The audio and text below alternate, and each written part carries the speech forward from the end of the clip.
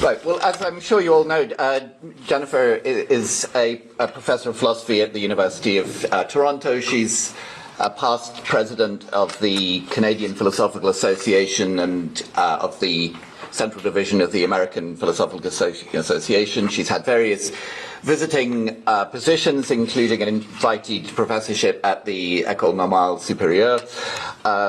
And she has Oxford connections. She's been a visiting fellow at All Souls, and actually her PhD supervisor was John McDowell at Pittsburgh, who of course was also a past Locke lecturer. So the general title, as again I'm sure you know for these lectures, is Recognizing Knowledge, Intuitive and Reflective Epistemology. And I thought I'd just make a few general remarks for purposes of orientation.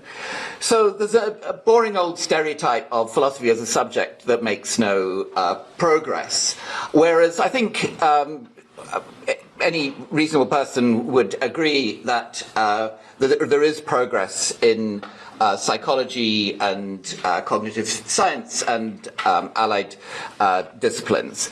And those are disciplines which are inextricably linked to philosophy in various ways. I mean, the more one learns about psychology, the more one realizes how much philosophy depends on psychological assumptions about human beings, and often very dodgy assumptions.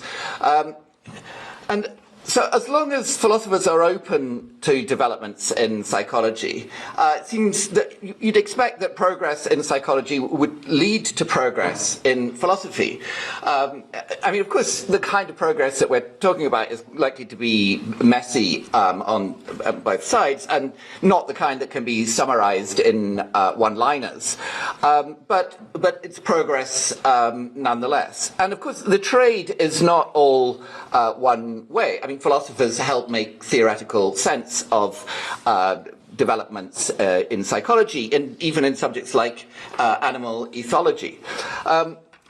So, in my experience, the more one finds out about this sort of area, the more pointless it seems to divide what's happening strictly into the philosophical and the psychological. I mean, a lot of it just seems to be both at once, and none the worse for that. And I think that's most obvious in philosophy of mind, but it also applies in epistemology. I mean, epistemologists, they're mostly discussing human knowledge and belief, and often making claims about it that just don't withstand psychological scrutiny. And I think we'd also benefit from epistemologists thinking a bit more about what non-human animals know about their environment and about each other. And methodologically, if we ignore the psychological basis of our practices of knowledge ascription, I mean, we run a serious risk of not being alerted to possible sources of bias and error in the judgments that we make about, for example, hypothetical cases in epistemology. So Jennifer Nagel is a leader in this field. I mean, she has an extremely rare combination of expertise in both philosophy and psychology at the highest level, with both a massive knowledge of the details of research findings and a very powerful sense of how they fit together into a big picture. I mean, as you can see by reading it, her work is razor sharp, both philosophically and psychologically. And as far as I can tell in this area, she just is simply the best in the world. Yes,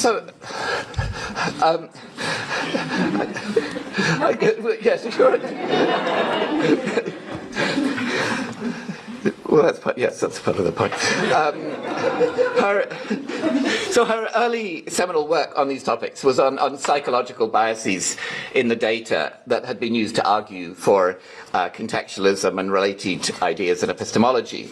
And she also wrote the most telling critique of the negative program in experimental philosophy. I mean, the program that was criticizing philosophy for what was called reliance on philosophical intuitions. And I think her response to that critique, it was all the more effective because she's perfectly sympathetic in principle to the use of experimental results to cast light on philosophical questions, provided the experiments are properly designed and executed and interpreted by the appropriate standards of experimental psychology.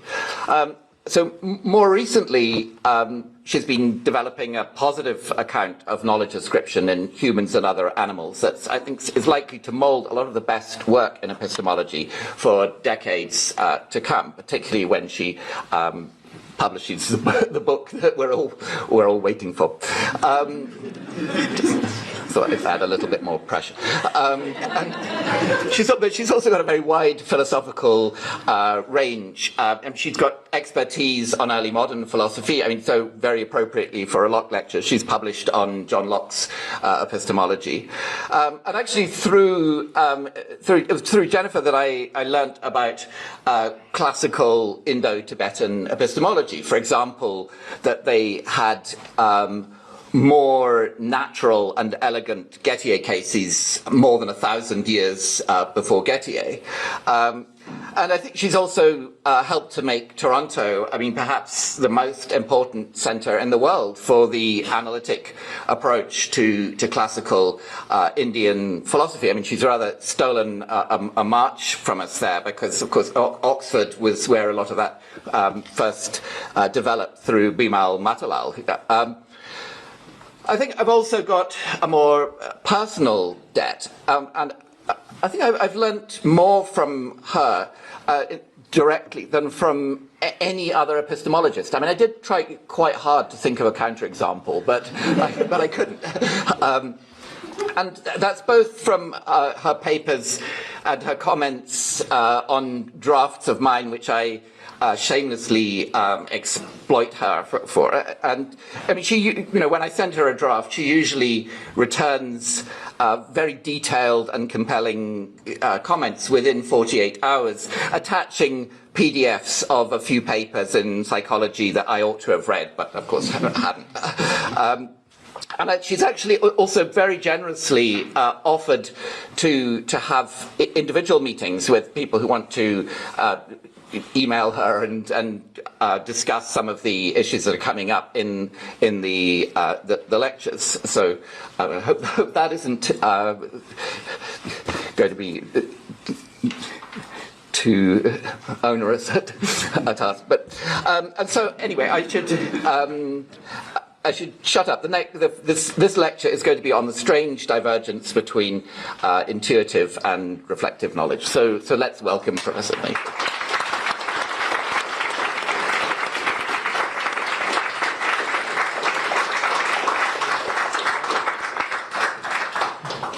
Thank you, Tim. Thank you very much. That man is a hard act to follow in more than one way. But I'll do my best. Knowledge does not have to be difficult. Many things are easily known. The face or voice of a close friend. The fact that I'm standing here right now, speaking to you. The best move to take in a game of tic-tac-toe or noughts and crosses, as you call it here, against an adversary who has just made a foolish blunder. Yeah, not to brag, but if you slip up when we're playing that game, I will take you down, because I know how. I'm not saying knowledge is always easy. There are many things that are knowable only with great difficulty, if indeed they are knowable at all. For me personally, hard targets include quantum mechanics, anything to do with sports, with the possible exception of figure skating, and the best move to take in a game of chess against an adversary who has only a subtle vulnerability. You slip up when we're playing chess, you will probably still beat me, because mostly I don't know what I'm doing when I'm playing that game. If each of us imagines a spectrum organized from the things that are easy to know over to the things that are difficult, I wager we'll find some strong individual differences between us in terms of what is placed where. But there's one target whose place on the easy-hard scale is somewhat peculiar. I think not just for me, but for all of us. As you may be guessing, or indeed, as you may already know, by the way, there's handouts if anyone wants one. The target I have in mind is knowledge itself. How hard is it to know about knowledge?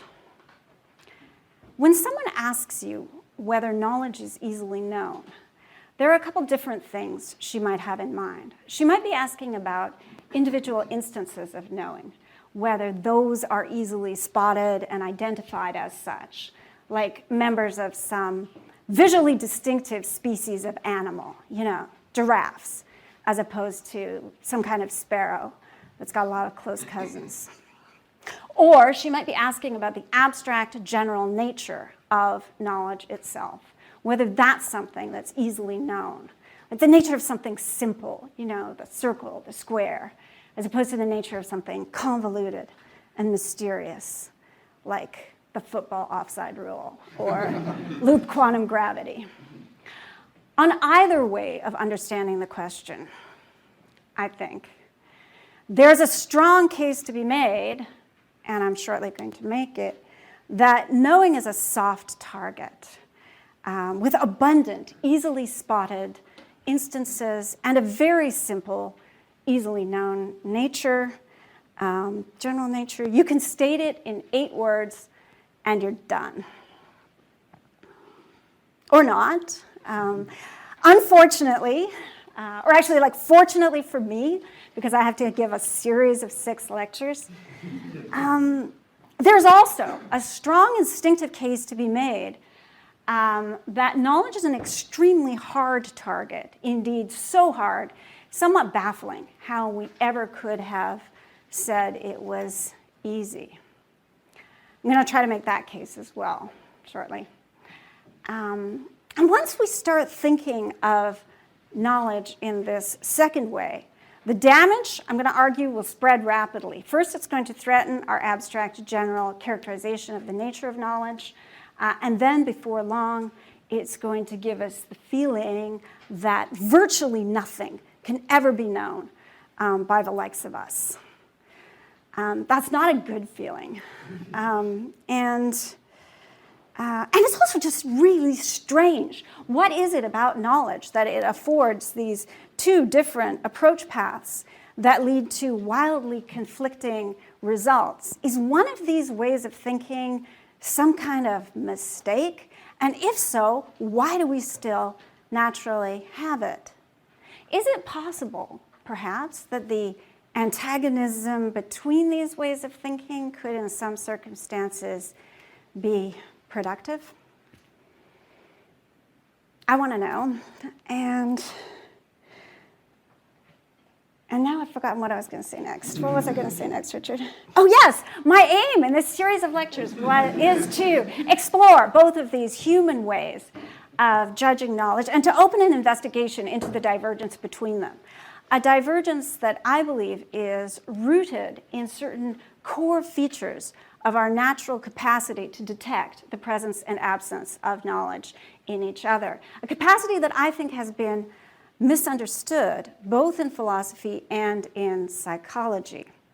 My project for the series of 6 lectures is to develop a new way of thinking about knowledge, a way that will draw on our ordinary ability to detect it in each other, but we'll do so in light of a deeper understanding of the nature of this ability. If the project succeeds, we should emerge with a deeper understanding of the nature of knowledge itself. If the project fails, I still want us to have a good time. So I'm going to try to take us to places that epistemologists don't usually go. I feel like I've just sort of, did I just implicate something bad about epistemologists?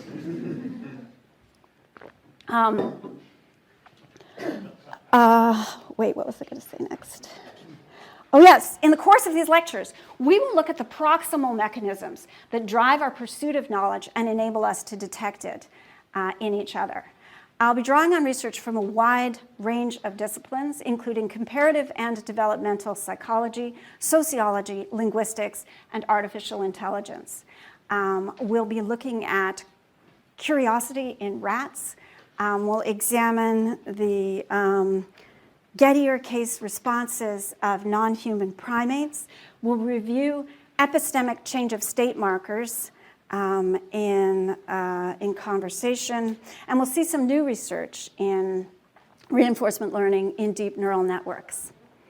But my point of departure, and indeed my point of inspiration for the series of lectures, is actually a very old discussion of the problem of knowing knowledge itself.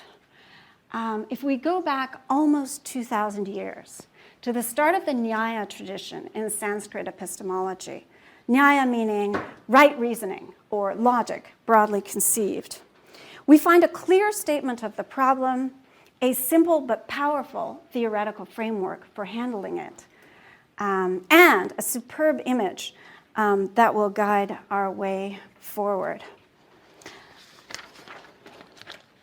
We'll start with the theoretical framework.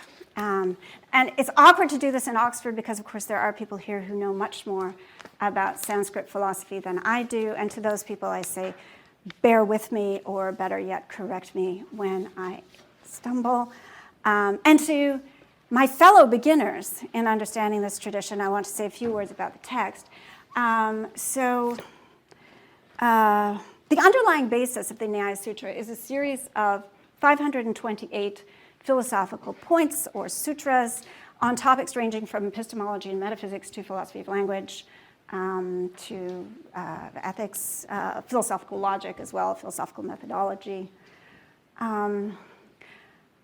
These texts are apparently crystallized from a long oral tradition and customarily credited to a figure known as Gautama, not the Buddha. This is the other Gautama, who is somewhat mysterious.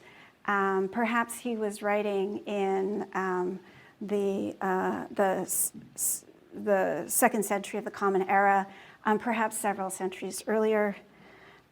He's often referred to just more cautiously as the author of the sutras. On top of that underlying basis, we have a layered series of commentaries from later generations of scholars, and the one I'll be quoting from most today is Vatsyayana's commentary on Nyaya, which dates to about the year 450 of the Common Era. Translations of the text are from Matthew Dasty's and Stephen Phillips' Hackett volume and appear on your handout. So in the Nyaya tradition, knowledge is, as commentator Vatsyayana puts it, veridical cognition produced in the right way. And to keep things interesting, there's more than one right way. So the old tradition counts 4: perception, inference, analogy, and testimony. And it's very much emphasized in this tradition that these are ways of knowing, not ways of thinking.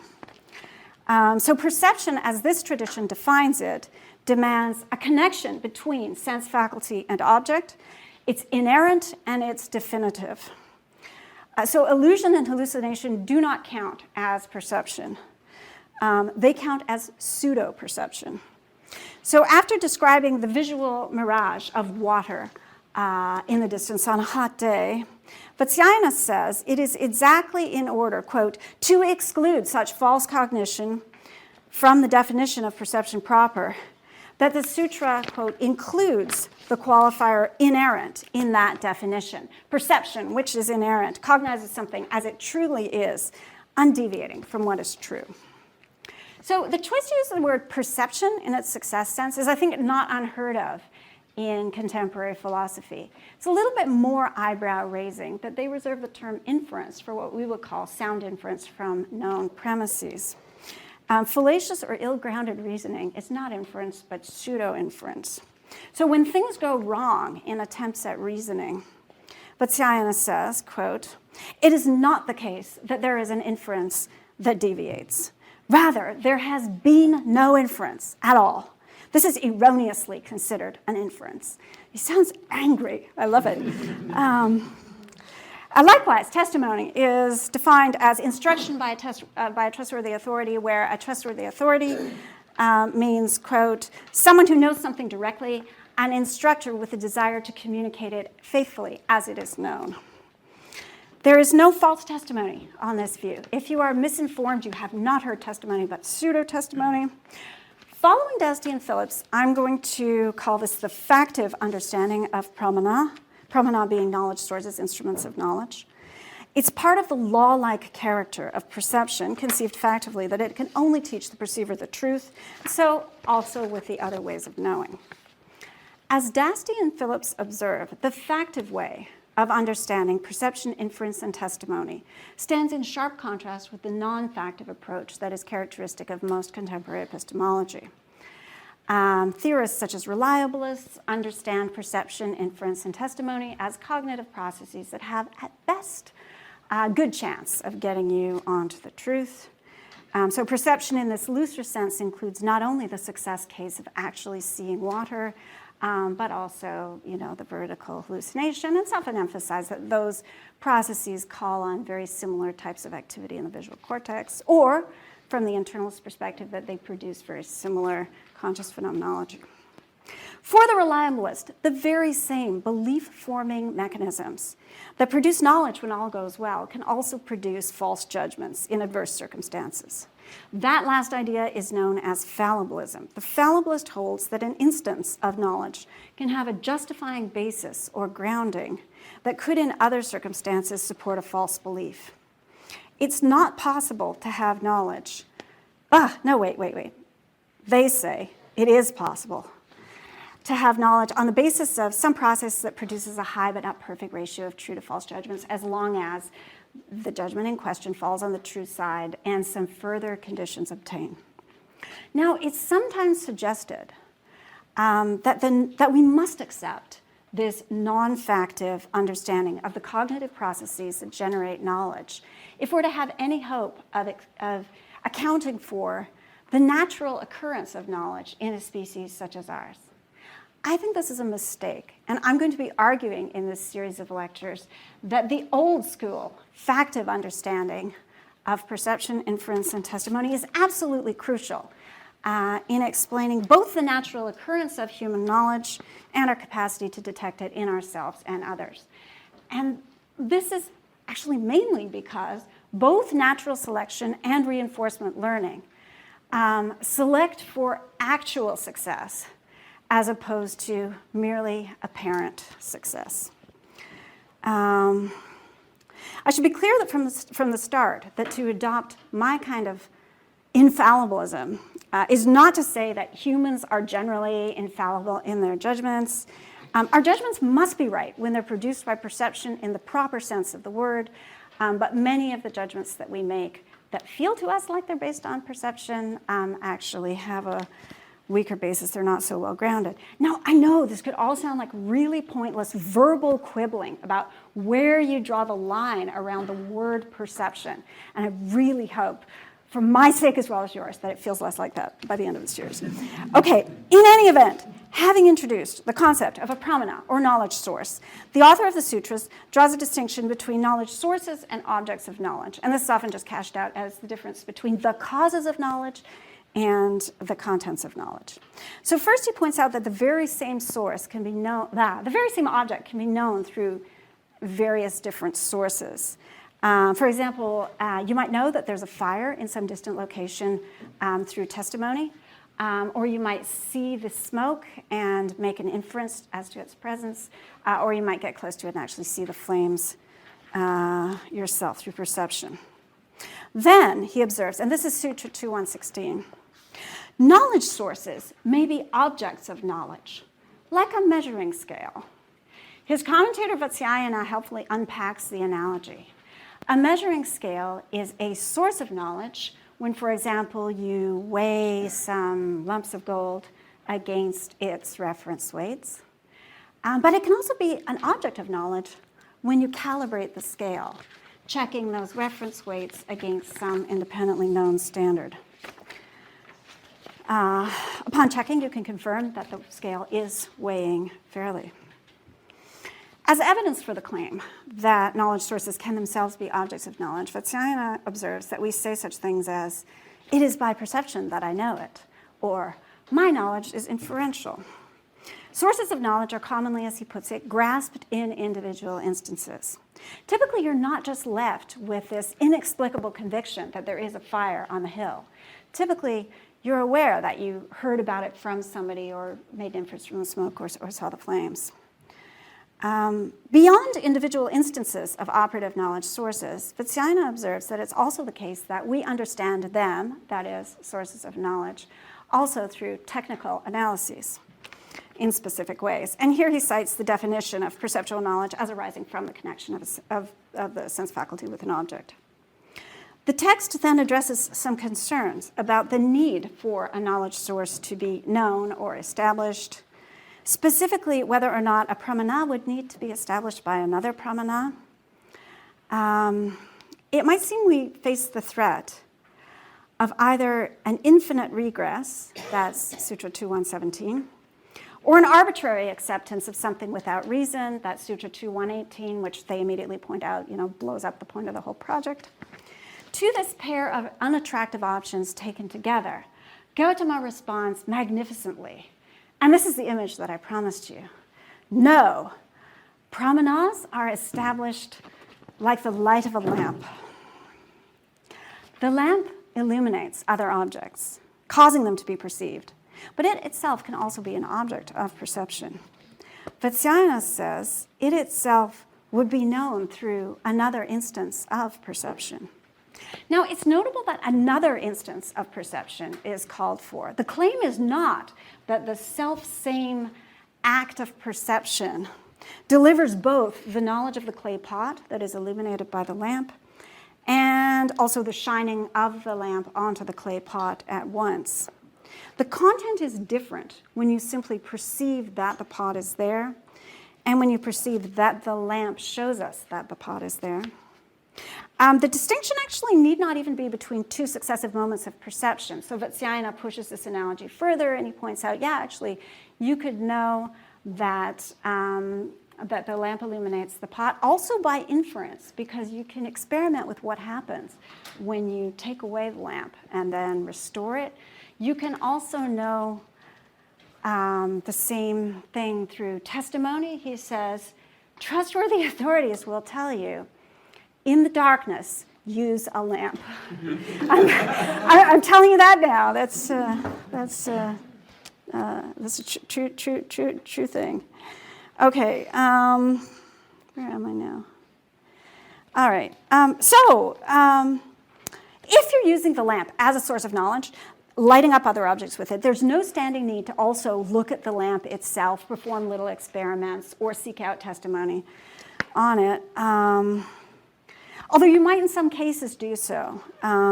Sutra 2120 says, I think rather intriguingly, there is no fixed rule here. Lastly, as a bonus touch, the common occurrence of successful discourse and action is held up as evidence that we are not, in fact, subject to an infinite regress of seeking iterations of knowledge.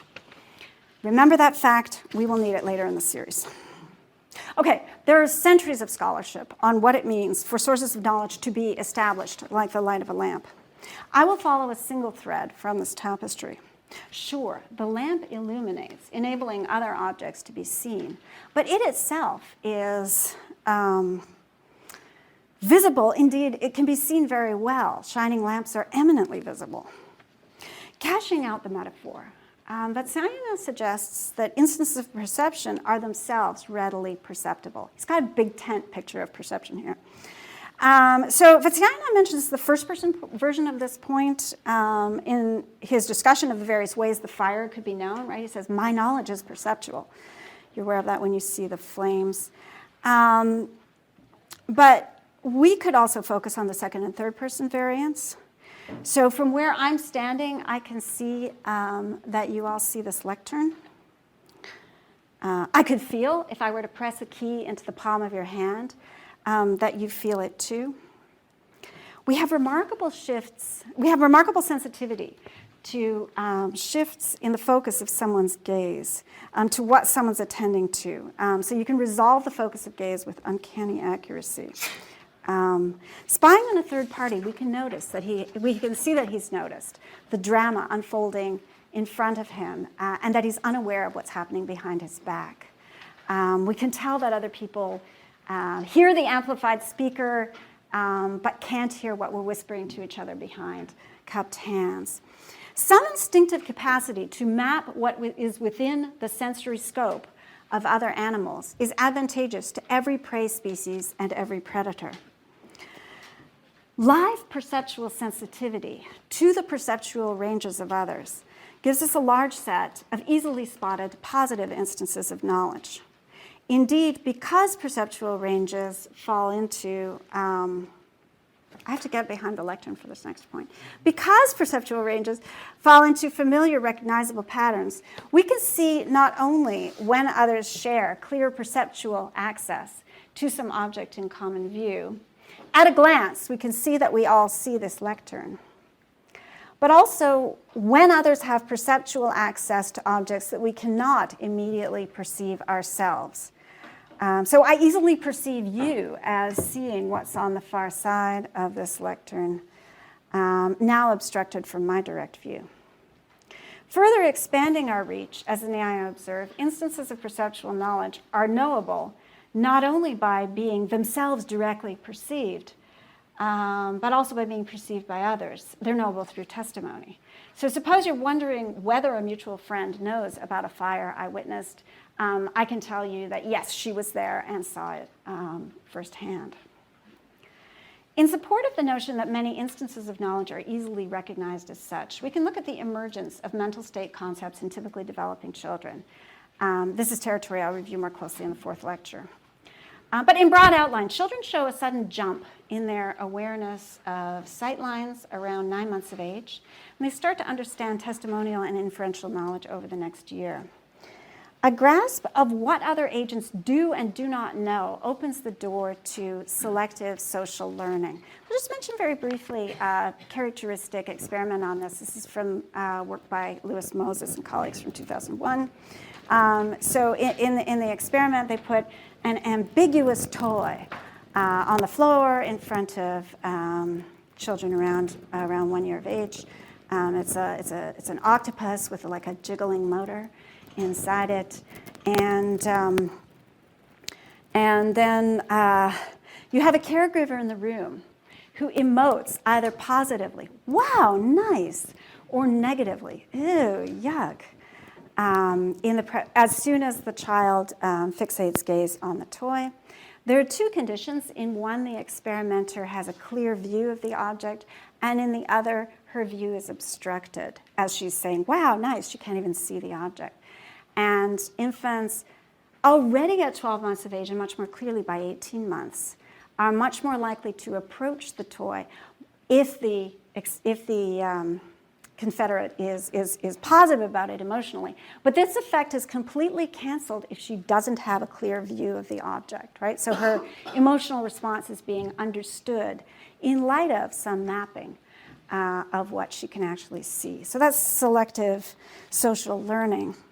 Over time, our early sensitivity to the sensory fields of others seems to be generalized into a more abstract detection of epistemic territory or fields of expertise within which we trust others to be knowledgeable, such as the names of their pets, their recent experiences, their immediate plans. You know, you can just ask someone if they're coming to dinner tonight. You coming, Fred? Yeah. And you take their word for it when they reply, either way. Sociologists of conversation contend that virtually all conversational turns are motivated and subsequently guided by territorial representations of disparities in knowledge. As children mature, their selective responsiveness to knowledge is scaffolded with the explicit use of the verb to know in conversation. So 2-year-old children are already using this verb frequently, affirming and denying their own knowledge, actually quite competently, querying the knowledge of their partners in conversation. So this is a lot of work with Paul Harris, and that's cross-culturally robust. English-speaking children are hearing the verb to know 17 times in an average conversation and using it themselves in 1 out of every 30 utterances they make. In adult English, the verb to know remains one of the most common verbs, and certainly in all the languages that I've been able to survey, there's some verb meaning know in the top 20 verbs by frequency. Linguistic evidence points to another cross-cultural commonality of note. The distinctions drawn by the Nyakas between perception, inference, and testimony run deep. Incidentally, I'm pushing analogy under the rug for reasons I can talk about in question period. The same major lines are drawn between knowledge sources in multiple languages around the world.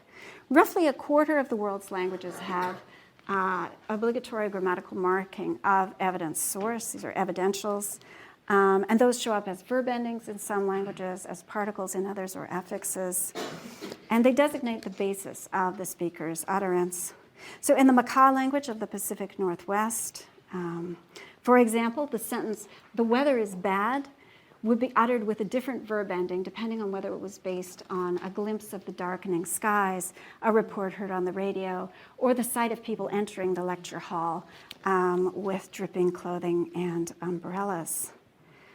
In some languages, such as Tibetan, there's a further ego evidential that's used if one's awareness of the bad weather is grounded on something with the privacy of an inner ache that portends a storm. But most languages with evidentials lump aches and pains in together with outward perception, as do the Nyaya. Peggy Spies has argued there are 4 major categories here. Inner sense, that's the ego evidential, hunger, pain, dizziness. Perception, inference, and testimony. She actually has different names for them, which I don't like, so I renamed them. And her claim is not that all languages with evidentials have distinct markings for these 4 categories. Rather, the lines between these categories are the major fault lines in sorting out sources of knowledge. So you've got some languages like Cherokee and Turkish that just have a split between ego and between the direct and indirect. And you have some languages such as Estonian, so the top 2 categories versus the bottom 2. Languages such as Estonian just have a marking to divide testimony from the rest. Some languages have subdivisions, for example, between more and less direct forms of inference, but only where they have the break line between inference and the rest. In all languages, evidentials form a small closed class, never more than 5 distinctions. And there's no language that has obligatory grammatical marking of, this is Peggy Spies, other culturally salient ways of learning, such as divine revelation or parental edict. Spies has argued that these categorizations are actually mapping something about the social situatedness of knowledge. So that ego evidential is marking something private within the speaker. The perceptual evidential is marking something out here, public, in the deictic sphere of the conversation, perhaps, or in the immediate awareness of the speaker. That testimonial evidential is marking something in the world outside the deictic sphere of the conversation, so they say, beyond speaker and addressee. The inferential evidential is actually a combination of material that is available publicly, those dripping clothes, the umbrellas, and something from within the speaker. I gather that the weather is bad, so it's a combination of those 2 things. Languages like English can mark source with optional lexical devices. So we can say, I hear that the weather's bad, I gather that it's bad, I feel in my bones that it's bad. In English, we have the option of just making the claim without marking our source. Just as in many other languages, but not English, you have the option of uttering a finite clause with no tense marking. You can just say something along the lines of "party at Ronda's" without indicating whether that is going to happen or happened last night. But even when our judgment is expressed without source marking, there's evidence we're still tracking source. That being conscious of the bad weather from seeing the sky is somehow different for us from being conscious of it on the basis of a radio report. And indeed, it's because this basic fourfold distinction is psychologically natural for us anyway that languages can call upon it in grammaticalization, just as it's because we're naturally tracking the temporal relationships of tense and aspect that languages can have that into their grammar. People in different times and cultures may differ widely in what they know, but at the structural level, we seem to recognize and overtly mark similar patterns of knowledge formation. A recent review of children's capacities for knowledge attribution concludes that, quote, this is my colleague Samuel Rumford, all children, irrespective of culture and language, eventually arrive at the same fundamental conception of knowledge in the preschool years. This review doesn't actually spell out the content of this conception beyond situating it as whatever is commonly produced by perception, inference, and testimony. There's an obvious candidate for the commonality. These are all modes of access to reality, ways of producing the type of mental state whose contents must be true. This leads us to the promised abstract 8-word characterization of the nature of knowledge. This may sound familiar to you. Knowledge is the most general factive mental state. That's Williamson, 2000, Knowledge and Its Limits. That simple characterization of knowledge has been systematically defended in the work of Timothy Williamson, who's adapting the terminology of affectivity from earlier work in linguistics. I kind of feel like I could skip this paragraph at Oxford, but it's being recorded, so I'm going to just plow through it. Propositional attitudes are necessarily restricted to taking true complements. So if S knows that P, or S realizes that P, or S is aware that P, then P must be the case. By contrast, non-factive propositional attitudes range over the larger field of all conceivable propositions, true and false. These attitudes include believing that P, suspecting that P, being certain that P. Ordinary semantic intuition can serve as a test for factivity. Sounds contradictory to say something like, Bill was aware that he was on the right train, but he was not. There's no felt contradiction in Bill felt sure that he was on the right train, but he wasn't. Being aware that is factive, feeling sure isn't. Williamson's distinctive claim is that knowing is the most general factive mental state, so that any factive mental state entails knowing. If one sees that P, then one knows that P, and so on. Knowing is the common denominator. All mental states that necessarily bind a subject to the truth are ways of knowing. I feel like I should add some words like undeviating in there, but okay, it's easy to see how perceiving, conceived in the Nyaya success way, is a factive state of mind. It calls for causal contact between the perceiver and the object, producing a judgment that is undeviating from what is true. A hallucinator might hit the truth by chance, as in Dharmottara's 8th century example of the thirsty desert traveler who is led by a mirage of water to a valley, which coincidentally does happen to contain water hidden under a rock. But here the truth of the desert traveler's initial judgment is not essential to his way of judging. And Dharmottara's intuitive verdict that this traveler does not know that there is water in the valley as he stands hallucinating on the hill, that judgment is well replicated both in epistemologists and in ordinary people. The idea that there could be subjectively justified true belief without knowledge was independently rediscovered by Edmund Gettier in 1963. And I'm going to follow contemporary Anglophone practice in calling these Gettier cases. And I'm doing this in part because it's contested exactly which Sanskrit philosopher was the first to discover this type of case. For details on that, I refer you to my colleague Janardhan Ganeri's book, The Concealed Art of the Soul. It's a sign of the general natural ease of knowledge detection that there's long-standing and broad cross-cultural agreement both on its presence in paradigmatic cases of perception, testimony, and inference, and on its absence in Gettier cases. One small study in experimental philosophy a couple decades ago raised doubts about whether epistemic intuitions were cross-culturally robust.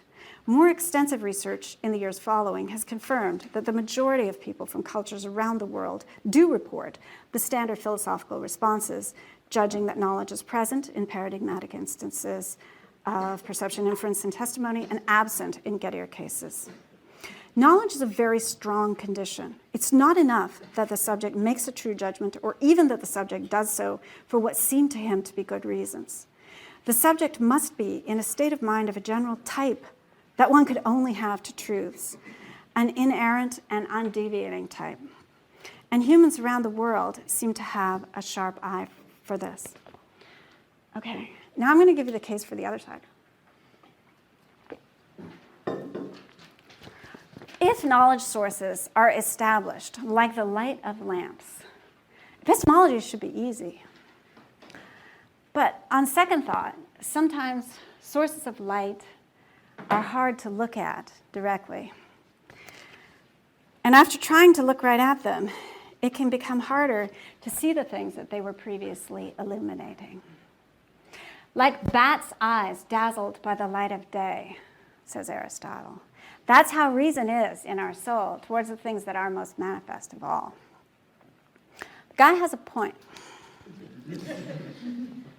If the character of knowledge is simple, how strange that we have to sidle up to it through examples and metaphors and instances of particular semantic infelicities, as if we're trying to judge the shape of knowledge from the shadows that it casts. And there's bad news in those shadows. Contemporary philosophers commonly start from intuitive responses to cases and search for a characterization of knowledge that will fit them nicely. This actually seems to have been true of the Nyayikas as well. Rather than arguing from self-evident first principles about knowledge that the desert mirage of water shouldn't count as perception, Vatsyayana suggests, after his detailed description of the illusion, that the reverse path was taken. Remember, he says, quote, "So, to exclude such false cognition from the definition of perception proper, the author of the sutras includes the qualifier inerrant in that definition." Obviously, once you drive ahead and you discover that the desert road is in fact dry, you realize, I did not in fact perceive that there was water on this road. In truth, but perhaps less obviously, when you're giving an abstract general characterization of knowledge, you stuff in a word like inerrant, as if this abstract fact were not quite pre-theoretically self-evident. Reliance on intuitive judgment is what opens up our puzzle. If you live by the sword, get ready to die by it. Philosophical characterizations of knowledge are controversial. In particular, many philosophers reject the theory that it is the most general fact of mental state. And I think I know why. Like, the controversy is readily fueled by a range of intuitions about particular cases, intuitions with no less force than the ones that we marshaled on the positive side. If I started by suggesting that paradigmatic cases of knowledge are out in the open and readily perceived, it's no less compelling to describe knowledge as an invisible state and a mysterious one. Even at this distance, I mean, we're, I guess, 5 meters apart, supposedly I can resolve the focus of your gaze within 30 seconds of arc, so I can tell whether you're looking at the bridge of my nose or the side of my face. But that's not strictly equivalent to detecting a state of perceptual knowledge in you. On second thought, your outward display of visual attention might mask some inner impairment, hesitation, or doubt, hallucination. Perhaps you're not straightforwardly judging this lectern to be here. Perhaps you're now in suspension. actively wondering whether it's an illusion or a dream. Oh, not that dream again, where the speaker goes on and on. We are, after all, at an epistemology lecture. We've all had that dream. Your face need not betray any readable signals of your inner qualms. Errors are possible in the other direction as well. Not that that makes anything any better, right? Like, I'm assuming that you can't see, what I'm doing with my hand behind here, even if some hidden cameras or mirrors or whatever bring that within your range. Mind reading, that's the detection of perceptual states, states of knowledge, states of belief. That can be a tricky business.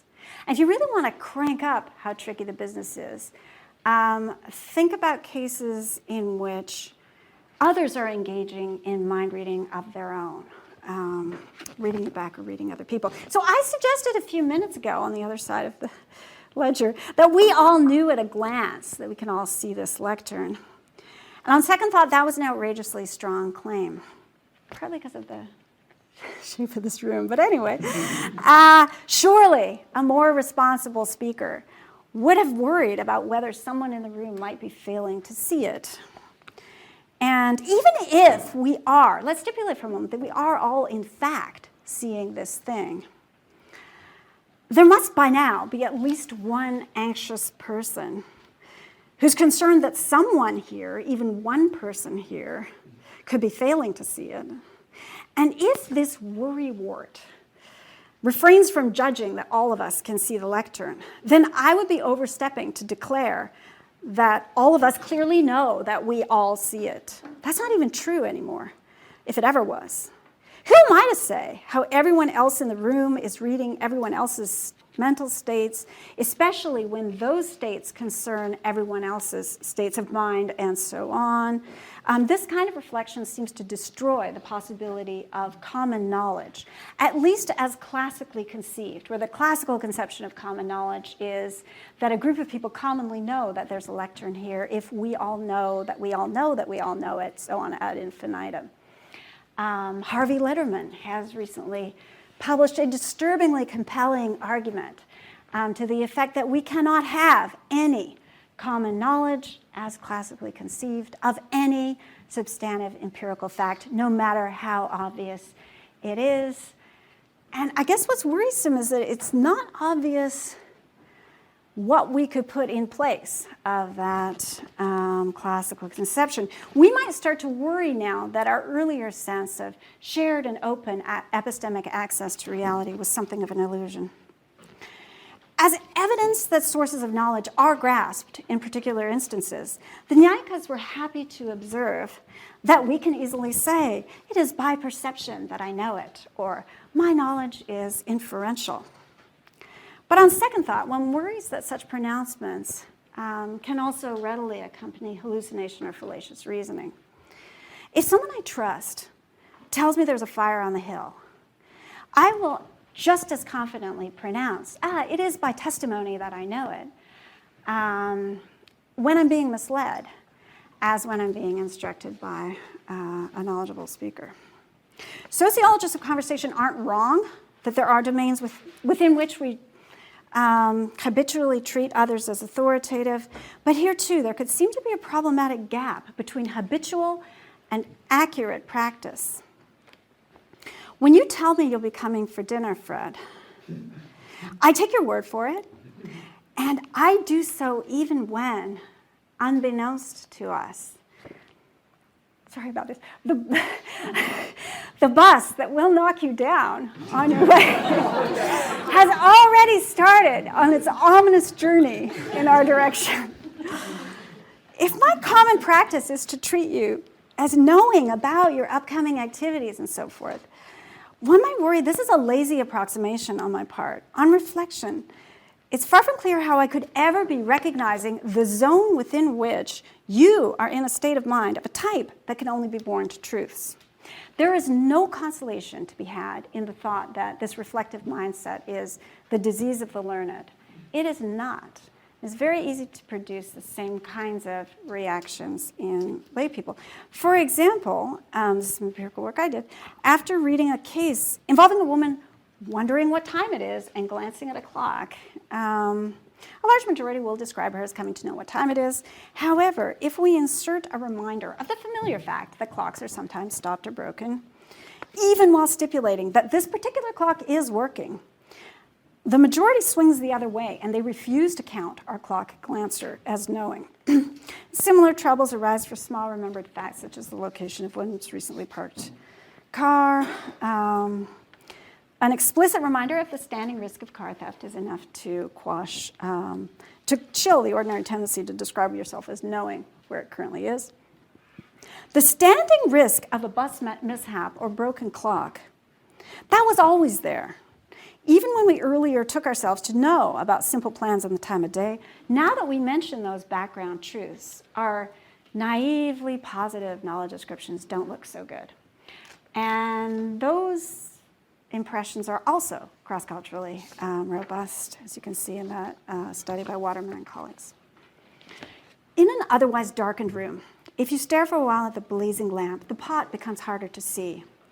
Some ways of scrutinizing our epistemic status seem to leave us trapped with an array of unpleasant options. Infallibilism now seems to lead to some form of skepticism, perhaps a phenomenalism of the present moment, perhaps contextualism, which I see as an especially pernicious form of skepticism. Fallibilism might now appear more promising. Perhaps knowledge doesn't require an inerrant justifying basis, but some conjunction of weaker conditions. Having abandoned the idea of a mental state of a type whose contents must be true, now seems strange to classify knowledge as a mental state at all. Within the mind of the subject, there is some condition produced by a natural but imperfect mechanism, some fairly reliable cognitive process. Perhaps knowledge is a condition that involves that inner component, that inner mental component, together with some further non-mental conditions, including, of course, the actual truth of the relevant proposition. Epistemologists will be familiar with the extreme difficulties we have had in coming up with any satisfactory formulation of such a conjunction. And it's also far from clear how we could intuitively calculate such complex conditions as have been proposed in real time. But what I want to highlight now is not the professional difficulties of professional epistemology, but the strange resilience of common practice. We do, as a matter of fact, keep attributing knowledge in ordinary conversation. Someone asks if I know whether you're going to be at dinner, and I say yes in a heartbeat, on the strength of your having told me so. And I took you to know. But if the condition in which you will in fact be joining me at dinner is currently indistinguishable for me from the condition in which you said you'd join but you're about to be hit by a bus, then there's some audacity in me claiming to know right now that you'll be there. These worries are not hypothetical. We've all been burned at some point, claiming to know something that turned out false, claiming to spot knowledge in someone else where it was absent. And yet we keep jumping back in, saying we have knowledge of our own and attributing it to others. I can't begin to explain how I could be differentiating between good cases and superficially similar rivals, and yet it might seem I'd have to be able to do that in order to know whether knowledge is present in any instance. For virtually any empirical claim, there's a superficially similar rival that can be imagined. I think we've reached the point in this talk where people will start sort of surreptitiously taking a glance down at their wrist. I have to make someone actually do this. Thank you, Richard. And I know I take Richard as maybe knowing what time it is, but am I just lucky in that attribution if his watch turns out to be one of the good ones? Not that I could tell at this distance. What is it for Richard to know the time, and why do I ordinarily speak and act as though I could spot that condition from across the room?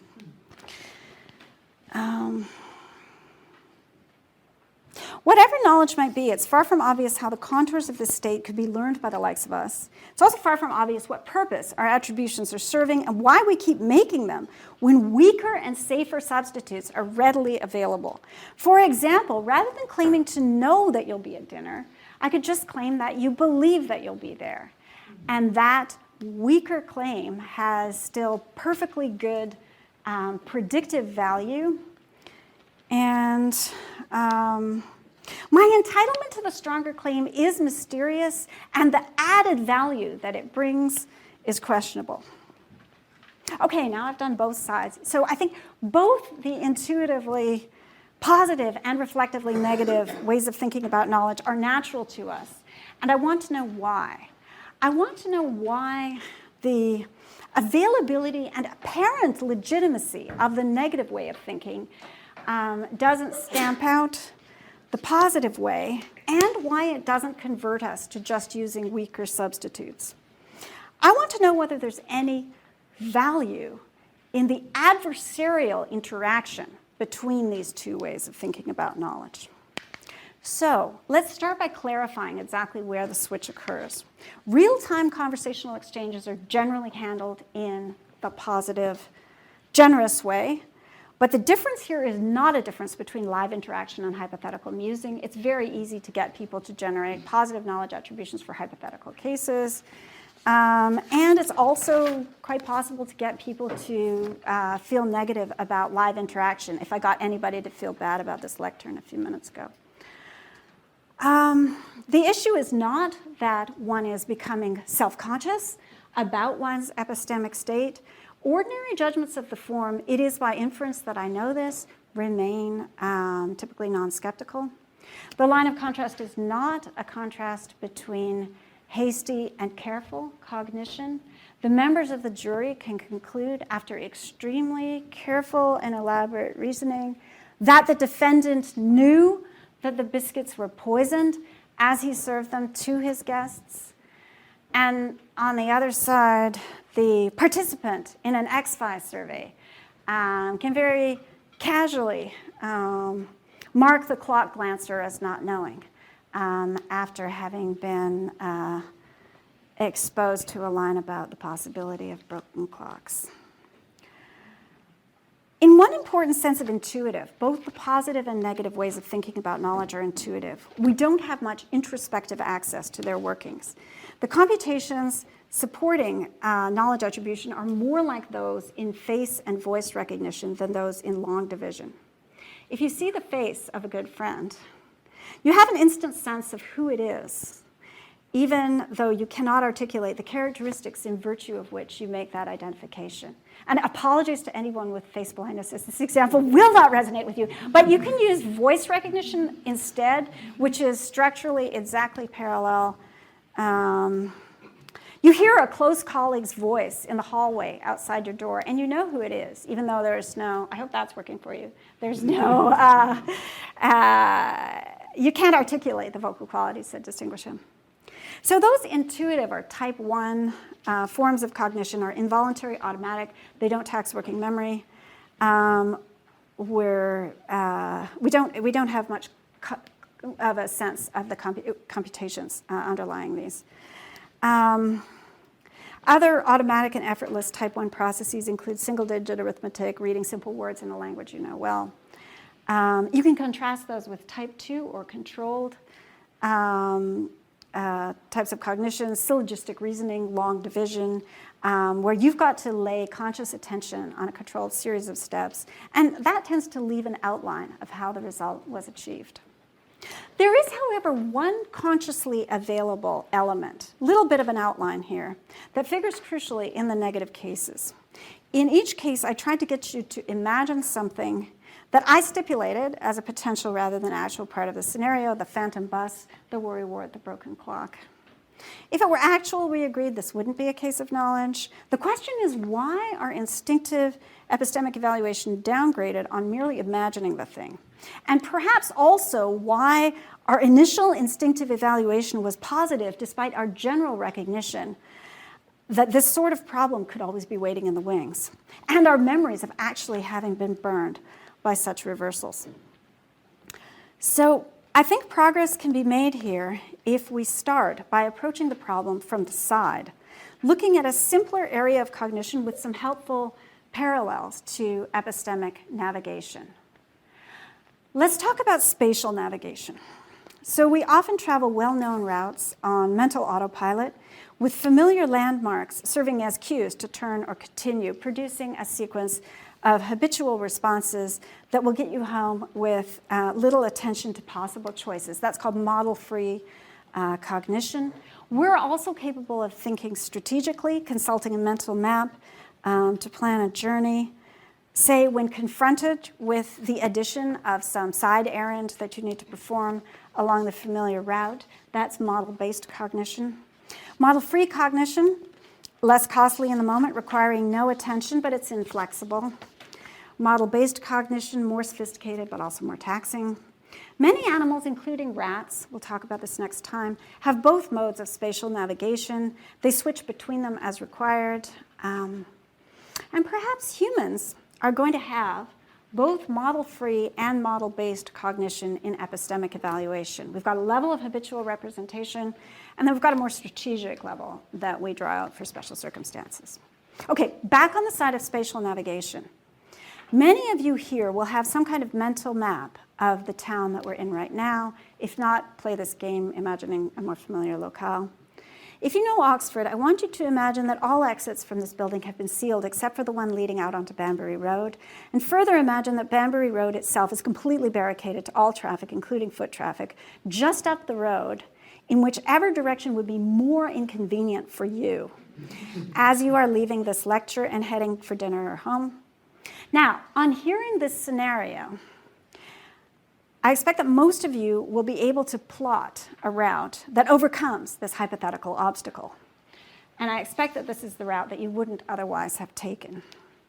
But here's something that probably didn't happen in the course of that imaginative exercise. You probably did not change your mental map of Oxford in any way. You kept my hypothetical scenario nicely quarantined as hypothetical. You don't now feel inclined to turn in a different direction as you leave, setting aside the exceptional circumstance of actually seeing a barricade there. I suddenly think I should have conspired to set that up. That would be so weird. Okay. I expect you don't feel inclined to say anything different about where things are located in this town. Reasoning about the hypothetical barricade scenario just exploited your navigational capacities. It didn't rewire them in any way. In spatial navigation, there's a sharp distinction between seeing a road closure and just imagining one. In epistemic navigation, somehow the line between discovering and imagining is a lot more weird. If we have some kind of map of what is known by whom, a map which initially puts Fred's dinner plans squarely within his epistemic territory. Where's Fred going to go for dinner? Ask Fred, he knows. We seem to reach in and redraw that map a bit when we start imagining the hypothetical bus incident. Just on the strength of that imagined scenario, it now seems he doesn't quite know that he'll be at dinner. Our behavior changes, too. We can find ourselves unwilling to say the things we were saying a moment before, even if only temporarily. One of my goals for the lectures ahead is to explain how our ordinary epistemic mapping works and what function is served by this odd plasticity in the face of what's merely imagined, as opposed to what's actually being witnessed. To explain the rudiments of epistemic mapping, we need to investigate the experiences that make it possible. One important category of experiences here is metacognitive. So this category includes, for example, the feeling of familiarity produced by fluency and ease of processing. In general, metacognitive experiences are consciously available summaries of how our cognitive process is going. The feeling of familiarity is the feeling of home. It's what I was trying to evoke at the outside when I referenced the face or voice of a close friend. There's also a feeling which is the opposite of this, a feeling whose most extreme form occasions a gasp, a cry of, "Oh my God, a bit of sweat on the back of your neck, and a sense that I did not see that coming at all. And one might imagine that the pursuit of knowledge is driven by some kind of aversion to that stone-cold plot twist feeling, and some kind of love for the cozy and the familiar. It would be very strange if it were the reverse, if somehow the pursuit of knowledge were, at a very deep level, driven by the love of surprise. So if you love surprises, come back on Wednesday.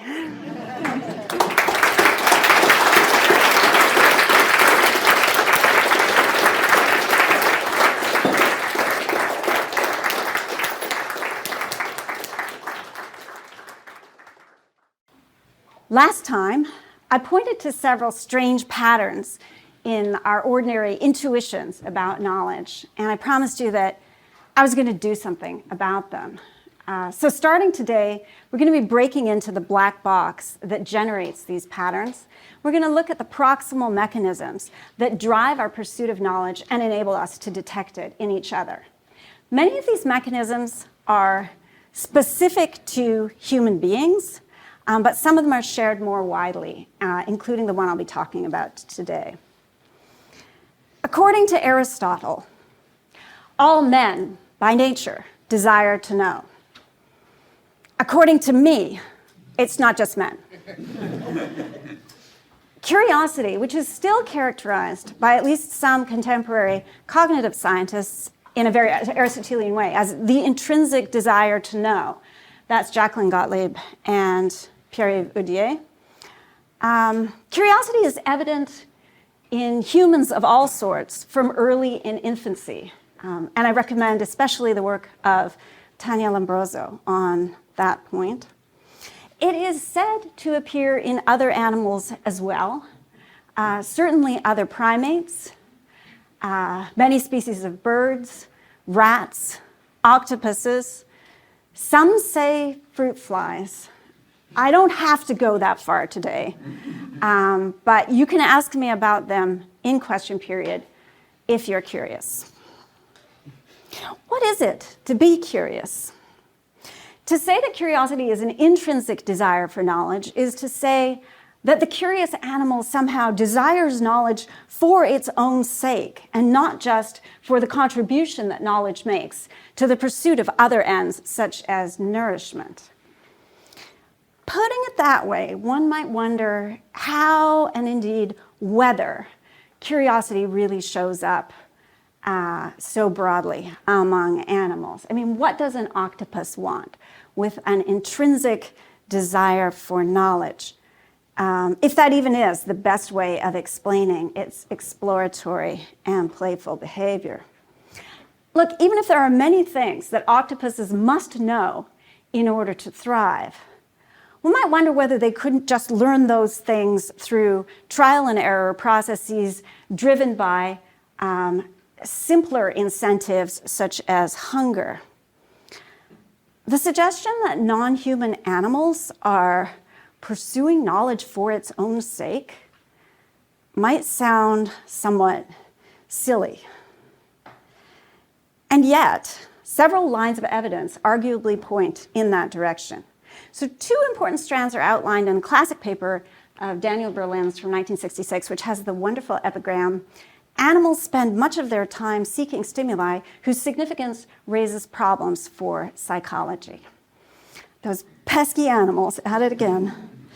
First, Berlin observes that playful and exploratory behavior emerges too early in development to be explicable by its association with the satisfaction of other basic needs.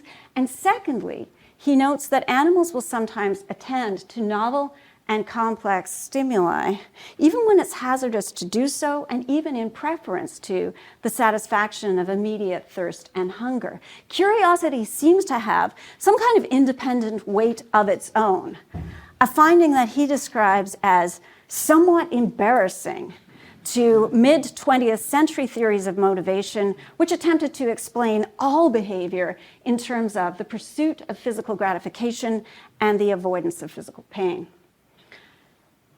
Some embarrassment still lingers around curiosity now. It's customary for every psychologist to open their review on curiosity with some kind of lamentation about how the field is not in consensus about what curiosity even is. My theory is that the deepest problem here really is a problem about curiosity's target. What is it aimed at? It's hard to see how an octopus could want something as abstract as knowledge in the way that it clearly wants to eat a clam. Peter Carruthers has actually voiced a really good, sharp version of this challenge, right? He's suggested, he accepts that many animals are curious, and he argues, look, a desire for knowledge should be impossible for animals lacking the metacognitive reflective ability to conceptualize that mental state. And Berlin himself wouldn't have described animals as seeking knowledge. So Berlin has a sort of two-level theory of curiosity, where there's the lower level information-seeking perceptual curiosity, and then a higher level epistemic curiosity, which he thinks is uniquely human. He says humans have both. The animals just have that lower level information-seeking type. Epistemologists might think Berlin is getting that result partly because of the way he's defining knowledge. He defines knowledge as information stored in ideational structures, which is a little bit fancy. And you might wonder if another definition of knowledge would give him the result that animals are seeking it too. Meanwhile, actually, among contemporary empirical researchers, many take all curiosity to be directed at knowledge. I have kind of a list on your handout of who does what. So we see a bunch, this is under 2 on your handout, seeing curiosity as aiming at knowledge. Others, Christopher Shee, Linda Smith, speak in terms of drives or desires for information. A very popular thing is to have some kind of mashup of these two things. So Lau and colleagues define curiosity as, quote, a reward learning process of knowledge acquisition or information seeking. Kidd and Hayden say it's a drive state for information whose purpose is to motivate the acquisition of knowledge and learning. And the relationship between knowledge and information is typically left unexplained in this literature, and sometimes when they do explain it, you sort of wish they didn't. So we have David Silver, who's wonderful, of course, saying we define knowledge as information that is internal to the agent. And if that sounds strange to you as an epistemologist, brace yourself. There are other moves which can sound even stranger. So the very influential paper by Baldassare on intrinsic motivations like curiosity, characterizing them as, quote, based on mechanisms that drive learning of skills and knowledge, okay, so far, on the basis of the levels and variations of such skills and knowledge directly detected within the brain. So the suggestion that levels of knowledge can be directly detected within the brain might sound especially jarring to epistemologists who see knowledge as a fact of mental state, a state whose objective reality matching correctness is its essential core. So people like Williamson here. Whatever curiosity researchers mean by this word knowledge, you might suspect it's got to be really pretty far off from what we mean by it as epistemologists. But today, I'm going to argue that the best way of understanding knowledge actually works for both sides. If we characterize knowledge as the most general fact of mental state, we can explain how it's possible for unreflective animals to have an intrinsic desire for knowledge. And at the same time, empirical models of natural curiosity can clarify what it even means for knowledge to be a fact of mental state, a state of a type that can only bind an agent to truths. I think research into animal curiosity together with related models in reinforcement learning can show how knowledge functions as a type of adaptation of the agent to reality, an adaptation resulting in a type of mental state whose very existence depends essentially on the truth of its contents.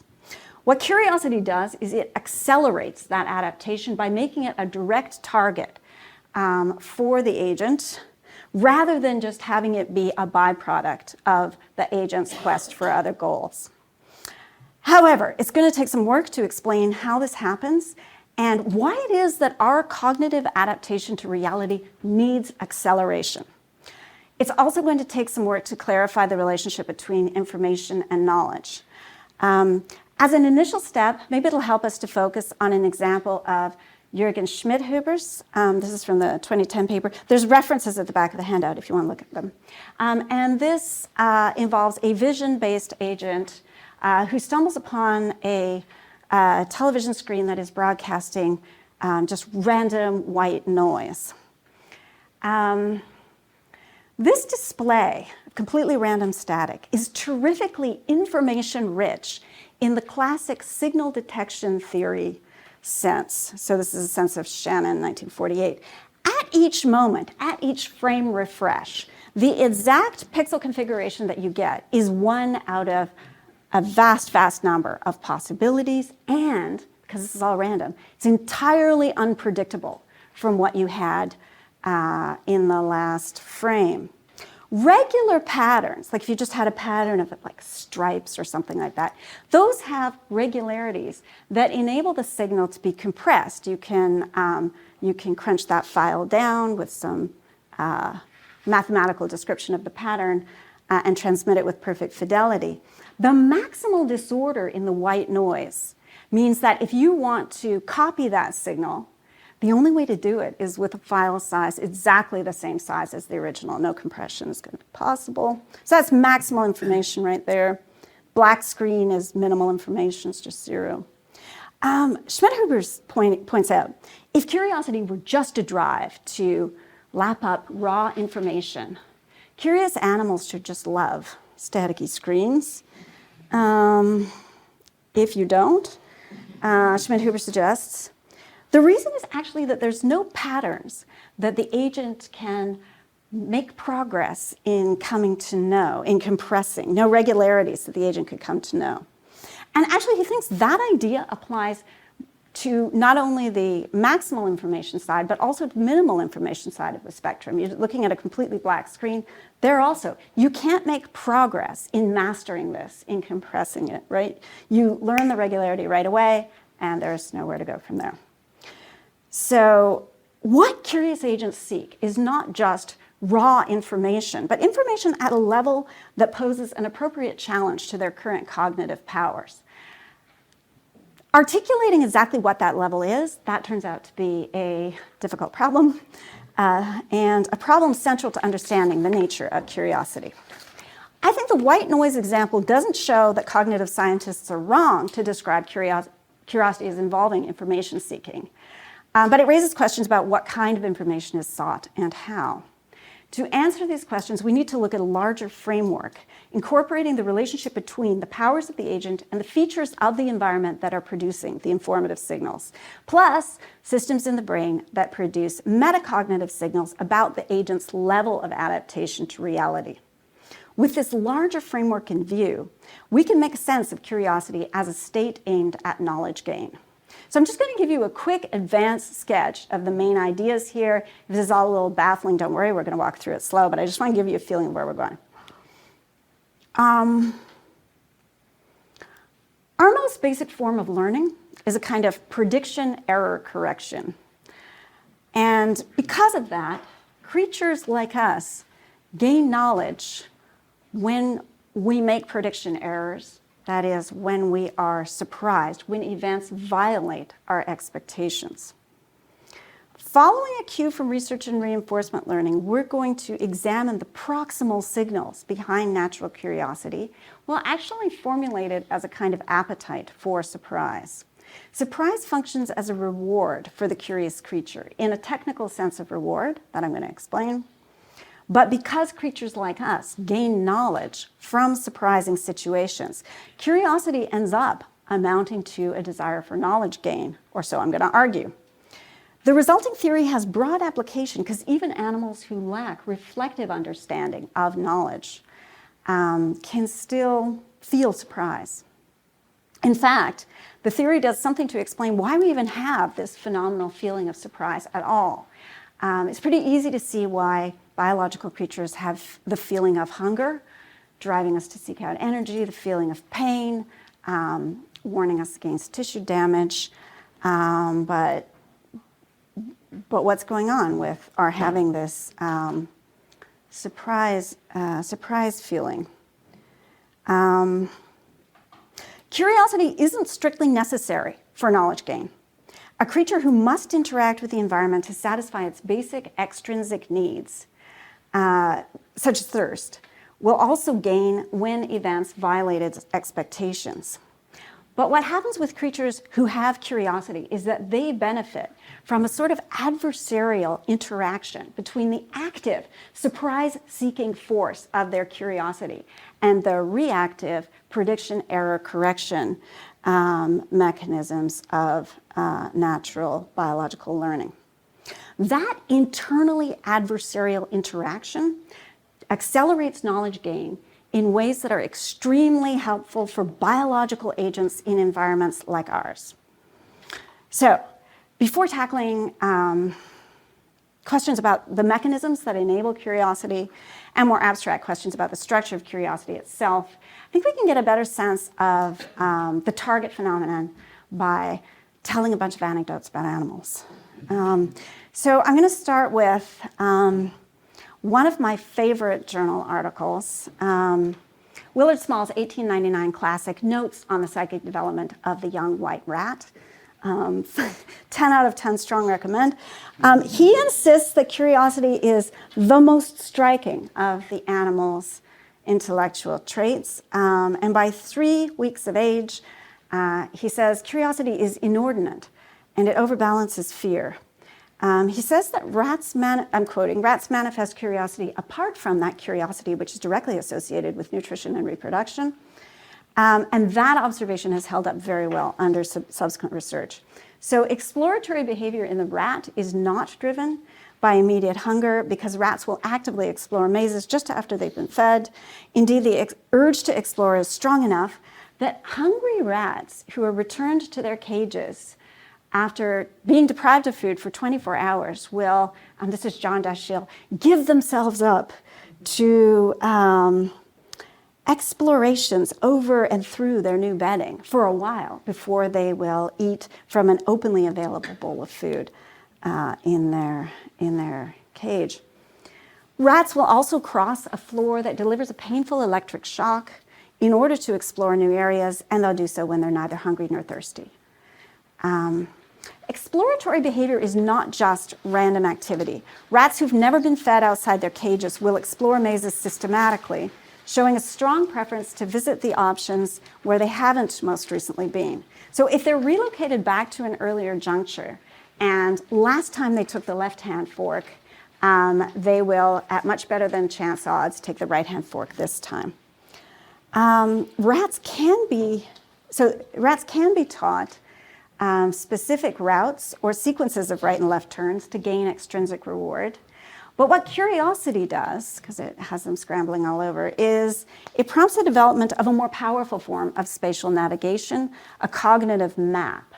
Routes have a value with a set beginning and end point, and the value is contingent on the reward of reaching that goal point. But maps can be pressed into service from any direction with no goal fixed in advance, enabling navigation along paths never taken before. In addition, maps are more robust in the face of environmental perturbations. If something goes down over here, you've just memorized a sequence of right and left turns, you're in trouble. But if you've got the cognitive map, you can do the reroute. The cognitive maps developed by rats are enriched to encode not just the spatial layout of the environment, but also its causal features. So to flesh out the causal side of the map, rats seem to exhibit curiosity in their motor interactions with materials, substances, exploring new materials unprompted and without any apparent prospect of material reward. So just as prior spatial exploration leads to mapping of a type that enables future navigation, prior material exploration equips rats with greater skill in future interactions with various materials. The representations formed through these two types of apparently curious exploration guide responses to unforeseen challenges and opportunities. Structurally similar types of cognitive mapping apply across a great range of task domains, including abstract non-spatial domains, including video games. They appear in a great range of animals, including humans. Animal curiosity is very hard to study, and if you want evidence of that, read that Glickman and Sroja's article. It's a large-scale study of over 200 species of captive zoo animals. They gave them a bunch of useless objects, a little wooden block, a chain, some rubber tubing, and absolute chaos ensued, especially with the kangaroos, and it was just not clear how much of the behavior was driven by, some kind of confusion about whether the provided objects were dangerous or edible, or in some cases erotic. So you've got to sort of exclude these other lower level motivations to find, yes, the pure pursuit of knowledge. And to do that, it's been useful to have more systematic and controlled experimentation. And so here I'll just highlight some of Michael Kuba's great work on octopuses. They swiftly approach every object dropped into their surroundings. Aristotle noticed this. He saw it as a weakness. He says, the octopus is a stupid creature, for it will approach a man's hand if it be lowered in the water. Of course, contemporary cognitive scientists are like, the octopus is a genius, for it will approach him. And that observation of Aristotle's has actually held up very well. If you drop anything into a tank with a captive octopus, it will approach, and then typically it will do some tactile fondling of what comes in. Kuba and colleagues in one study played around with putting in edible shellfish versus absolutely useless plastic cubes and snowflakes, little toys. Everything was approached, most objects were explored with a tentacle or two.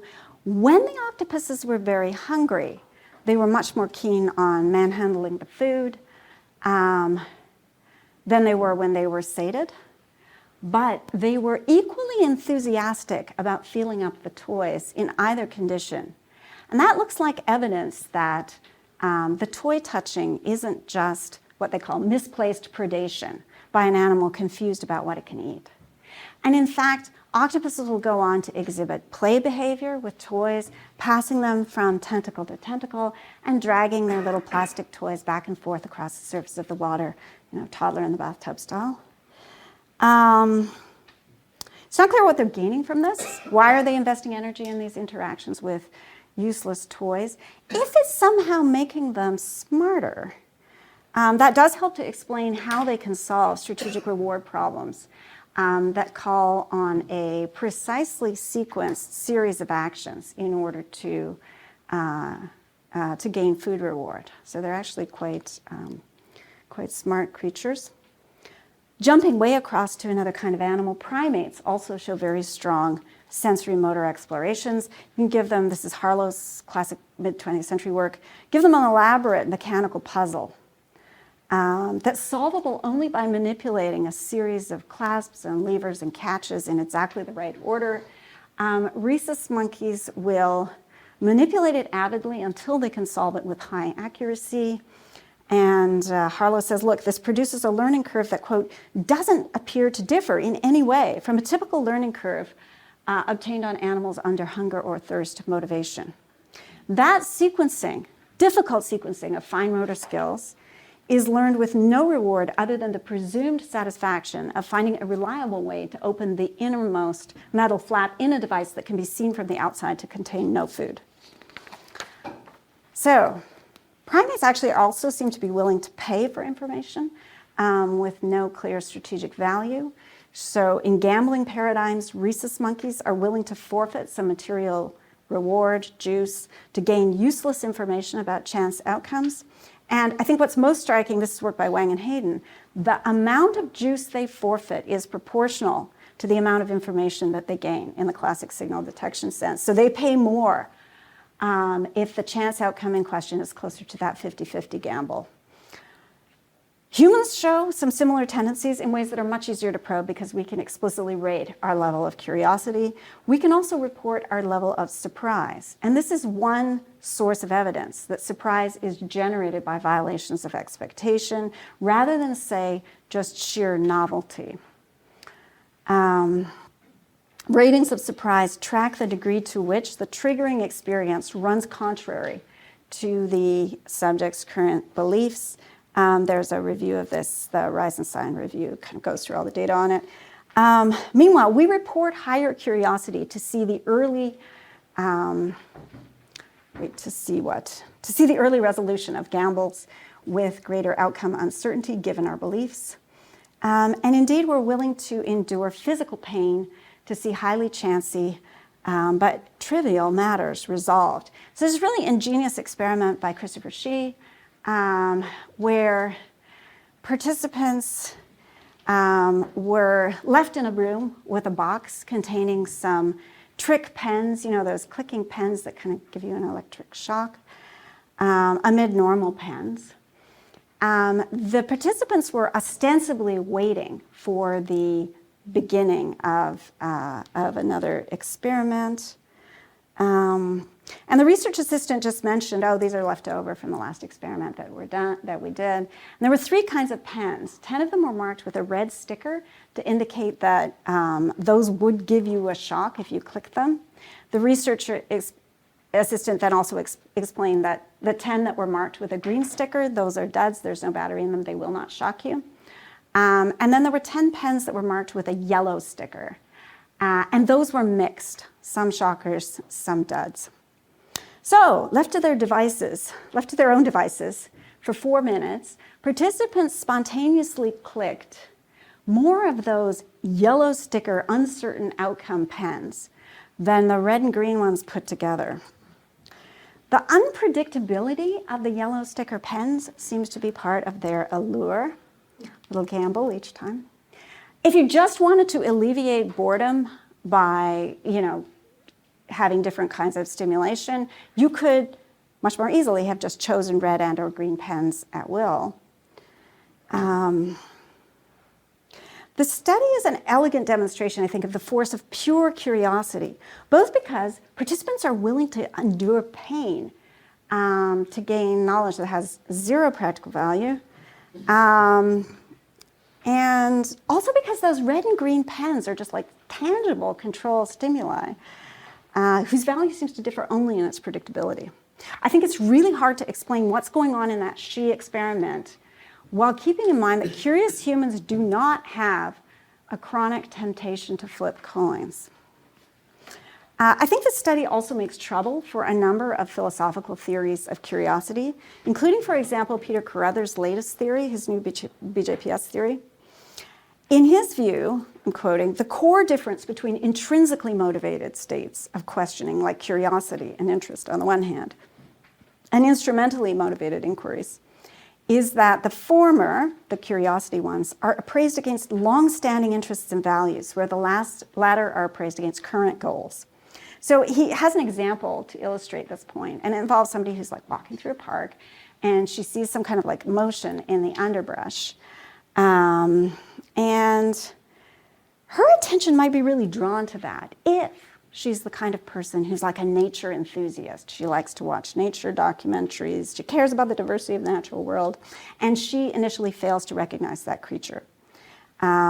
She's going to have an effective state of curiosity on Carruthers' theory, sparked by prediction error. She's going to draw closer to examine it.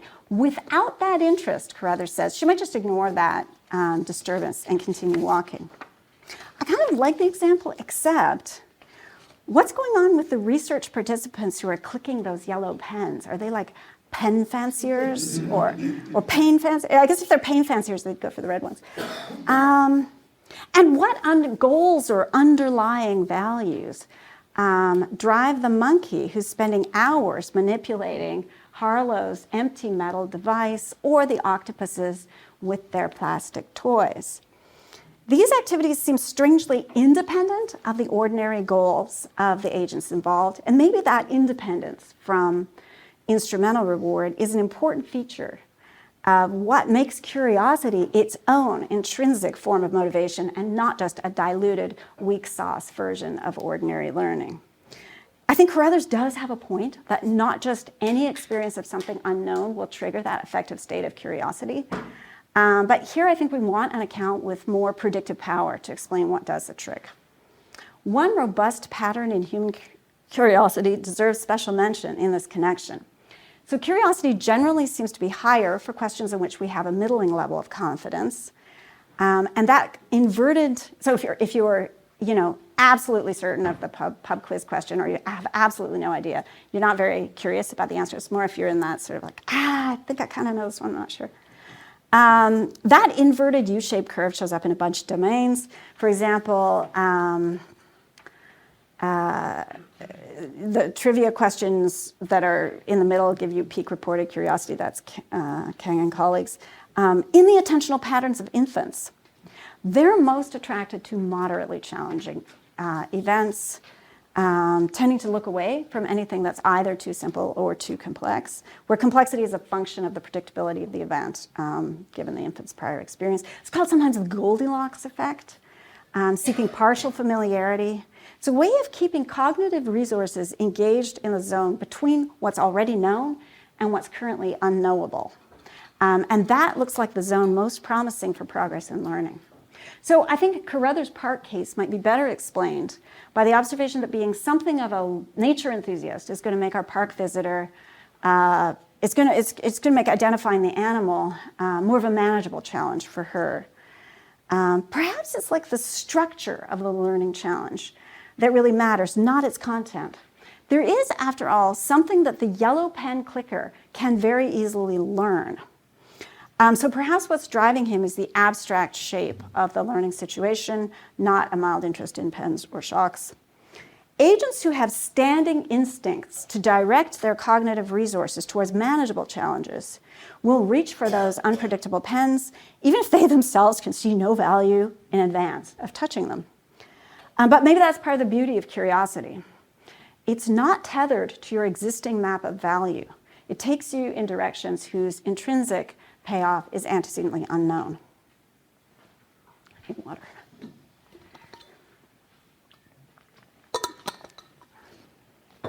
Let's talk about reinforcement learning. So, research in the branch of artificial intelligence known as reinforcement learning, RL, has clarified the importance of marshalling cognitive resources well. So in RL, artificial agents discover through trial and error how to act in ways that tend to yield reward in artificially designed environments.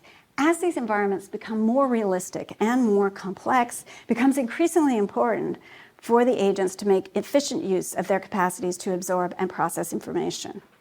RL research provides a clean slate for measuring differences between ways of controlling action and for testing the impact of supplying either the agent or the environment with various features.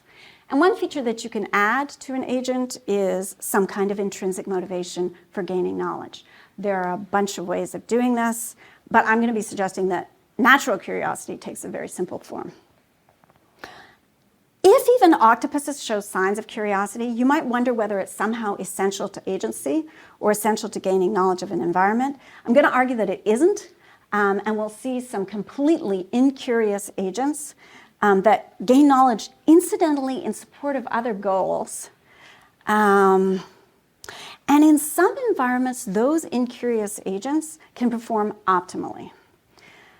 So if curiosity-free knowledge acquisition is possible for agents motivated only by the pursuit of non-epistemic reward, you can wonder exactly what agents ever get from this added intrinsic motivation to pursue knowledge directly. To answer this question, we're going to look at environments and tasks where curious agents radically outperform their incurious rivals, and we'll see some commonalities with the natural world and with the sort of tasks that biological agents have to succeed at in order to thrive. So heads up, I'm going to talk about reinforcement learning artificial agents as knowing. But if you have qualms about that, you can just edit what I'm saying. Every time I say that they know something, you can say that they model an agent who knows something, right? You just add that in. I don't have time for that. I'm going to say, like, reinforcement learning researchers don't shy away from talk of knowledge. So, for example, this is Schmidhuber classifies model-based agents as having, quote, an adaptive world model reflecting what's currently known by the artificial agent about how the world works, together with a learning algorithm that continually improves the model, detecting novel, the model is the model is the thing that the agent has, detecting novel, initially surprising spatiotemporal patterns that subsequently become known patterns. I'm going to grant there are a few researchers who resist talk of knowledge. For example, Selmer Bringsjord and colleagues, they start out by defining knowledge as true belief for which the subject can provide an explicit justification. Somebody didn't take philosophy as an undergrad. And Bringsjord contends that these RL agents, Alpha Zero and stuff, they're not gaining knowledge because they can't produce these explicit justifications. And therefore, if learning is knowledge gain, then RL agents, reinforcement learning agents, never literally learn anything. But, like as Cameron Buckner has pointed out, you want to go that way, you're also going to have the result that human learning is really limited, right? Do we learn to speak, to walk, and so on? So that doesn't look like a good way of going. I think the epistemology that works best here is a theory according to which knowledge is a mental state that's essentially factive, type of state whose correctness is necessary for its existence. So to see that RL agents can successfully achieve this kind of cognitive adaptation to their environments, we can start by taking a closer look at how it is they're supposed to learn. And here I'm just going to be following the Bible in this area, which is Sutton and Bardo's textbook, Reinforcement Learning, the 2020 edition. But I'd also strongly recommend a recent article by Julia Haas in Philosophy Compass called something like Reinforcement Learning for Philosophers, something like that. Great summary of what's going on. At the heart of reinforcement learning is an interaction between agent and environment. So the environment influences the agent causally by supplying the agent with a series of observations, and the agent influences the environment by producing a series of actions. The environment can be artificially simple. So it could be a tic-tac-toe game whose states are just grid configurations of X's and O's, or it can be arbitrarily complex. Observations are a signal of the state of the environment. Sometimes it's a very direct and complete signal, such as board positions in a game like chess. Sometimes it's something more complex, such as the array of pixel values in a first-person shooter video game or something like that. Given the observations, the agent computes the current state at each turn. This is incredibly trivial in the tic-tac-toe case because the observations, that grid of X's and O's, that is your state. That's all you got there. In chess, it's slightly more complicated because the current snapshot of the board doesn't quite give you the state, because chess has rules about repetitions of board positions, and you've also got the one-time availability of the castling action. But if you had the whole stack of observations from the moment the game started, that actually does give you the complete state of the game right now. No surprises, nothing hidden, right? So that's what's called a fully observable environment. You're playing a video game. You've got actually just a partial signal of the environment, like you walk into the room and you don't know what's behind that door or whether this thing is going to, you've got a lot of surprises awaiting in a video game. So it's actually often pretty hard to compute what state you're in. And of course, the sensory intake of a good video game is much richer and much more complex than the abstract positionality of tic-tac-toe or even chess. Where am I? Okay. So when you're playing these games, or playing this game of navigating around meat space, patterns of past observations are needed to differentiate superficially similar situations which are fundamentally distinct. You can have in your game some doors which kind of look the same from the outside, but they lead to very different kinds of rooms. And you're going to have had past observations to distinguish those. You're also going to want to compress together superficially different looking situations which are fundamentally very similar, like different looking doors that lead to the same room, or the same door, different conditions of illumination, or something like that. So you've got to compress together relevantly similar states and differentiate relevantly different states, drawing on your whole pattern of experience. Because of inevitable limitations in memory, time, and computational power, agents in complex environments can't maintain a separate representation for each state, but they've got to discover classes of relevantly similar states through processes of generalization, discounting noise in the observational signal from the environment, and discarding features of observations that are irrelevant to action. So you've got a chess learning RL agent.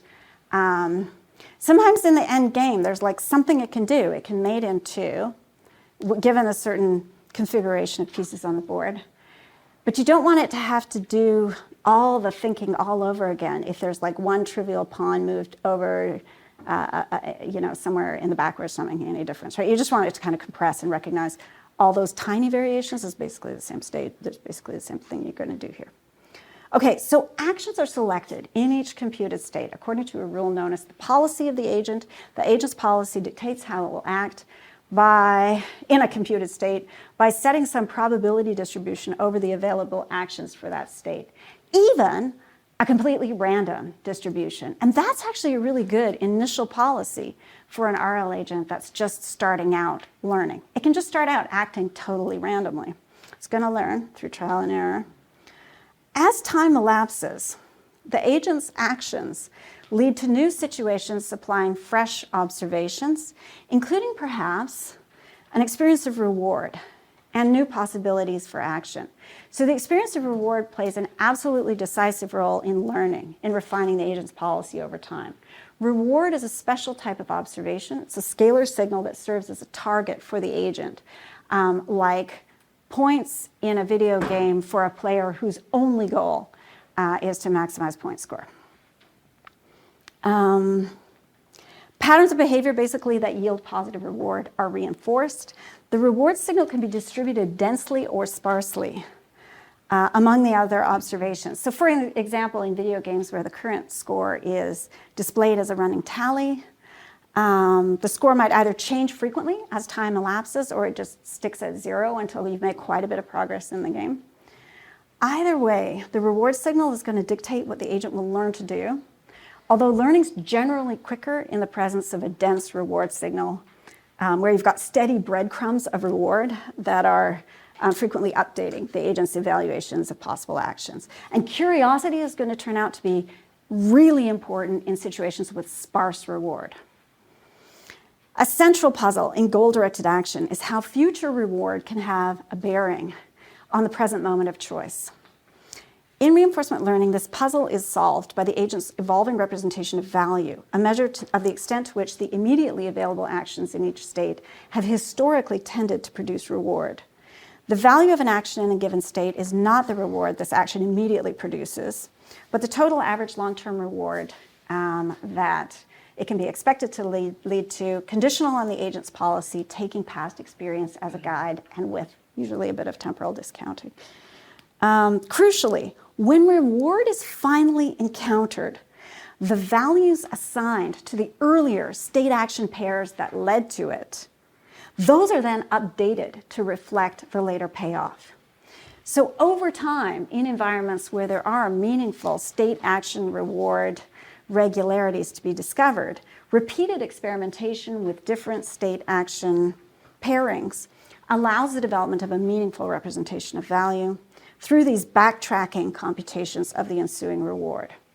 Effective algorithms use representations of value to guide agents to forego short-term gains and endure unrewarding actions in order to get to situations where larger rewards can be reaped. So you could have a really high value action that delivers no reward, such as the action of putting your piece in a position where now, no matter what your adversary does, you're going to be able to checkmate in 2 moves, right? You don't win the game by taking that move, but you put yourself on a path to reward. So that's going to be a very high value move. The computational backtracking of assigning high value to actions on paths that end up yielding reward is a species of prediction error learning. Projected reward estimates get revised over time to match reality. So, this matching between assigned and real value ends up being modally robust, given the character of the training. An agent learning to play chess could start with nothing more than the rules of the game and rewards of +1 for a win, 0 for a draw, -1 for a loss. Such an agent's initially random valuation of actions might by chance lead to a victory against a weak adversary, but the valuation isn't going to last on the strength of that accidental success, where the agent would have lost if the adversary had played slightly differently. In the course of training, the agent initially relying on the random valuation is going to be pitted against multiple adversaries playing slightly differently. And it's going to have to be revising its valuation as it wins and loses. After millions of appropriately varied games, the agent's ranking of the value of moves in different types of situations will generally become reflective of their real tendency to promote victory, not least because the agent's compression of what counts as a relevantly different type of situation is going to be continually improving. So there's an initially blank slate agent of that type, AlphaZero. This is back in 2018. It outperforms prior world champion AIs that were trained on human intelligence and human gameplay. AlphaZero, as the name suggests, started with no input from human wisdom of chess at all. Chess is an absolutely enormous state space. So even the best agent isn't always going to know what to do. But AlphaZero often knows which move to take. At least in many states later in the game, if AlphaZero ranks one move over others, this valuation isn't just correct, it's safely correct. In the state AlphaZero currently occupies, and indeed in any close state, the move that AlphaZero represents as best is in fact best. It's on the branch to certain victory. In these cases of successful adaptation, the reason why AlphaZero has stabilized on ranking one move best is that this move actually leads to victory in all relevantly similar predicaments. This safely accurate representation is therefore a factive mental state. It's factive because its truth is what counts, is what accounts for its stable existence in the trained agent. And it's mental because of its role in guiding the agent's choice of move. So good policies favor actions that have shown high value for the relevant situation, exploiting what's been learned to date, together with some exploration of other actions to test whether undiscovered higher value elsewhere should prompt a further update to the policy. So one simple example of a good algorithm is the epsilon greedy policy, which just chooses a random exploratory action, some small percentage epsilon of the time.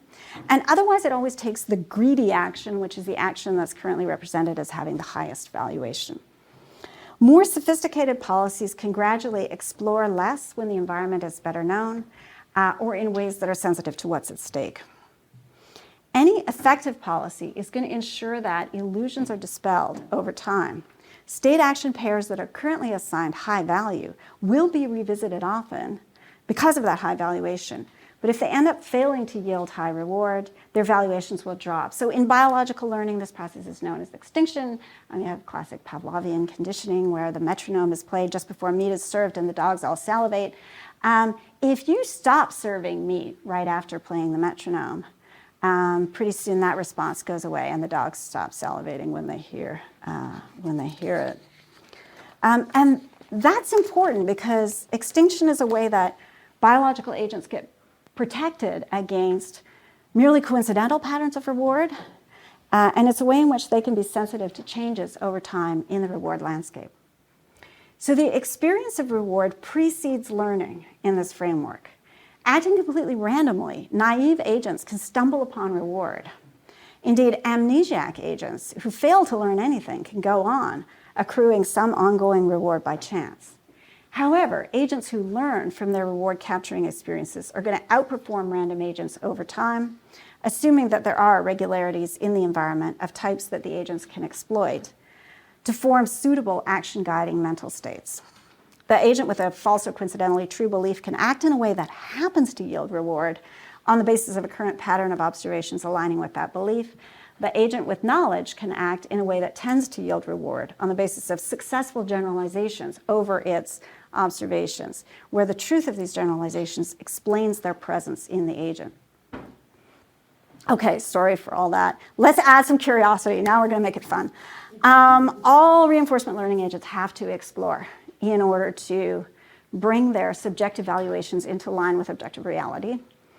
As long as the environment isn't yet fully known, agents have to explore to avoid being trapped in local optima where greater undiscovered reward lies elsewhere.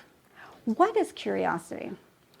In the words of Marc Belmar, curiosity aims to provide qualitative guidance for exploration.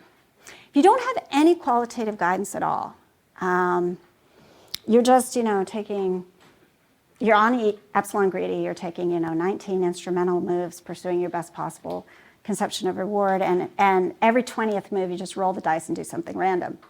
That can be kind of wasteful, right? The random exploratory action when you roll the dice could be an action that's actually already, exploring, opening a box that you've opened many times before, right? And perhaps there are some important zones that are further away that are somehow being left unexplored. You can have simple count-based methods that just add reward for visiting rarely visited states. You've got some spots out there, haven't been to them lately, you get a bonus point of reward if you go scout them out. But those are going to be best for small deterministic domains where you're ultimately going to have a chance to go to all the spots with states that are likely to be visited multiple times. And also, those count-based methods require the reward allocation function to consult memory with each exploratory action. It's like, hey, have I been here before? Let me think of my entire life. To check which options have already been explored and how often. For agents like us, better qualitative guidance for exploration is summarized as, this is Belmar again, explore what surprises you. Rather than demanding a memory check, reward can be allocated simply for the experience of events that violate the agent's expectations. As an illustration of the contrast here, let's think of Schmidhuber's television. It gives you a novel, previously unvisited state every second that you look at it. But it's unsurprising because you don't have any expectations for how it's going to be looking that could be violated. Stimuli with partial familiarity, on the other hand, set up some expectations that can be proven wrong, generating prospects for surprise, right? And if you think of, alluring television shows, right? They give you those plot twists. She seems so innocent. Oh my God, no, she's a double agent, right? And the most curiosity-satisfying ones are the ones where you can't quite predict the plot twist in advance, but it makes sense in retrospect. Okay, in general, agents who experience surprise as reward, they do better if they're making predictions involving lasting features of the environment, as opposed to predictions of raw sensory stimulation, for reasons that Deepak Pathak and colleagues spell out as follows. And I feel like there's something kind of deep here that interacts with problems in logical empiricism from last century, but we can talk about that later. So here he's talking about these reinforcement learning agents who are playing hard video games. And he says, this quote is on your handout. I love this quote. Making predictions in the raw sensory space is undesirable, not only because it's hard to predict pixels directly, but also because it's unclear if predicting pixels is even the right objective to optimize. To see why, consider using prediction error in the pixel space as a curiosity reward. Now imagine a scenario where the agent is observing the movement of tree leaves in a breeze. Since it's inherently hard to model breeze, it's even harder to predict the pixel location of each leaf. This implies the pixel prediction error will remain high and the agent will always remain curious about the leaves. But the motion of the leaves is inconsequential to the agent, and therefore its continued curiosity about them is undesirable.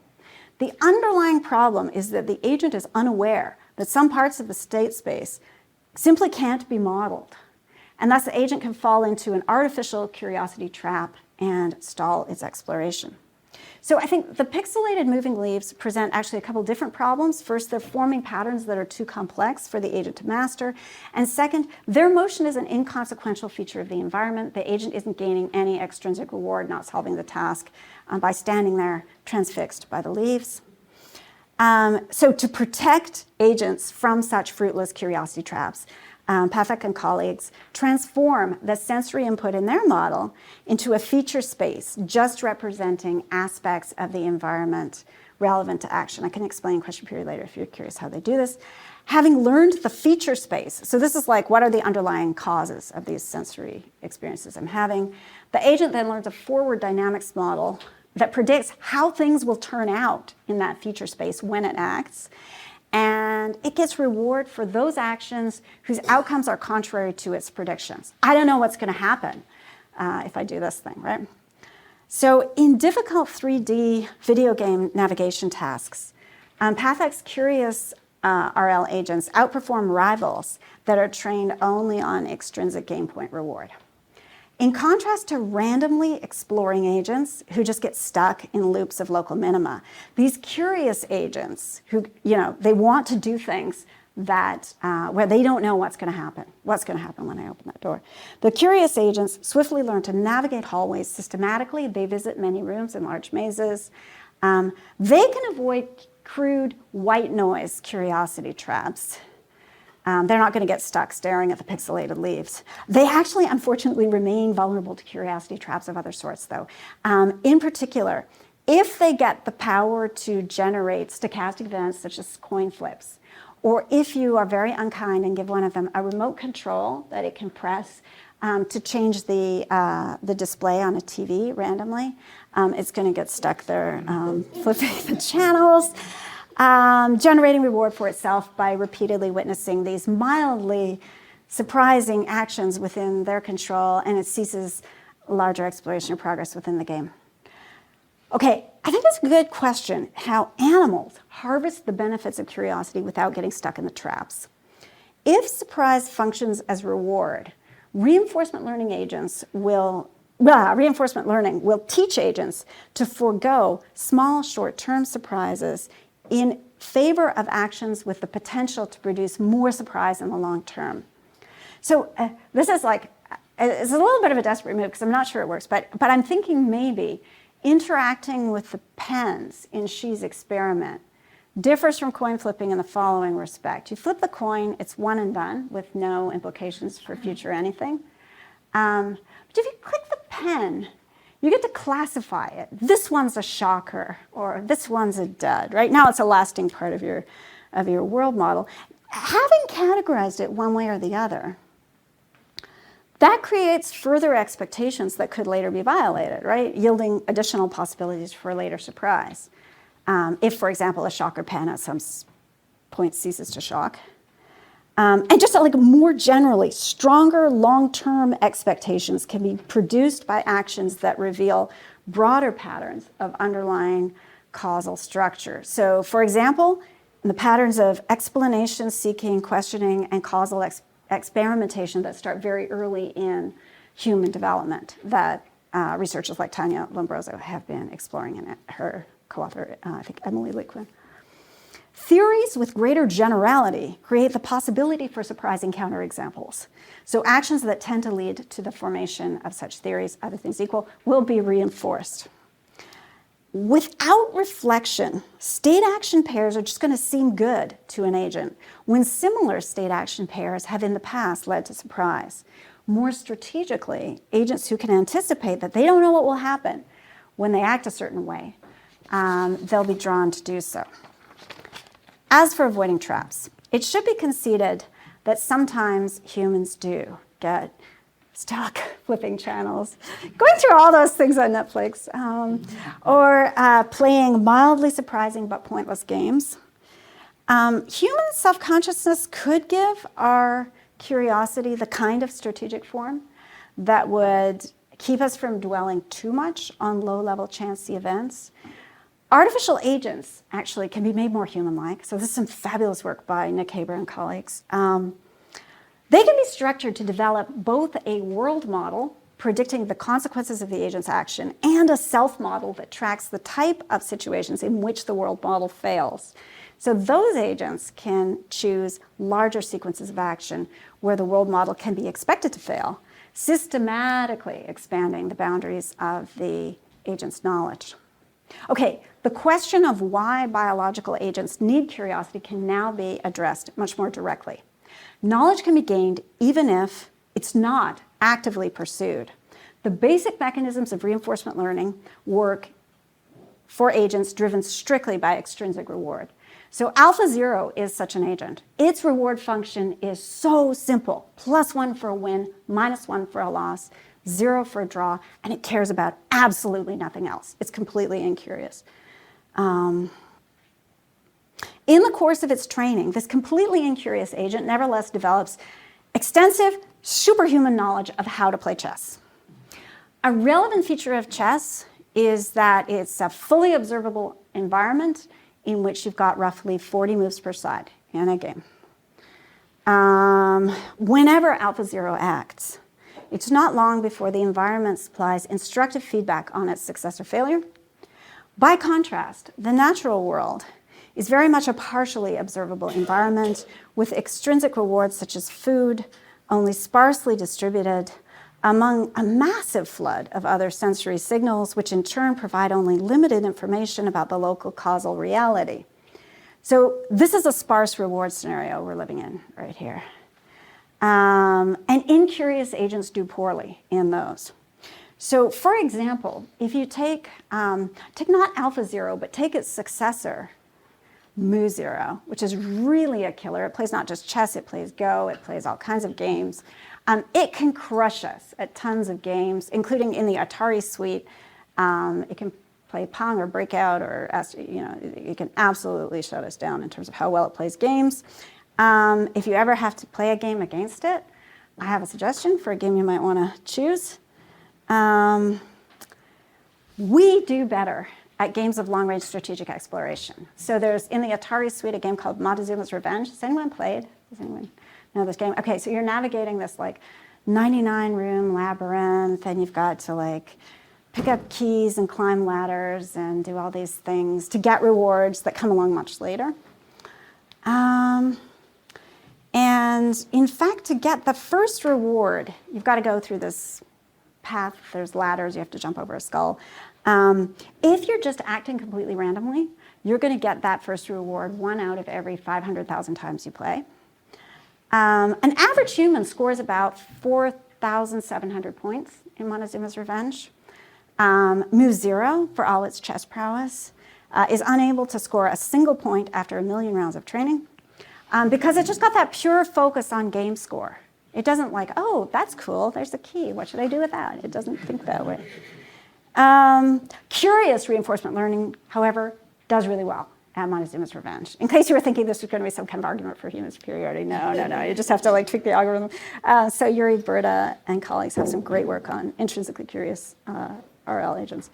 So one reason why curiosity is helpful in partially observable environments is that it is up to the exploring agent to decide what to explore. And under pressure, time pressure, and in a changing world, it's really important not to waste time exploring what's already known. Another reason relevant to biological agents is that curiosity can scaffold the pursuit of extrinsic rewards such as nourishment, whose acquisition in a competitive environment might require extended sequences of action. So Gianluca Baldassare describes the challenge posed by sparse extrinsic reward scenarios as follows, quote, I think this is on your handout. Learning mechanisms of animals fail to function when there are long delays between the performed behaviors and the learning signals that they cause. Moreover, there are few chances to produce, by trial and error, complex behaviors and long action chains that result in a positive impact on homeostatic needs, hunger, thirst. As a consequence, complex behaviors and chains would never be learned based simply on extrinsic motivations. The fact that biological learning mechanisms fail after long delays, that's not something that's easily overcome. We need processes of forgetting and extinction to keep us up to date in a changing environment. However, if curiosity can deliver knowledge of lasting features of the environment that are only indirectly relevant to extrinsic reward, these can function as what Baldassare describes as readily available building blocks that can support complex actions later as needed. In complex environments, animals who experience primary, that is unlearned reward, only for nourishment and reproductive actions, those animals will be outperformed by animals who also experience primary reward for knowledge gain. Under the pressure of natural selection, we can expect curiosity to be a favored trait in the primary reward functions or natural instincts of animals who might need to learn complex behaviors to satisfy their other needs. That last idea is from a brilliant paper by Satinder Singh and colleagues from 2010. Now, Baldassare was the theorist who spoke of the direct detection of levels of knowledge in the brain. He did so in a passage distinguishing extrinsic motivations such as thirst from intrinsic motivations such as curiosity. In his view, the extrinsic motivations use fitness proxies in the visceral body, and the intrinsic motivations like curiosity use fitness proxies in the brain. Extrinsic motivations trigger innate and learned behavior to keep the animal within safe homeostatic limits. In either case, and when intrinsic motivations use proxies properly inside the brain, like with surprise, that feeling of surprise, that's a fitness proxy. In either case, these proximal mechanisms work to secure the distal aim of enhancing fitness. So thirst makes you drink, as curiosity makes you investigate. The adaptive function of thirst is not to produce a certain ion concentration in neurons outside the blood-brain barrier, but it's to maintain the fluid balance of the whole body to optimize cell function. The proxy can come apart from the target, for example, in thirst-disrupting diseases. But when all is well, the reward signals of thirst ensure that animals can learn behaviors that keep their bodies appropriately hydrated. On the side of curiosity, when the brain detects significant discrepancies between expectation and actuality, the resultant feelings of surprise serve as markers of knowledge gain, generating the pleasure of discovery. Strictly speaking, what's detected in the brain is surprise, not knowledge. However, this signal exists because it naturally signifies knowledge gain. Again, the proxy can sometimes come apart from the target, like when surprising delusions prompt the formation of false beliefs. The adaptive function of curiosity is not to produce surprise signals in the brain, but to motivate animals to act in ways that generally accelerate their accumulation of knowledge, an acceleration that seems to be vital for the survival of organisms in challenging environments such as ours. Having argued that surprise works to guide animals towards knowledge, I want to close by mentioning a special way in which this works for our species in particular. The most characteristic expression of human curiosity is to ask questions. Many animals communicate, but we're the only animal that questions and engages in interactive conversation, asking and telling. It's interesting that when someone does tell us something we didn't already know, we overtly express surprise. Oh, wow. A feedback signal whose function deserves investigation. While other animals accelerate their knowledge gain through privately surprising, curiosity-driven investigation, exploration of their spatial environment and the physical materials it contains, we go beyond this by publicly expressing surprise as we interactively explore each other's states of mind in conversation in a way that's frequently curiosity-driven, or so I'm going to argue next week.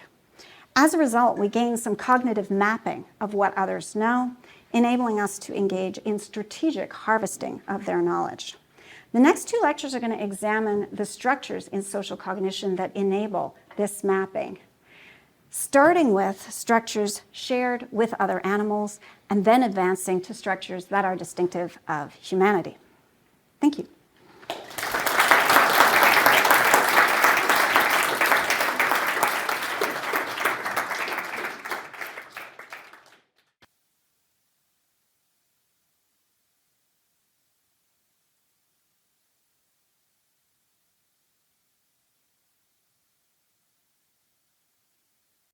Okay, I think we can start. So I'm very pleased to welcome Jennifer Nagel back for the third lecture. Sorry I couldn't be at the first two, but there are very good recordings on the web for people who have to miss them. And it's on mental state recognition among animals. Thank you. Thank you very much, Ursula, and thanks to all of you who have come out today. I appreciate your being here.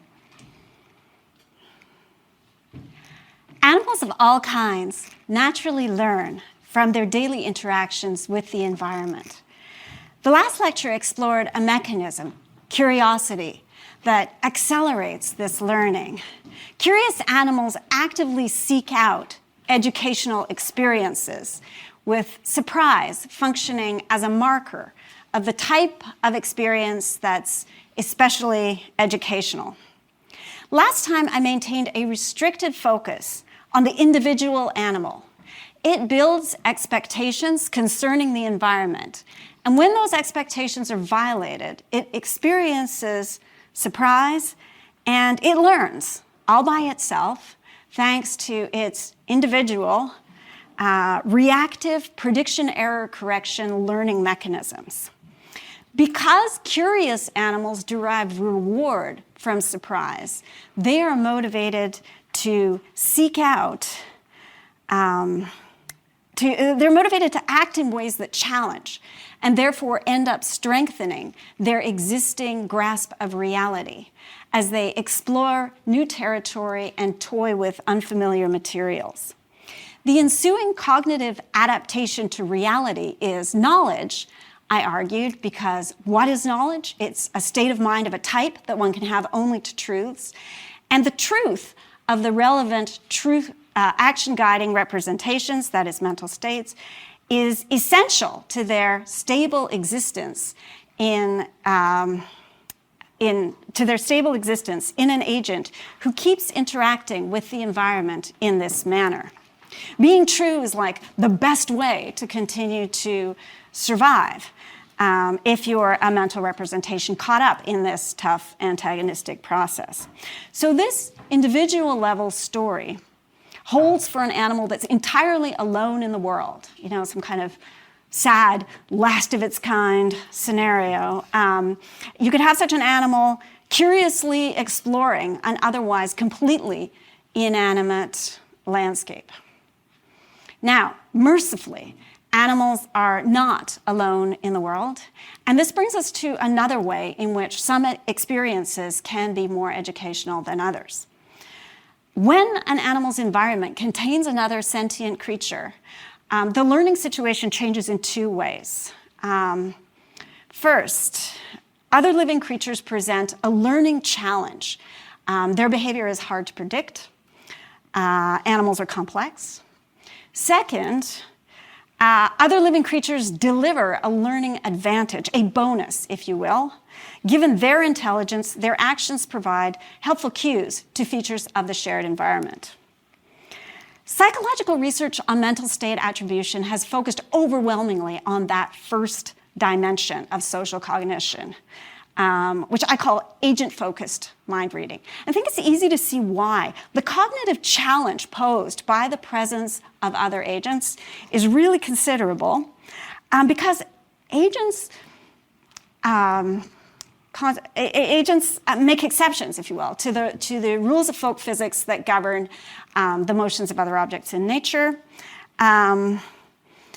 Unlike logs floating downstream, agents have agendas, and experiments can be designed to measure how well observing animals are picking up on that fact. So animals are, of course, subject to the laws of physics like anything else, dragged downstream by the current. But we've got our own agendas as well. We act as a function of our epistemic and motivational states. And unlike the mechanical forces on the floating log, which always immediately dictate what happens to it, as it bumps against a rock or whatever, mental states produce action in a way that plays out over variable time scales. I think Hoey and Palmer's 2014 article is very helpful on that. And actually also Sergio Tenenbaum's Rational Powers in Action focuses a lot on the temporal dimension of action. In any event, maybe an animal learns something and then only much later, because of some long-term goal that it has, it sees an opportunity to capitalize on its knowledge and it acts just when it senses that opportunity. What mind reading or mental state detection, I'm going to keep using those terms interchangeably, what it does is it gives us a chance to basically read the agendas of other animals, right? Take a look at the maps that they've been making of reality, track what they can now sense. This enables us to anticipate what those other agents will do across time and in changing circumstances. Predicting what other agents will do is often characterized as the core purpose of mind reading. On this view, genuine mental state attribution means getting inside the head of the other agent, seeing things from its perspective, finding its measure of independence from those overwhelming, boring folk physics laws that are governing everything else, as opposed to just maybe spotting regularities between its motion and other events in nature. The way you might spot regularities between anything else, like what's the special magic of those pesky agents. The classic test of agent-focused mind reading is the unexpected transfer task, Wimmer and Perner, 1983. In the original version of the task, which many of you will be familiar with, but I'll walk through anyway, you've got two opaque containers.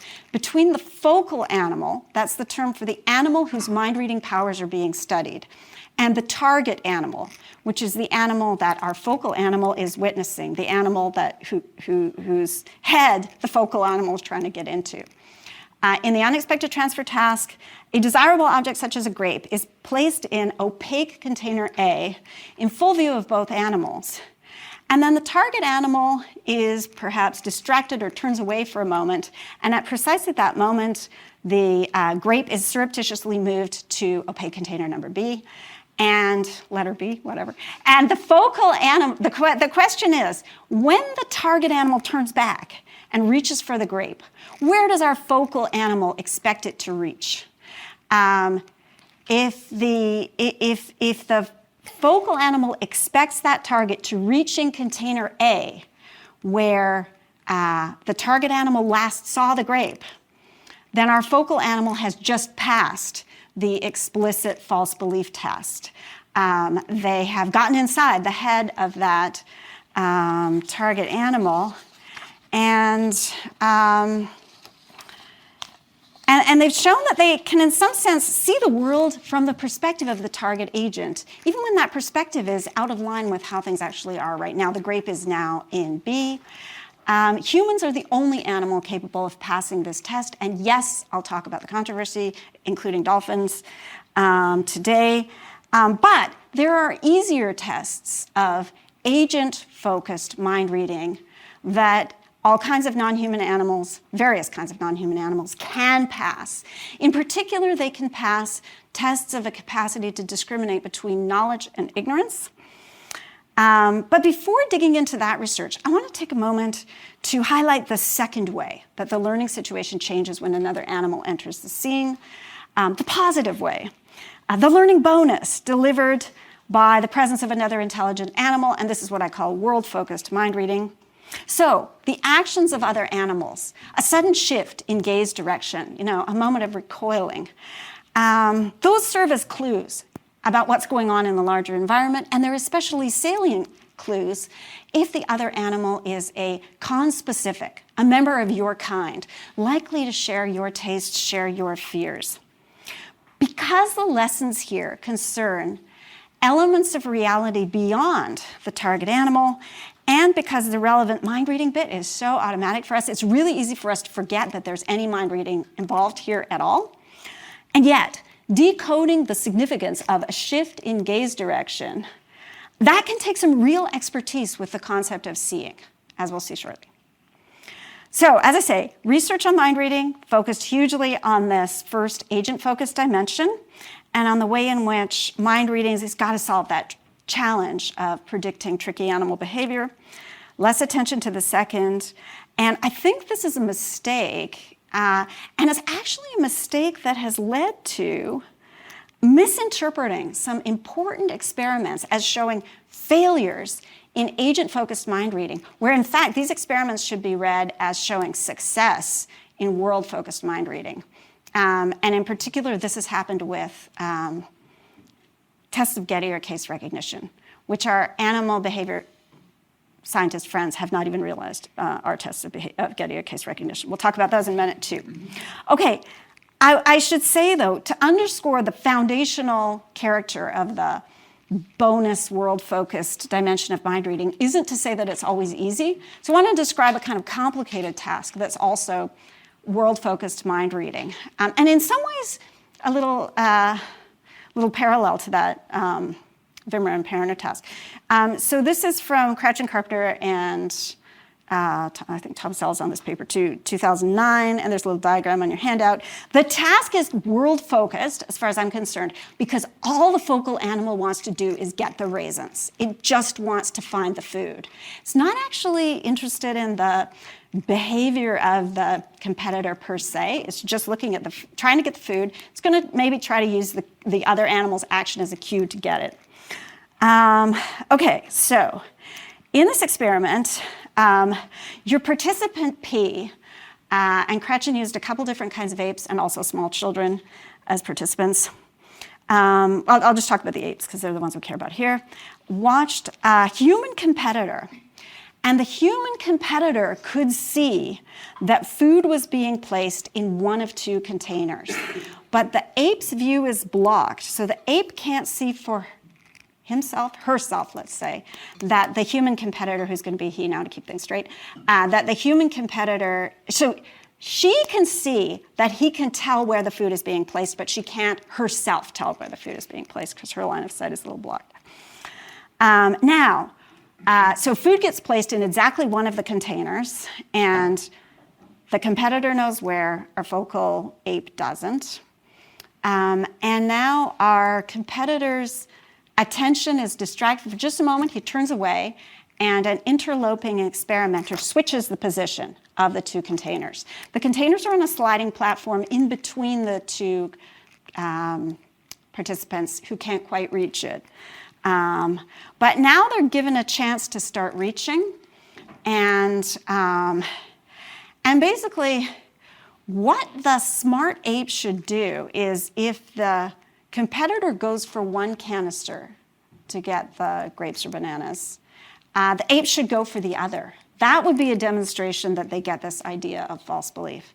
Again, no non-human animal does this. Only children do it, and they only do it when they're 4 or 5 years of age. So they don't get that false belief. You've been tricked, so I should do the opposite of what you're doing lesson. But there's a variant of the very same task that apes do pass. It's exactly the same setup as before. The only thing is now what happens is the containers are switched in full view of both participants. So your competitor's looking as the containers are switched. And now, as the competitor reaches, your ape should go for the same canister, right? Because your competitor knew throughout where the food was, and apes do well at this. They're well above chance. And you've got control conditions that rule out a bunch of alternative interpretations of the task, like, are they always just reaching to the same container? No, they're not. Okay. I see this as evidence that chimpanzees are capable of detecting knowledge WH, knowledge where. This other competitor knows where the food is. I don't know where it is, but he knows where it is. But others might see it differently, including Carla Cretchen herself, who labels the condition a true belief condition. She doesn't label it knowledge. Now, I should emphasize throughout, I accept the classical entailment of knowledge to true belief. I think that's fine. But I think it's actually a live question. What is the state that the ape is detecting? And I'm going to be arguing today It's misleading to call it a true belief condition because what gets detected is knowledge. Apes never detect belief, whether true or false. They do detect states of knowledge and ignorance. I'm going to try to explain why. It has to do with the kinds of generalizations that they're capable of making. Their much misunderstood performance on Gettier case problems is a key part of the puzzle. But we're going to start with a simpler case. Before we get into sensitivity to epistemic states of knowledge and ignorance, we're going to talk about sensitivity to perceptual states. And I'll just here focus on sight because there's more research on that than any of the other senses. Keep it simple. Okay, so discussions of sensitivity to seeing customarily begin with the distinction between direct and averted gaze. In direct gaze, you have eye contact with another animal. Eye contact is necessarily mutual. I always feel like I have to stare at someone when I say that. It's necessarily mutual. The one thing I know about Karen right now is, as I'm seeing her, okay, sorry to put you on the hot spot.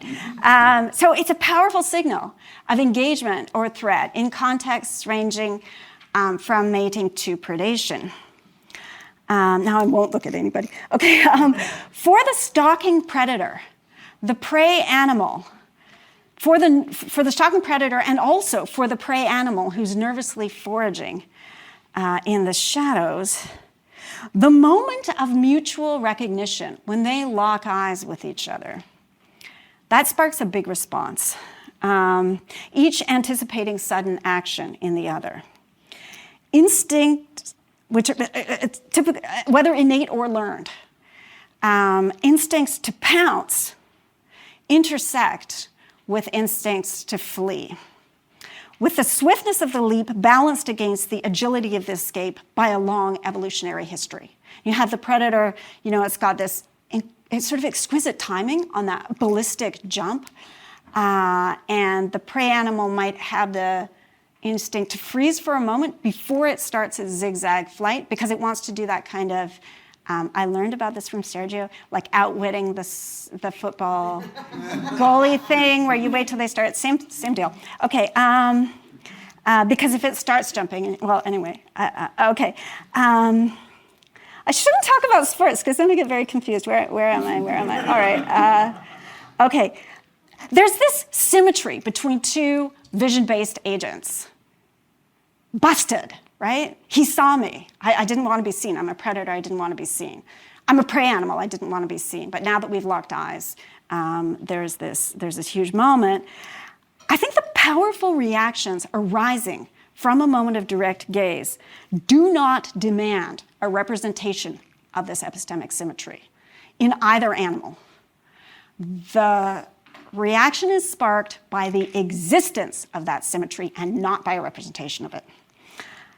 Okay, sensitivity to averted or deictic gaze is subtler, also much easier to talk about, because I'm not making anybody nervous by looking at them in the eye. In deictic gaze tracking, animals look towards the target of another creature's object-directed gaze. Now I feel like I'm addressing the chair. This is very strange. All right. First, it starts with you look at objects within the shared visual field, and then your gaze following into distant space, and then your geometrical gaze following. So for example, if a creature facing you is evidently reacting to something back there, if you turn to look, that's called geometrical gaze following. And it's kind of complicated. So if you read the Steve Shepard review here, which I strongly recommend, there's this idea that in geometric gaze following, you are integrating egocentric and allocentric space. That's just like a really powerful set of computations to make. Okay, many species show some capacity for geometrical gaze following, including dolphins, goats, dogs, all kinds of primates, maybe lizards. There's some geckos seem to be up to it. This ability has more and less advanced forms, and to get a sense of them, we can look at some work by Thomas Bunyar and colleagues on various bird species. So the more basic form of deictic gaze tracking is exhibited by birds like the northern bald ibis, this beautiful plump creature illustrated on your handout. As context, these birds are at risk of predation from hawks circling above. When one ibis looks up and fixates on some point in the sky, a bunch of the other guys in the flock will turn and look up as well, kind of like tourists in New York. And the ordinary, boring blue sky has a higher chance of featuring something surprising when an ibis is looking up at it, right? So if you think about curious animals gaining reward for surprise, they could get that gaze alignment orientation response just through regular reinforcement learning, right? Even if they're just looking randomly at first, if they should be able to over time learn to coordinate gaze. That's the kind of take that people like Gideon Dieck are making in the cited article. Anyway, whether it's installed innately or, as I think, through reinforcement learning, there's an interesting asymmetry in this response. So many people write about gaze alignment as just like, oh, the two animals like snap their gaze so they're looking the same way. No. A purely symmetrical desire to align would have that upward gazing ibis turn and look down, because that's where most of the flock are looking. They're like, eating their grubs in the sand, the way they do. The head down posture is the more common one, given these guys are foraging on worms and larvae. No, it's the bird that's doing something unusual, fixating gaze upwards, that attracts attention. And gaze trackers follow that leader, that thought leader, to learn something new. Okay, research into the limits of ibis gaze tracking starts by taking advantage of the fact that, like a house cat, the ibis will follow a laser pointer projection if you shine it on the wall of its enclosure. So there's one experiment. This is Bunyar and colleagues. Actually, it's the lead author Loretto, but it's Bunyar's lab, illustrated on your handout. You get pairs of these birds, and you put them in separate rooms where they have free vision of each other at the bottom. They've got a 50-centimeter tall space they could walk under. But at the top, there's a 1-meter solid wooden partition coming down from the ceiling that's opaque. And you shine a laser pointer on one side of the barrier so that guys who are on that side of the barrier will look up at the spot. And you've got a ibis on the other side of the barrier who can see this buddy looking up. But of course, he can't see anything on his side of the wood. And the ibis on the other side of the barrier will also just look up, even though there's just like nothing to see. And then that's it. That's what they do. Now, birds that are a bit smarter, like ravens, I shouldn't rank, but I rank, they react just like the ibises when they're 2-month-old fledglings. By the time they're 6 months, they do what chimpanzees and all kinds of other creatures do who have geometrical gaze following. They hop under the barrier to go around to the other side to check out to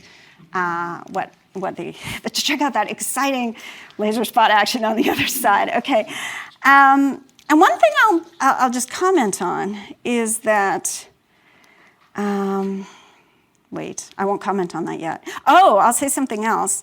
The raven capacity to grasp seeing is illustrated even more dramatically in another experiment at Bunyar's, in which ravens figured out that they could be seen through peepholes, like these little apartment door style peepholes that they had spied through earlier, even when they were themselves far enough away from the peepholes that they couldn't see them through them anymore. So it wasn't like a window where obviously if I can see you, you can see me. Ravens' stronger abilities for tracking occluded sightlines are important in the densely forested habitats that they naturally inhabit. And by contrast, the northern bald ibis is a cliff-dwelling bird. It's out there in the open space. No wonder it doesn't know about obstructions. The peephole experiments show that ravens are smart enough to figure out situations involving an asymmetry of sightlines. But in dense foliage, this could often enough be the case as one raven peeps out through a small gap in the leaves at another out in the open. Ravens and other corvids also differ from ibises in having important competitive experiences as scavengers who hide or cache food for later consumption. So they get these 400, 500 kilogram bison carcasses in the forest in northern Siberia. Raven only eats 45 grams of meat a day. So it takes little strips of meat and it puts them in hiding places all around the forest. The scavengers pilfer each other's caches whenever they can. They don't find their caches by smell. They do it two ways: by memory, where they remember where they themselves hid stuff, and by having spied on someone else making caches. And there's kind of a little bit of a free rider problem here, because if you're down around the carcass, there's wolves and stuff down there, that's a little dangerous. You'd actually be kind of better off just hanging back and like watching where everyone else is going. But ravens are really socially savvy, so they're much more private. If someone's watching me, I'm going to wait and like not cache. And anyway, so it all works out.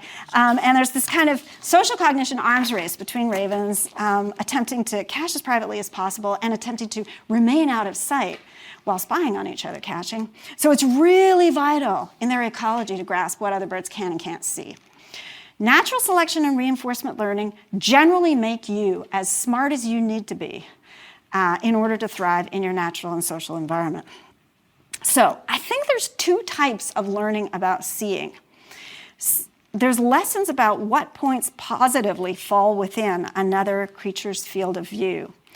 And there's lessons about what points are occluded. And thank you, Timothy Williamson, for reminding me of this.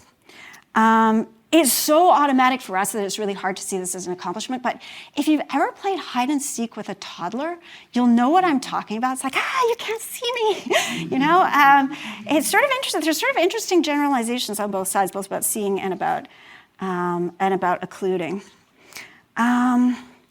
Both the positive and the negative side have some systematicity to them. So on the positive side, think about how you learn about what's falling in someone's range of view as they turn their head from side to side. On the negative side, think about what you learn about how low you have to hold your phone under the desk in order to text without attracting the speaker's attention.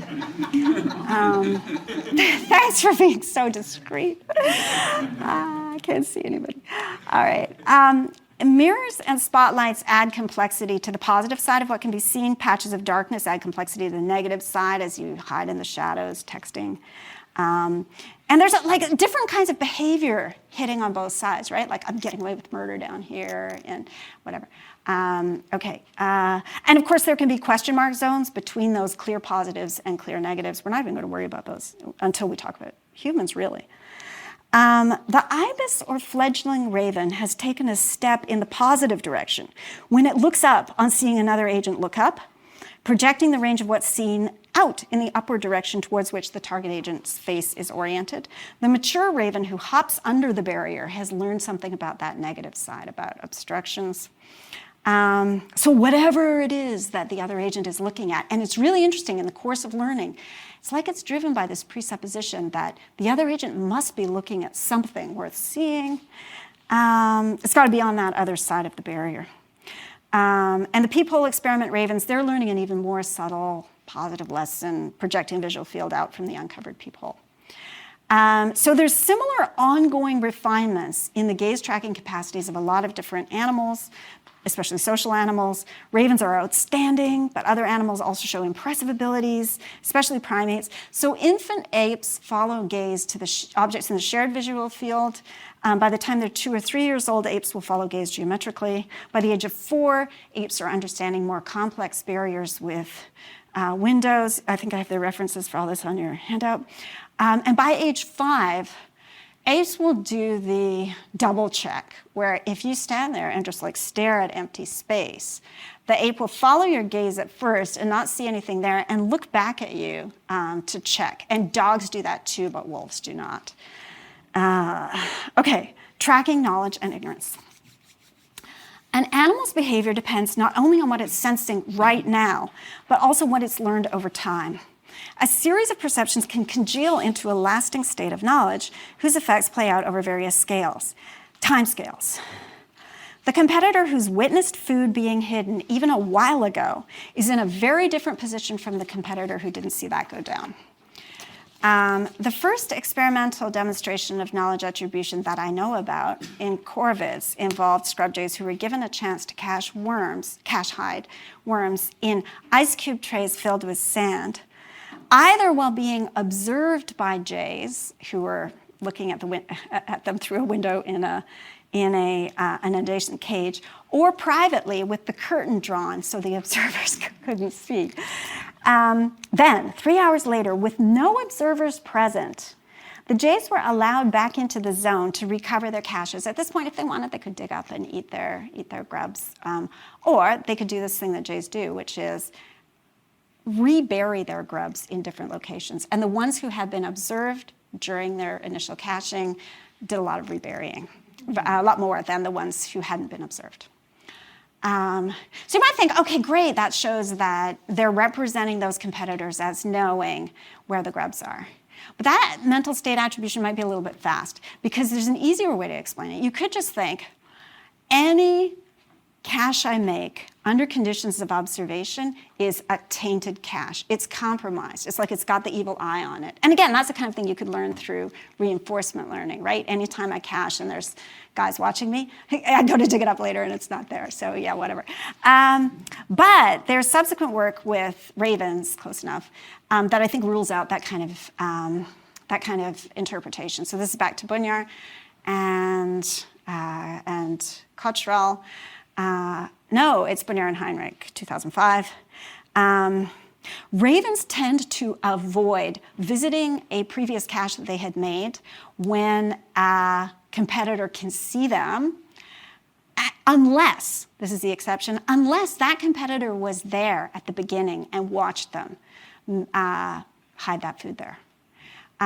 So the idea is kind of like, yeah, if a particular raven already knows that this cache is here, I'm not tipping him off by revisiting the site, but I do have to be careful not to tip off anybody who's naive. So it really feels like they keep track of this difference between knowledge and ignorance as a mental state housed in a particular member of their kind. They have great face recognition. They keep track of who's who.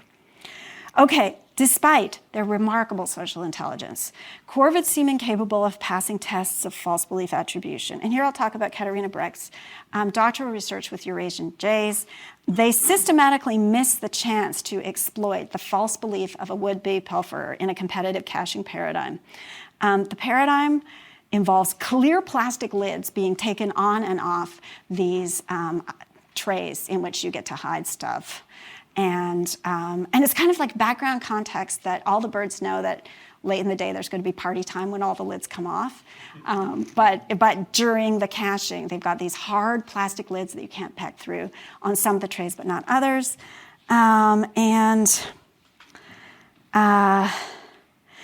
basically, a jay could pass the test if he could represent his rival as being unaware that a particular tray was in fact accessible during a period of private caching. So there's this moment, once again, where we draw the curtain and we take the lid off a tray that's usually covered.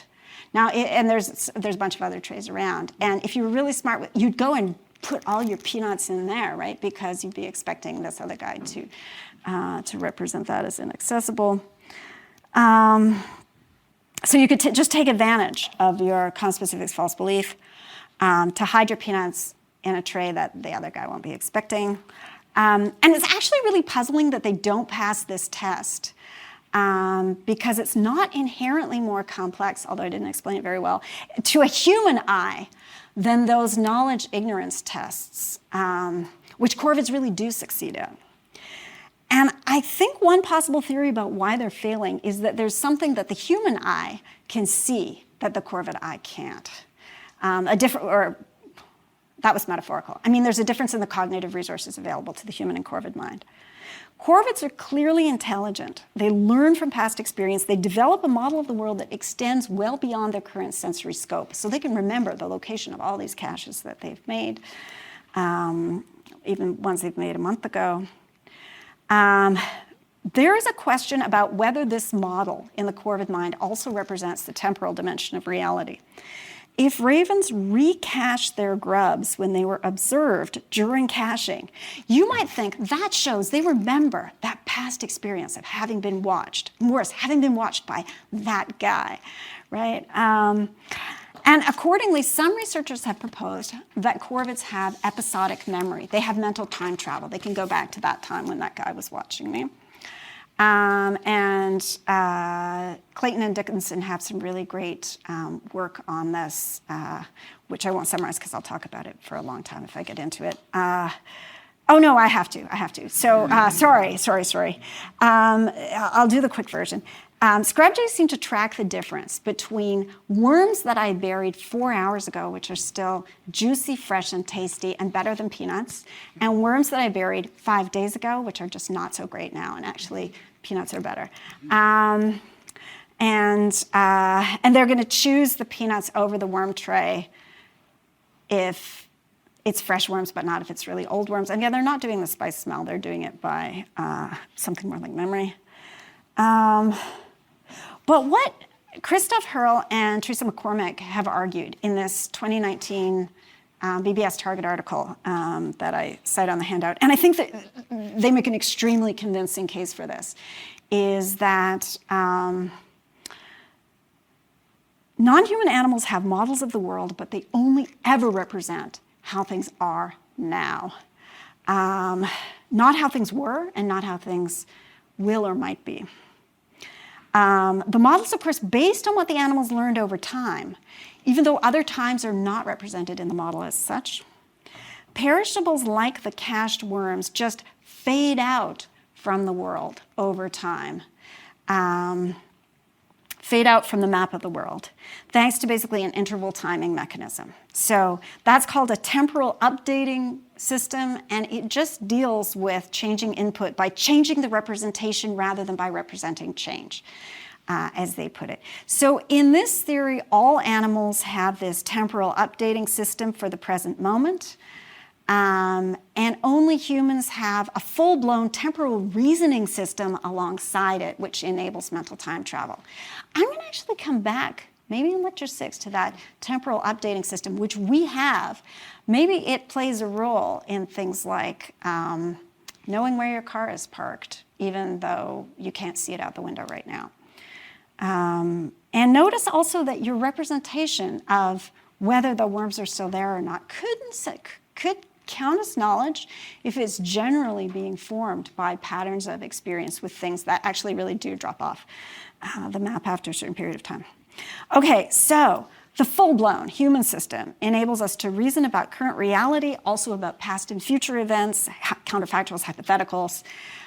It enables us to work with what developmental psychologists call decoupled content, split apart from our primary model of reality. Factive mental states like knowledge are restricted to taking complements drawn from reality. States of belief can range over that much larger field of decoupled content. And actually, if Hurl and McCormick are right, and again, thanks to Tim Williamson for making me think about this, it's a further restriction on corvids. It's not just that they can only represent attitudes to the real. They can only represent to the attitudes to the real right now, reality at the moment. Humans can also model knowledge of other times. Okay, looking again at the knowledge tasks that corvids succeed at, we glossed them initially in ways that might suggest the corvids were representing what their conspecifics knew about past events of caching. But there's always a way to rewrite these attributions, so the attributed mental content invariably concerns reality as it is right now.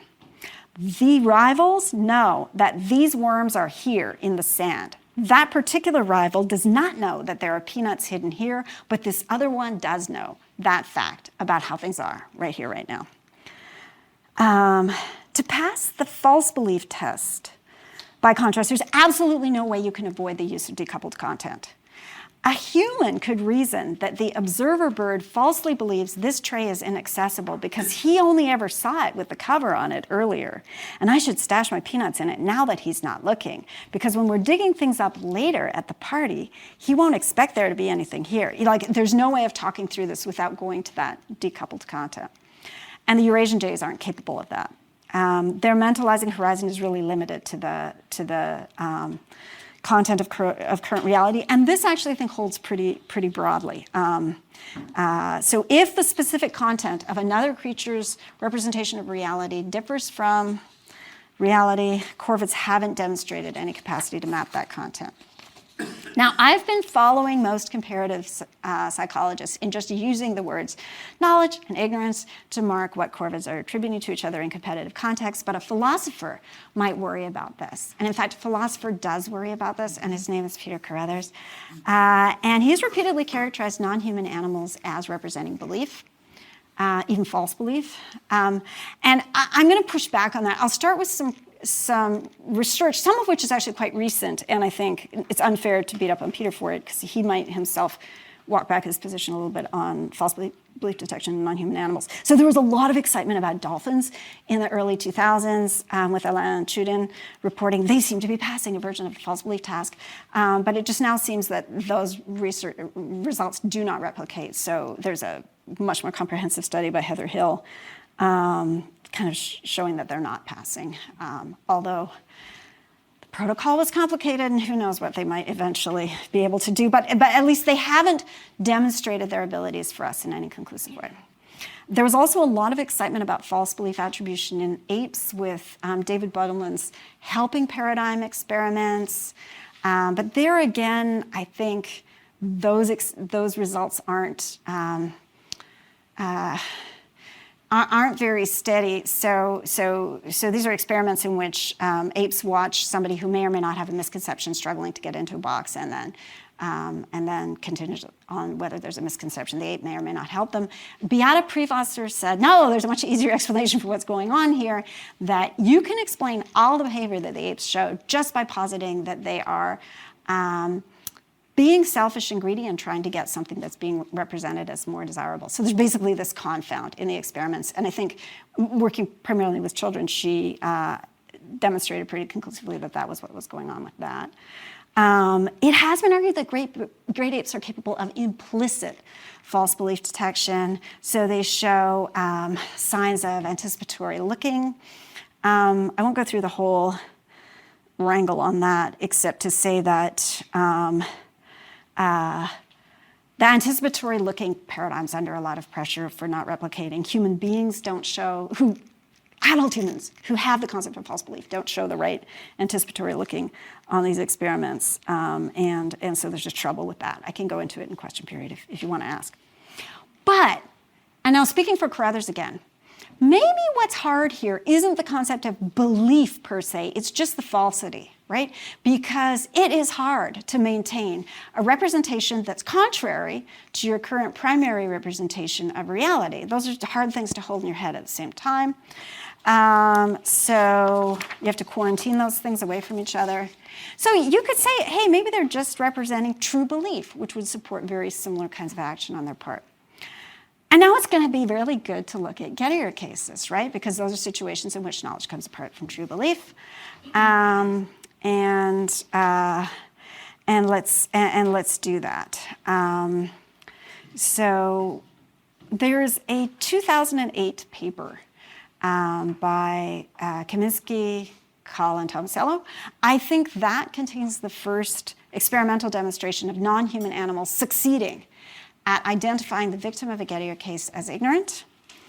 Kaminsky and colleagues missed the significance of this finding because they mischaracterize that Gettier agent as knowing, and they are just baffled at why the chimpanzees are missing this. But that paper involves a kind of complicated vetting paradigm experiment. I can talk about it if you want, but I'm going to focus instead on a simpler experiment with monkeys, rhesus monkeys. The interpretation of this monkey experiment, also controversial. Indeed, the original authors advance it as support for the theory that monkeys don't reason in terms of knowledge and ignorance. They reason in terms of awareness relations. And I'm gonna try to argue the awareness relation thing doesn't get you anywhere. And in fact, it's all knowledge and ignorance here. Okay, so in the experiment, monkeys are reacting to the behavior of a human agent who's reaching into a box that may or may not have a fruit in it. There's a makeshift stage with 2 such boxes, 1 on each side. The piece of fruit is mounted on dowels, actually secretly controlled by the agent, out of the monkey's view. So the fruit can slide on a track from an exposed position at center stage into either of the boxes. It's important to know, in earlier studies, these monkeys showed that they expected an agent who has seen the fruit slide into one box, a knowledgeable agent, to reach for that correct box, even if the agent is like away from the scene or has their view occluded for a little bit after they see it slide into that side. And Santos's lab, they're using the violation of expectancy paradigm, which really has held up. So this tests whether, so basically apes, all of us, will look longer at an unanticipated event. That's how you tell what they were expecting. Okay, so in the new study, the monkey sees the fruit travel from center stage into one of the boxes as the agent's clearly watching. The agent's view of the stage is then occluded by a panel. And at this point, one of 2 events happen. So the agent can't see. But either the fruit just peeks out of the original box and then goes back in, or the fruit stays exactly where it was and the box flips open and then shut again. The fruit doesn't move. One of those 2 things happens. Then the rear panel is lowered so the agent can see the scene again and the agent reaches down. The monkeys look longer when the agent reaches into the incorrect, the empty box, but they only do that in conditions where the fruit remains still. If the fruit moves out and back, that expectation that your agent is going to reach accurately is shattered. And the monkeys have no expectation towards either box. They're just expecting the agent to search randomly. And it's really striking that the expectation of accurate reaching disappears if the lemon moves, right? Jogs in and out of the box. Because you might think, look, the fruit's motion should even just like enhance. Yoo-hoo, the fruit's in here, right? Make it all the more likely that the agent's going to reach that spot. Actually, in my view, the most straightforward explanation is the monkey first comes to represent the agent as knowing where the fruit is. That agent saw the fruit go in there. If the fruit's location remains unchanged while the agent's view is briefly occluded, the monkey's attribution of knowledge can just continue intact. But it's shattered if the location of the fruit changes, right? Because remember, knowledge is a mental state you can only hold to truths. As soon as that lemon moves, we've got different truths on the ground. Even if the fruit is later restored to the original spot, its replacement there doesn't happen under the agent's watch, so it can't trigger a fresh mental state attribution of knowledge. So Horschler and colleagues argue that monkeys are attributing an awareness relation here, which stops when the lemon moves. And here's their overview, and you can see, I think I put this on your handout, this quotation. Awareness relations are mentalistic representations, but they're fundamentally different from knowledge or belief-based representations. Awareness representations are hypothesized to have an on-off quality, such that primates either represent an awareness relation linking a true piece of information to the agent, or they fail to represent any relation between the agent and the information whatsoever. The awareness relations hypothesis predicts that if the information linked to an agent changes while outside that agent's awareness, the awareness relation is turned off, regardless of whether this event results in a mismatch between reality and the agent's belief. In this way, primates tend to make no predictions about how an agent will behave when he or she is ignorant or holds a false belief. Okay, so I think there's a number of moves here that seem right. I like the kind of on-off binary relationship binding the observed agent in some truth. But in my view, seeing the agent as aware that something is the case, that just is a knowledge attribution, like aware that is factive, therefore entailing knowledge. On the sort of positive on side of the on-off relationship, I think I'm pretty close to Horschler and colleagues. It's on the off side that I think they're really getting it wrong. They think there is no attribution of ignorance. There's just a failure to attribute any mental state at all. They think you just stop mentalizing if you're a non-human primate. if there's no awareness relation there. You're just switching it off. And I think that's a mistake. I think part of the difficulty here could be arising from their conceptualization of what ignorance is. So Santos elsewhere characterizes it as a relationship to a decoupled content. So she describes, or with her co-author Alia Martin, ignorance as, quote, a relation between an agent and a piece of information that's not a part of our current reality. But I think that's wrong, right? Because I can characterize you guys as like not knowing like how many fingers I'm holding up here, as being ignorant of that, right? Well, not with this hand, sorry, but this hand. The people who are listening to this on tape have anyway, I should think of thought of something that works for the auditory medium, and I can't do that. But in any event, that there was it was part of my current reality, how many fingers I was holding up under that podium unseen. And I think in fact this is working for all the stuff with the Corvids too, right? That there is some feature of reality where the peanuts are hidden. They are representing certain, actively representing certain other birds as not knowing, as being ignorant of. This is occluded from them. It might seem trivial that any creature that can attribute knowledge will be able to attribute ignorance, because otherwise you're just kind of stuck in the on position of the on-off relationship. And you might think, yeah, you're just going to be seeing every agent as knowing about every patch of reality. But I think it's actually kind of an interesting strategy to say, look, the off position is just not actively represented. And they draw attention to the fact that, hey, subjects appear to have no particular expectation about the likely action of the competitor whose view had been blocked at the time of the lemon's motion. Of course, it's unclear what behavior should be expected from an ignorant agent. Neutrality on the option seems as good a representation of ignorance as any other. But I think it's fair game to worry that neutrality is also compatible with just complete failure to mentalize. Horstler and colleagues need to explain the pattern of expectations. And here's what they say. They posit that awareness relations are disrupted by physical movement of objects being tracked by an agent when this motion occurs outside the agent's awareness. I think there's a couple problems here. One is you're helping yourself to that idea of what's happening outside the agent's awareness, right? Isn't that kind of this idea of ignorance, right? Which is playing a role in your calculations.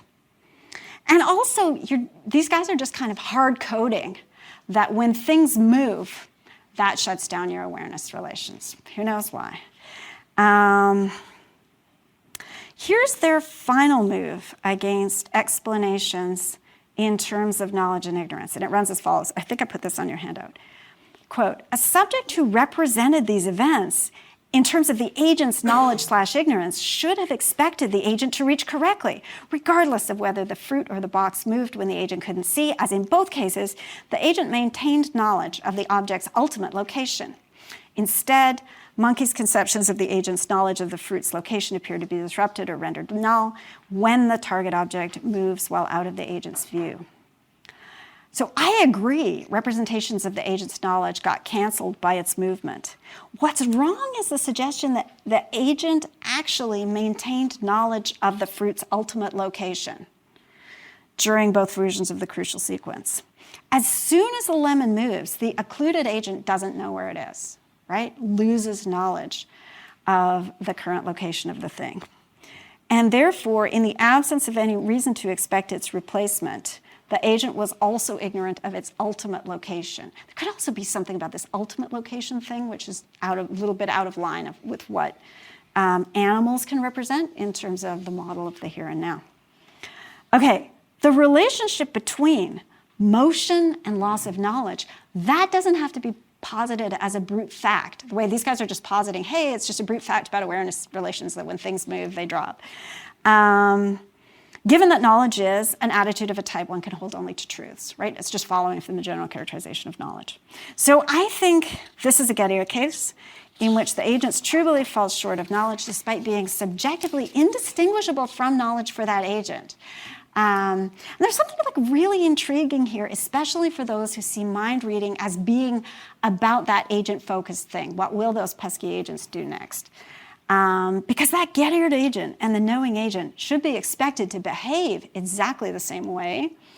They're closely paired at that initial moment when they both watch the lemon go into the box. And then remember, if the lemon doesn't move while they're not observing, then the expectation is that they'll reach accurately. If you kind of switch to consider the subjective perspective of the agent during that sequence, the get-eared agent and the knowing agent have the same experience, right, from behind because the screen is up when the lemon moves. And there's no question at all the observing animal knows the truth about where the fruit is. Indeed, this location has been rendered even more salient by the lemon sliding in and out. But despite all of that, one case is correctly grasped by the observing monkey as supporting appropriate action and the other isn't. And it can just look like a bizarre defect of mind reading that the observing monkey drops the expectation of a successful reach. In get-eared cases, they would have predicted better if they had expected a correct reach from that agent who had a coincidentally true belief. And so monkeys look bad if we're comparing them to humans who have the concept of belief as well as the concept of knowledge. But if we evaluate them strictly on whether they are accurately discriminating between states of knowledge and ignorance, their performance looks better. They're right to respond differently to these cases in general. You got to think about what generalizations are they making. The object-seeking behavior of knowledgeable agents really is different from the object-seeking behavior of ignorant agents. Okay, so last section. Agent-focused mind reading is just trying to predict behavior, where this can be driven by factors like false belief, decoupled from current reality. World-focused mind reading aims to take the actions of sensitive and smart agents as cues to what's happening in reality. We need to learn generalizations about when to watch those cues and when to drop them. If we come to see other sentient creatures as smart about the ranges of reality that fall within the ambit of their senses, earshot, line of sight, etc., then it makes sense that mental state attributions can be updated not only by the recognition that the target creature has witnessed some relevant change, but also by the recognition that they've failed to catch something. If reality deviates from the target agent's conception of it, say after the agent's back is turned, then that agent just isn't an expert anymore on that portion of reality. As soon as the lemon moves, the focal monkey's grasp of what's going on in that stage is superior to that of the target agent whose view is blocked. So you've got this idea that sentient creatures are local experts on the fields of their current and recent experience, and it gains force when you think of cases where those recognized fields differ from those of the observing mind reader, and those cases are ubiquitous. So other creatures invariably have different angles of view. They stand poised to react to threats that could be looming up behind you. They are drawn to attractive rewards just out of your range of view. So they can actually kind of function as like rear view or side view mirrors for you if you have some conception of how their sensibilities work. Going back to the beginning, gaze following can be understood as a form of deference to the sentience of others. If another bird in the flock looks up, that's potentially a marker of a serious threat overhead, whatever might have crossed the peripheral vision of that single animal to attract its attention upwards. Even if it didn't independently attract the attention of other members of the flock, it can now do so quickly through their capacity to read that first bird's response. Reading the response correctly demands some appreciation of the spatial zone towards which this response applies, starting with a grasp of line of sight. In this way, distal events can register with mind-reading agents in social settings, even when those events didn't initially fall within the scope of what these mind-reading agents could sense directly for themselves.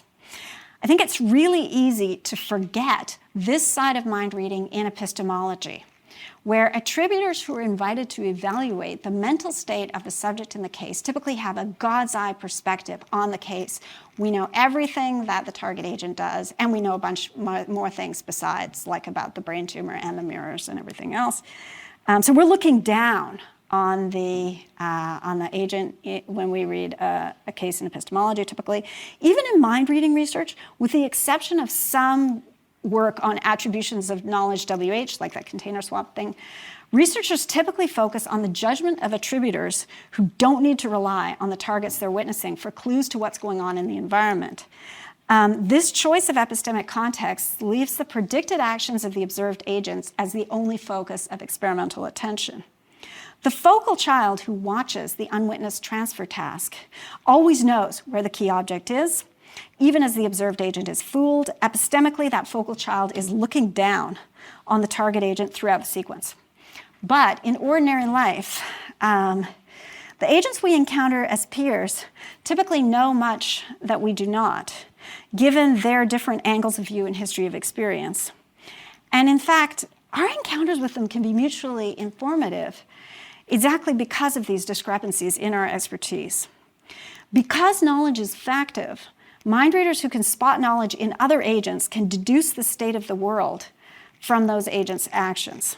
Social cognition lets us help ourselves to the knowledge of others in making sense of reality. Humans have this animal system too, but we add one weird trick. A trick which generates stunning results that we'll talk about next time. Thank you.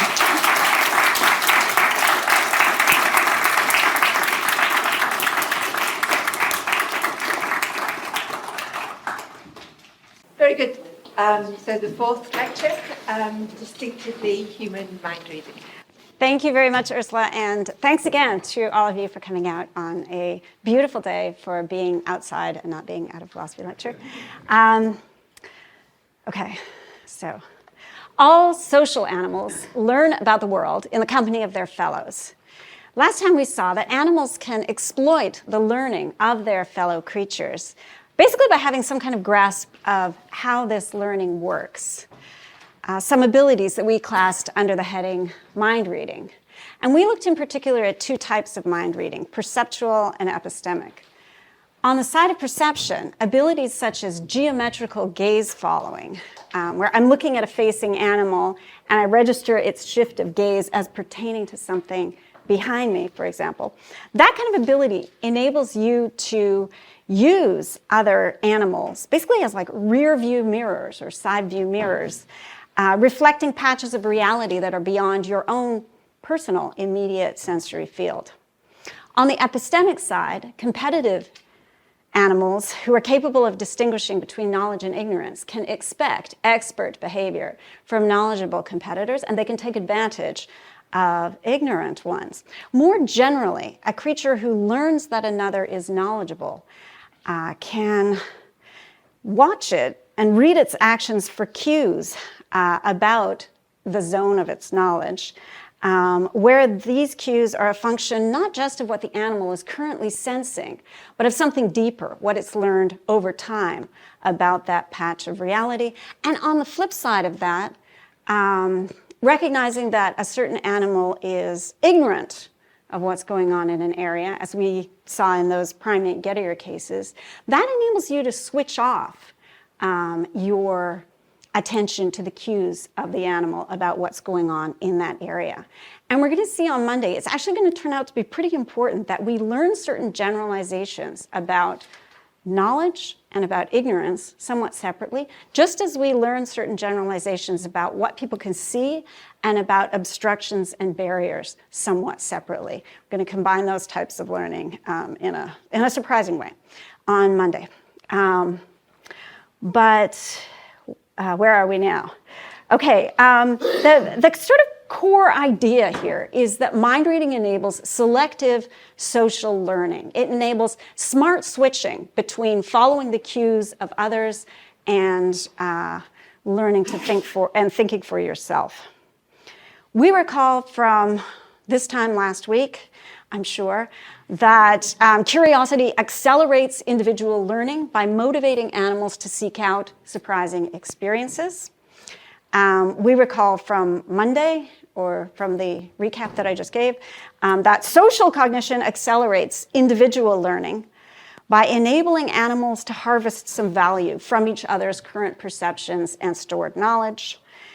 And here's an overview of what we're going to do today. We're going to see that in humans, these two accelerants come together. So alone among the animals, we're actually curious about what others do and don't know.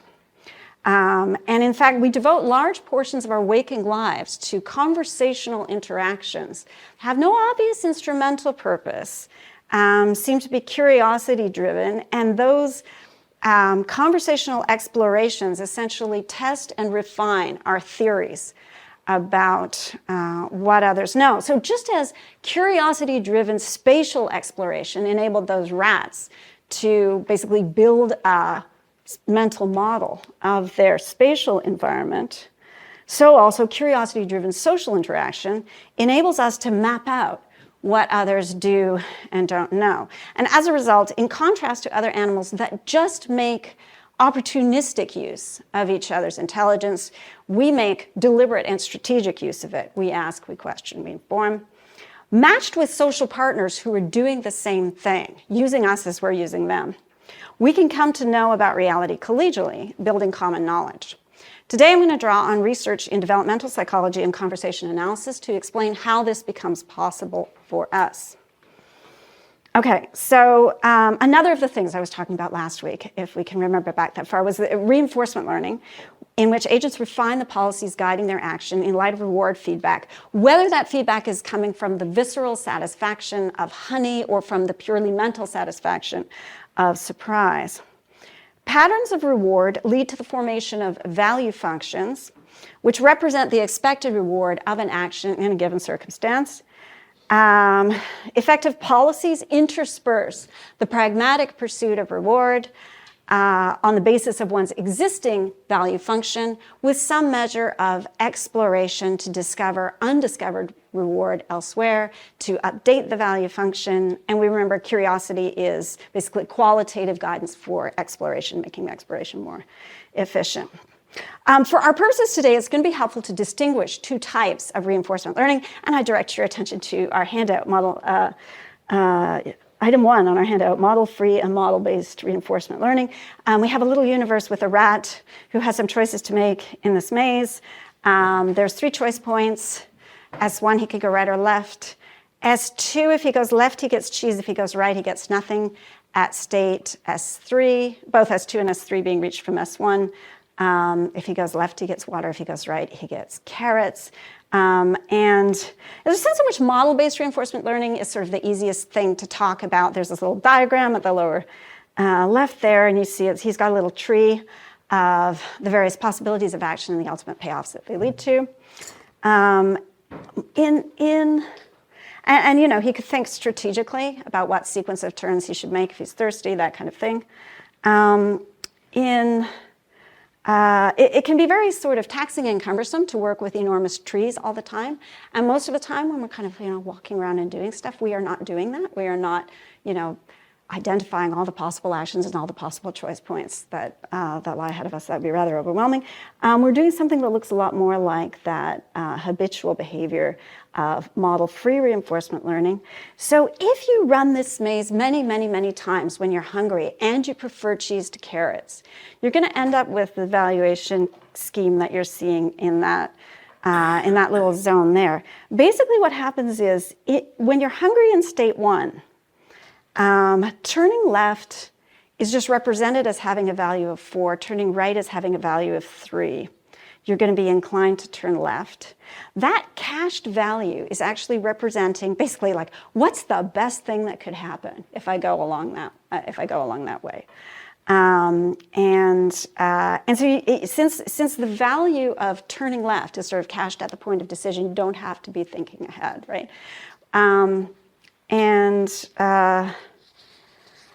Where are we? Okay, I could talk about this for a long time, but let me just say many animals, including rats, are capable of both ways of thinking. Because model-free reinforcement learning stores values for particular state action pairings, it allows for really easy but inflexible action when familiar states are visited. So driving home on mental autopilot, I take my usual route, switching lanes when triggered by the sight of the exit sign. Model-based reinforcement learning allows more taxing but flexible on-the-spot updates. Having heard on the radio that my exit is closed for bridge repair, I simulate my options using a mental map, and I take an earlier exit, maybe for the first time. So you can use a model to simulate possible experiences. Big differences between these two ways of thinking come out when the environment changes in some way. So if you're put down in that environment and you're thirsty and you've never explored that zone, that maze thirsty before, you'll still feel some kind of inclination to turn left because turning left has always paid off in the past. So that's sort of pain. And in our daily lives, of course, these things can come into conflict. You're all strategically planning to stop at the bakery on your way home from work, and you kind of get engrossed in your podcast on the way home, and you find yourself arriving at your front door without any bread. And that's like just your lazy model-free system has taken over. Okay, I like the way Peter Dayan characterizes the contrast between model-free and model-based control. He describes it as really a contrast between imperatives and declaratives. So model-free control is kind of procedural in character. It specifies directly the choice of action at each state or location as an imperative command. Model-based control, that was a quote, that's on your handout. Model-based control, quote, provides a set of semantic facts about the structure of the environment and the subject in the form of a forward or generative model. And ideally, those facts are going to entail that some particular action is optimal, and that will solve your problem. So the way I would put it as an epistemologist is to say that model-free agents can often know what to do, given their training and what they're now observing. And model-based agents can know what is the case in a more detached way. Successful model-based reinforcement learning results in states that are not just accurate, but robustly accurate. Because incorrect predictions frustrate the pursuit of reward, models tend to improve over time. The idea here is certainly not that everything the agent incorporates in its model is going to constitute knowledge, especially early in training. You can expect the agent to have a lot of misconceptions in there. The idea is rather knowledge is the natural endpoint towards this kind of system, towards which this kind of system will gravitate in a suitably regular environment, et cetera. Knowledge is like the basin of attraction towards which the agent's representations should ultimately converge. Safely accurate representations will be stabilized by their propensity to ensure the capture of reward. So, in model-based learning, the agent is using its observations to construct a model of the environment where observations are just a signal of the underlying state of the environment. We're now going to talk about this kind of environment and not the artificially simple tic-tac-toe environments of last week where state and signal are just the same. So reinforcement learning is just going to extract reward it's going to extract reward-relevant differences in those underlying states. So basically, every time I drive home from my undergraduate campus in the suburbs, the sensory stream of observations I receive is somewhat different. There's like slightly different traffic patterns, illumination, cloud cover. I'm in a slightly different lane position as I'm driving. For the purpose of efficient navigation, a learned model of the roads will not retain all those variations. It's just going to distill whatever features really make a difference to successful travel. A useful mental map might distinguish the states of being on the main highway and being on the side access road without further distinguishing states involving small differences in cloud cover or illumination. A model whose state space is too fine-grained will tax the memory and processing capacities of the agent and impede the effective evaluation of actions. Like at the limit, it's going to make you kind of take every trip as if it's your first, because the clouds have never been exactly this way before, and I've never left at 7:06 a.m., A model, on the other hand, a model that's too coarse-grained is going to bar the agent from taking advantage of some reward-relevant differences. So if your model strips out all time of day information, you might never learn that morning rush, it's better to take the side road. Models that start out coarse-grained can later be refined, for example, at the age of 4 for human beings when key distinctions are learned. Okay, so model-based spatial navigation is an accomplishment. Rats can master it. I guess it's not like a huge accomplishment, but it takes them some time. It takes them quite a bit of that curiosity-driven exploration. Remember, they're sort of avidly going all over, even though they're not being fed in the maze. They'll cross these electrocuted floors to check it all out. It takes them a while to build the kind of mental map that's going to enable them to, for example, take new shortcuts if certain routes are blocked. It's kind of action that could come in handy later if they're chased by a predator and a tree falls or whatever. When they have successfully mapped the zone, we see a sudden upward spike in their we see a rise in their maze performance, right? There's a sort of jump upwards when you've got model-based learning, whereas model-free learning, by contrast, slow and steady progression, pretty much a sloping line. The longer you live in a certain area, gradually the better your habits become for navigating it. No big jump when, hey, now I've got the model just came online. Having a model in place, of course, as we say, doesn't remove the possibility of habitual action. When you're taxed, you go back to autopilot. Spatial navigation is one domain in which animals switch between model-free and model-based control. But there's other task domains which allow similar switches between habitual and strategic action. There could also be domains in which humans can act strategically and animals can only act habitually. And I'm going to argue that today that mind reading is an area like that. I think there's a bunch of evidence for this in animal behavior. For example, non-human animals, notoriously weak at strategic deception.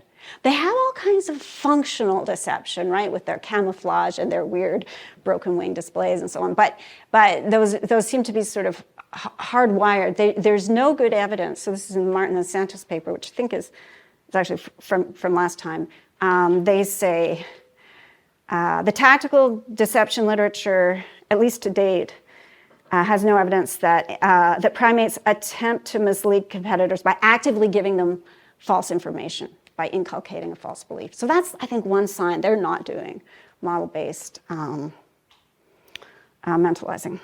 But what I really want to talk about today is humans. So let's get into that. So we'll start again with the perceptual, and then we'll do the epistemic. Human gaze following begins with a sensitivity to direction of gaze. So infants between the ages of 2 and 6 months are sensitive to which way an agent is facing. But it takes a while for this to develop. And even at 8 months of age, children will follow an adult's head turn regardless of whether the eyes are open or closed. But then, at 9 months of age, 9 to 10 months of age, there's a sudden huge jump in performance. This is called the 9-month revolution, Brooks and Meltzoff. And comparable timelines, chimpanzees and monkeys, just show slow, steady, gradual improvement. They never get a revolution. They just get gradual increases in competence with more complex sight lines. Issues with obstructions, doors and windows, and so on. Up to the age of 5, they never show much sensitivity to the difference between head direction and eye direction. So, they can't do these things where, your head's over here, but you're looking that way. That's hard for them. We're really good at it, and it's not fair because we have an anatomical advantage. So if you look at the picture, we have the so-called cooperative eye, and this is Kobayashi and Kushima. The human eye is elongated. We've got that sharply contrasting white sclera around the iris. Other primates have round eyes with a darkened sclera similar in color to the iris or to the face. So basically, gaze direction is camouflaged in all other primates, and it's emphasized in us. And conspicuous gaze direction gives both your competitors and your predators predictive advantage in figuring out what you're going to do. So it's like a really interesting question, why we have lost that measure of privacy. Advocates of the cooperative eye hypothesis have urged that the compensating value of our easily read gaze direction lies in its facilitation of mental state sharing, which is crucial for creatures that are cooperative as opposed to competitive. So the king of this movement is, of course, Michael Tomasello.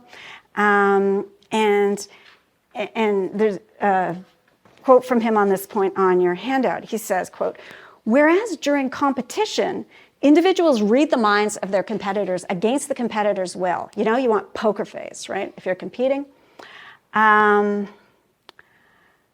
In cooperation and coordination, individuals want their partner to read their minds. When we're cooperating and coordinating, I do everything I can to display or advertise my mental states to you to facilitate the process. So as Tomasello goes on to emphasize, the remarkably flexible coordination of humans is enabled by our communicative powers, which have a foundation beginning in the interactive alignment of attention, initially through pointing and gaze following. So humans not only find it easier to read the direction in which other members of their kind happen to be gazing, what we do is we actively manipulate each other's direction of gaze and then their attention more broadly. And remember I said last time there's like one weird trick that sets us apart from the animals? That's it. It's that we're not just noticing which way they're looking, we're making them look. We're seizing their mental states and trying to command them. We're doing this back and forth in each other. So across cultures, infants begin to use a hand or finger to point out objects to their caregivers between 10 and 14 months of age, often echoing the pointing gestures of their caregivers. They start getting receptive to pointing gestures at that 9-month revolution, but they start producing them a month later, right? And they look back and forth between the object and the caregiver. By contrast, chimpanzees don't communicate with each other by pointing, and you have to go through enormous training to get them to respond appropriately to the pointing gestures of cooperative humans in hidden reward games. So that's Pavanelli's classic work, where if you do pointing gestures, hidden reward games with 12-month-old infants, they get it right away.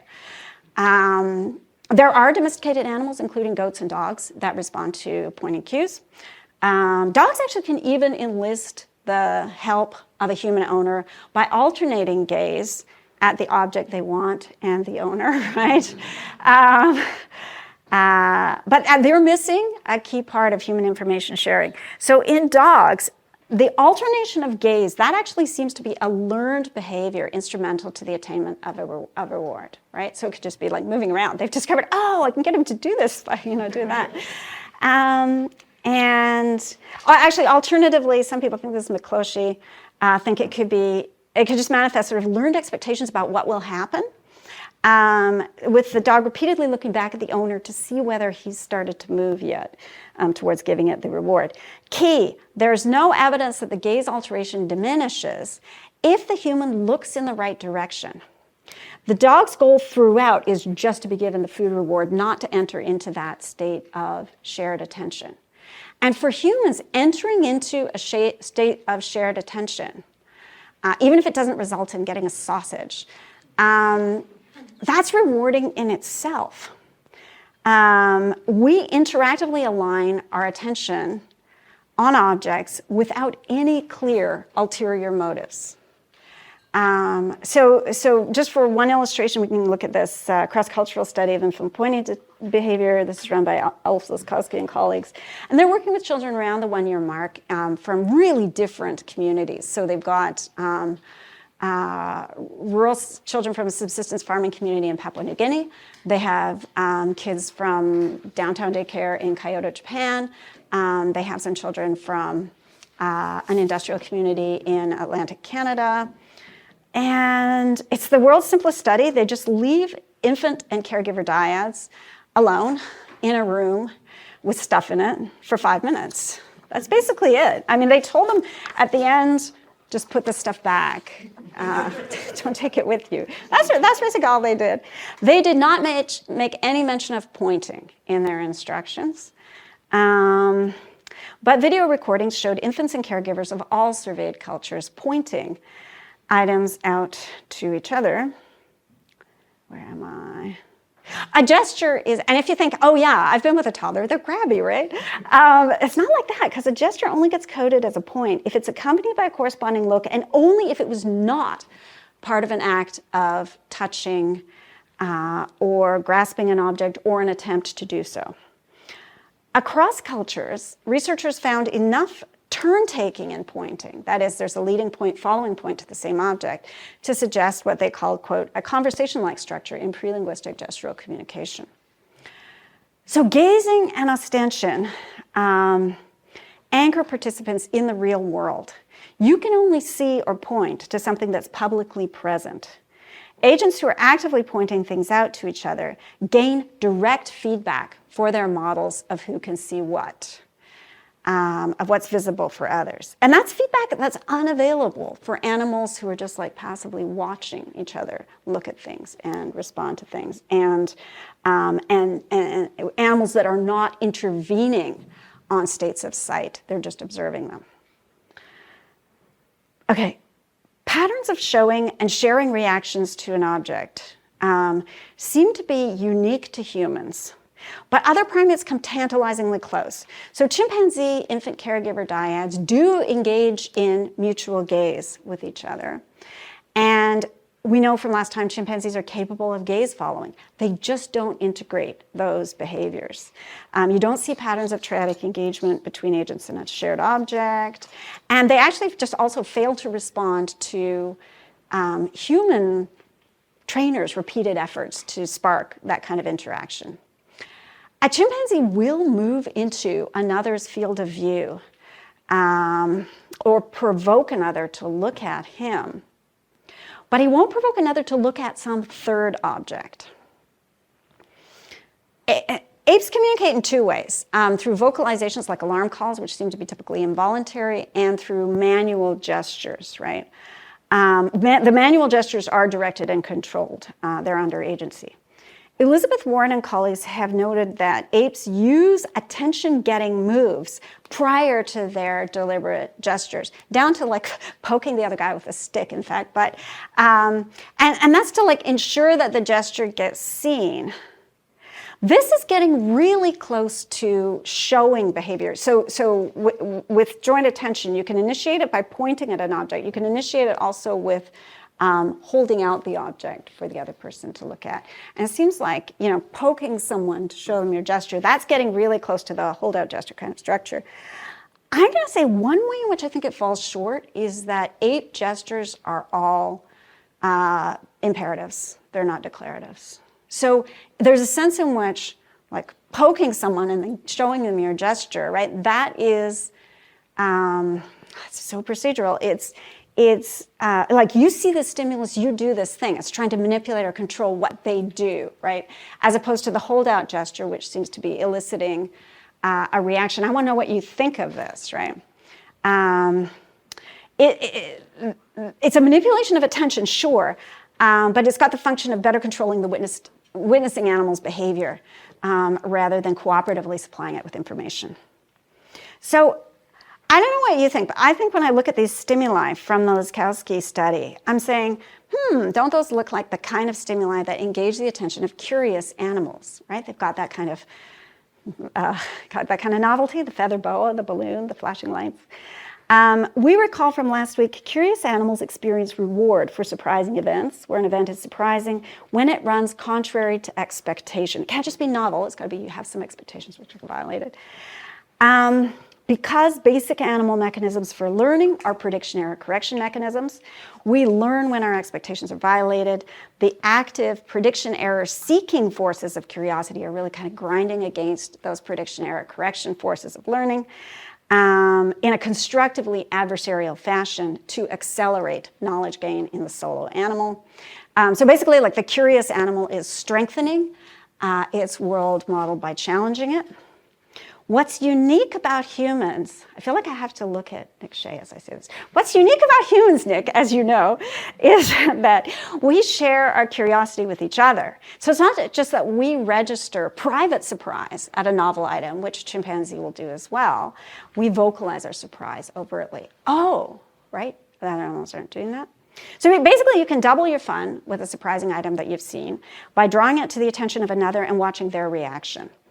A pair of humans who actively engage in surprising each other can make rapid gains, moving towards common knowledge by actively seeking out anything that will produce violation of expectancy in either of them. I actually often think of like philosophy question periods are like that. You've got your theory. I've got my surprise and counterexample, right? We're going to antagonize each other and learn so much. Okay, yeah, and we can even get strategic about this. Because humans vocalize their surprise overtly, you can come to know over time what kinds of things surprise others, both in general and in ways that are particularized to the kind of person that you're dealing with. If you're suitably reactive, I can also gain by showing you things that surprise you to trigger a reaction that I'll find interesting, even if the thing in question doesn't really surprise me anymore at this point. So if this behavior is showing up in small-scale societies in Papua New Guinea and also in downtown Kyoto, I think it seems to be secured as some kind of part of human nature. So we need an explanation of how this kind of interaction is an evolutionarily stable strategy for us, and also why other animals aren't doing it. Because if it's so great, why isn't everybody doing it? Why aren't the rats showing each other stuff? Hey, check this out, buddy. Okay, so let's try. I feel like now it's a part of the talk where I'm on really thin ice, so bear with me. Okay, given that we have to have prior expectations in order to violate them, individual curiosity can drive this kind of social behavior only among agents who have a broad but not unmanageable array of possible reactions, right? That was the lesson from the Schmidhuber television set example from last Wednesday, that if you've got this screen that's broadcasting like totally freaky random static, it's just not surprising because you don't have any expectations. It's very novel every millisecond, but it's also very boring because you have no expectations. Okay, so we need like a range of reactions that's going to be challenging but not unmanageable. Okay, there's two directions here that we got to talk about. And the first one I'm not so great about, but anyway, I'll just say it because I've got something written down. Okay, by showing them surprising objects, caregivers can elicit emotional reactions in the infant, which may be appropriately hard for caregivers to predict because infants have this sort of inchoate understanding of the world. Like, it is honestly really funny to see how infants react to novel objects. The other direction strikes me as so much less problematic, so much easier. Infants can elicit appraisals and namings of objects by the caregiver. Notice, infants actually don't engage in joint attention with each other. They need a more expert partner to play this game. It's only around age 4, conversational language use, when we get that second bump in the model, that you get joint attention between children. Before that, if you've seen toddlers, they just kind of engage in that kind of more parallel play. Okay, so research on declarative pointing by infants. It should be research on infants. Around, I guess the infants were participants, so it's kind of research by them in a sense. Nothing about us without us. Around the 1-year mark shows that caregivers are highly responsive to children's pointing. So at least in one-on-one free play contexts, virtually all infant pointing gets some form of maternal response. So a typical study puts it at 97%. That's the Olson, Janet Olson in Missouri, 2011. That includes, the 97% response to pointing includes nonverbal nodding and giving. And if what you're showing is proto-declarative pointing as opposed to reaching, then specifically verbal responses really dominate. So you get verbal responses 93% of the time if the infant comes up with a proto-declarative point at something. This verbal response usually includes some kind of labeling. So Olson, Missouri finds 62% of responses include at least one object, action, or internal state label. And that's really close to the numbers other people are getting. Heyday Marcus got 65% of the time. Those internal state labels, I was going to put that in quotation marks because I'm like, seeing is not an internal state, am I right? Anyway, the internal state label virtually always reference seeing for pointing gestures and wanting for reaching gestures. The mother's lexicalization of the mental state, oh, you see the balloon, could be further consolidating the child's understanding of that mental state. and Mele Tomopo and Ted Ruffman have done some great work on that if you want to follow it up. One really nice feature of labels in a natural language is that the fixed lexicon generates expectations. But for a child in a period of rapid vocabulary growth, it's attractively dicey whether you've heard the word before or not, right? Doggy, maybe it's not quite a doggy, maybe it's something a little different. Rates of maternal labeling in response to pointing are very unsurprisingly correlated with infant vocabulary, both in the moment and predictably. Infant pointing on its own is a significant predictor of vocabulary size, with maternal responsiveness enhancing this effect. That's kind of not so surprising. I actually think all that focus on vocabulary and labeling in developmental psychology sometimes obscures a simpler mechanism that's at work here. You might be wondering what goes on in the maternal verbal responses to declarative pointing that do not include a labeling of the object, action, or internal state. What is mom saying if she's not hitting one of those boxes? And you have to crawl on your hands and knees through the methodological notes to find out what they've cut. But here's a clue. This is from the methodological note from that Cameron-Faulkner cross-cultural study on commonalities in children's pointing and maternal responsiveness. It's actually a really great, it's a really, really great article, so I'm being a little mean. But here's what they cut. Quote, utterances containing only single word expressives or fillers, e.g., oh, hey, uh-oh, were not included in the analysis, as the maternal utterances analysis focused only on linguistic items with semantic content. And my reaction to that particular methodological decision is, uh-oh.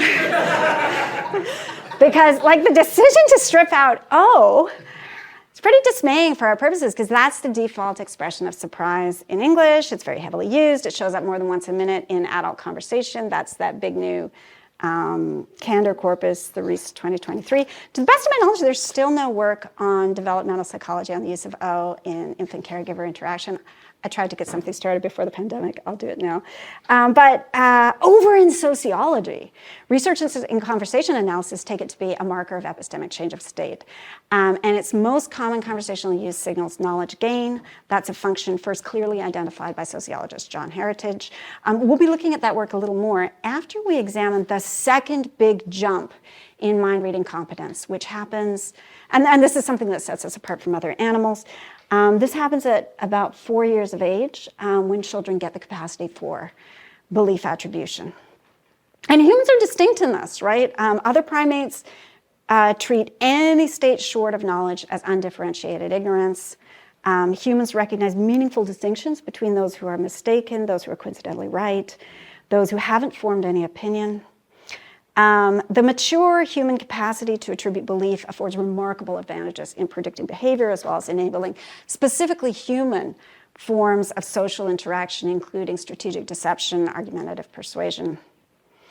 Given that the emergence of belief attribution marks a deeper understanding of mental states, a natural question to ask is whether this new understanding enhances or supplants the knowledge-centered framework available to other species. You might even wonder whether human mind reading could somehow be based on belief from the start, with knowledge attribution appearing for us as an elaboration. I think that humans also start by thinking in terms of knowledge and then graduate to thinking in terms of belief as well. And until recently, my project was really encumbered by a string of publications arguing for implicit sensitivity to false belief in infants.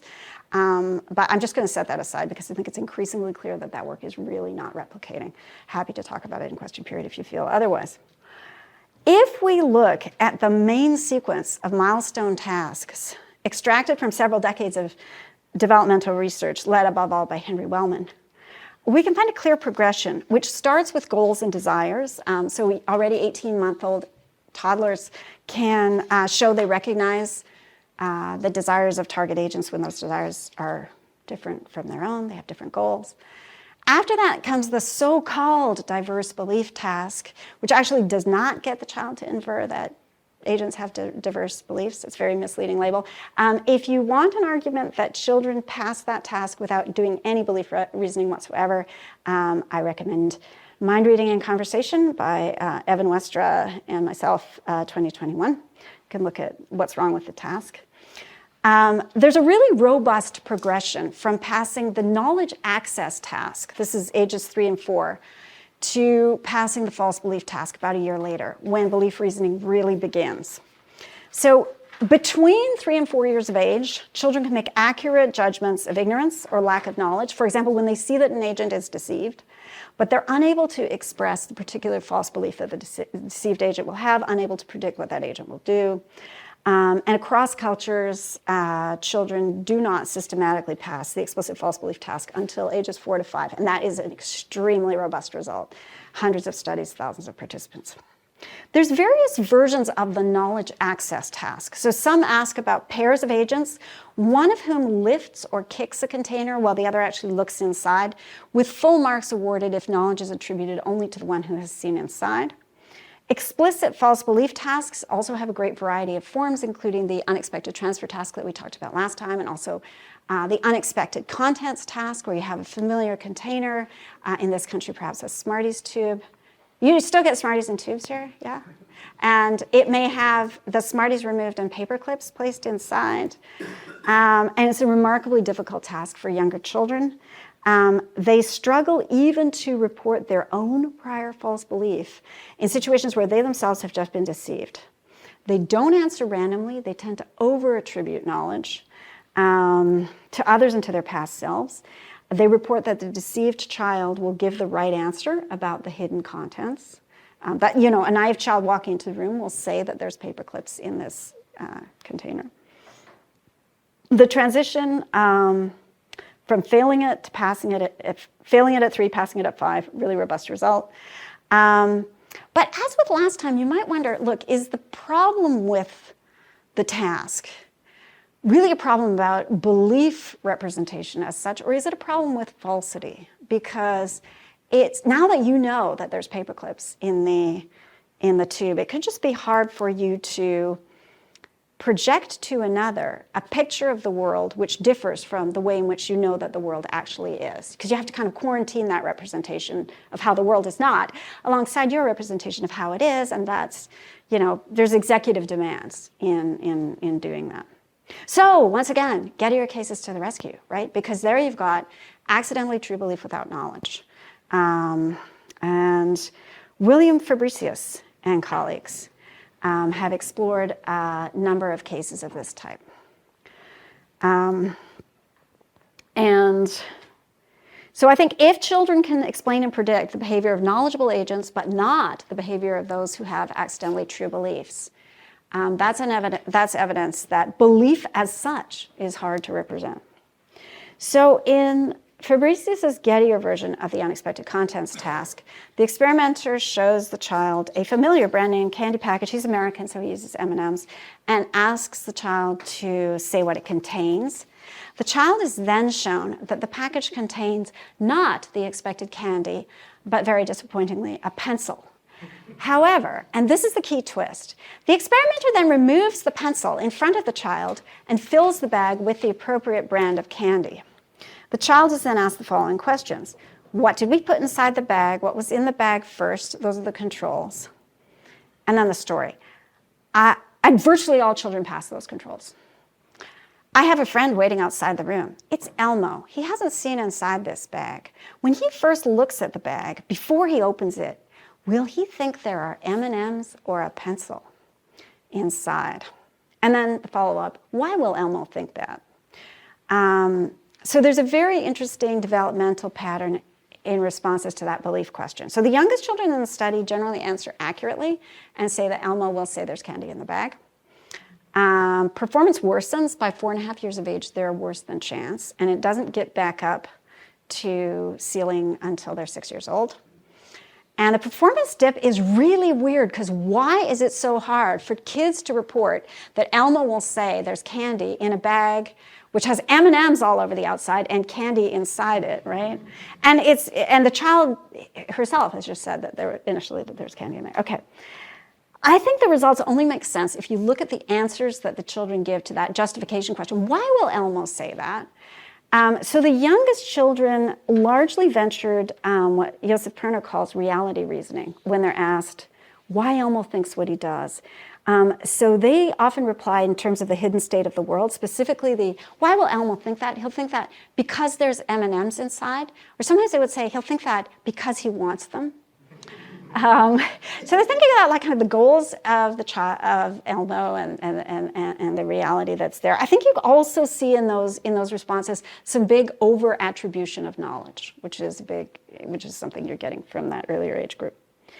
The group in the middle, the oldest group, they're fine. They'll say things like, they'll do clearly belief-based reasoning. They'll say it has M&Ms on it. It's an M&Ms bag. The group in the middle tends to reason in terms of what Fabricius labels perceptual access, and they really reference a failure to see or know. So they'll say, he didn't see where you put the M&Ms. He won't know M&Ms are there. He doesn't know, so he'll have to guess. Consistent with the researchers' hypothesis that children associate ignorance with error, roughly half the children in the middle group predicted that Elmo would be mistaken about the contents of the bag, taking it to contain a pencil, or in a few cases, candy and a pencil. That could be a sign, like remember the Y-shaped tube task we were talking about, that you're getting kind of flustered with your decoupled content. Strikingly, even among children who answered the belief question accurately, the absence of knowledge could be really salient in responses to the justification question. This crossed all ages. So child 1, he hasn't looked inside. He doesn't know what's inside. He won't know if it's a pencil or not. Child 2, he doesn't know what it is. Child 3, he doesn't know if it's M&Ms or a pencil. Child 4, he'll think maybe M&Ms, because there could be M&Ms and there could not be. I love that kid, right? Okay, for adults capable of reasoning in terms of beliefs, the task here is trivial, so it takes some ingenuity to figure out, like, why is this so hard for 4-year-olds? Fabricius and colleagues take their results to point to a stage in development at which children reason in terms of knowledge and its absence without yet being able to reason in terms of belief. And I think they're right about that. They go on to elaborate with some perceptual access heuristic stuff, which doesn't square with testimonial knowledge acquisition stuff. So I'm going to set their solution aside. I think the basic first move they do is right. Kids can think about knowledge, they can't think about belief at that age. But I want to emphasize something that I think Fabricius and colleagues don't emphasize enough, which is that the kids in this middle bracket, they're not entirely failing at mental state attribution. Despite their strange answers to the question of what Elmo will think, candy and a pencil, the kids are not wrong to see Elmo as lacking knowledge. Although the package does contain the appropriate candy when Elmo's expected to enter the room, the experimentalist has just been tampering with its contents. In general, the inference from bulging M&Ms packaging to M&Ms is a safe one, but the recent history of this particular bag creates a live risk of error, local error. If Elmo had entered just a moment ago when the child herself first inspected the bag, he would have been mistaken to judge it to contain M&Ms. The child has just learned that a superficial glance at this particular bag, that's insufficient to gain knowledge of what it contains. Given just what meets the eye in the moment, there could be M&Ms and there could not be. So I think this is actually kind of like a fake barn, Gettier case. Thinking about Elmo's relationship to this particular bag of candy, the kid who observes, he doesn't know if it's M&Ms or a pencil. That kid is getting it right and getting deeper into Elmo's perspective than the younger child who says, Elmo will think that the bag contains M&Ms because it does or because he wants them. So I think belief-centered accounts of the development of theory of mind are really hard-pressed to explain these findings. So this is the kind of account that people like Alan Leslie are pushing. They think kids reason in terms of belief from very early age, but they're failing the false belief task because they rely on the true belief default, according to which, quote, because people's mundane beliefs are usually true, the best guess about another person's belief is that it is the same as one's own. Leslie sees young children's failures on false belief tasks as, and remember, the kids are answering those control questions fine. They have no problem with the bag now contains candy, right? So Leslie sees young children failing because they've got this limited capacity to inhibit that true belief default.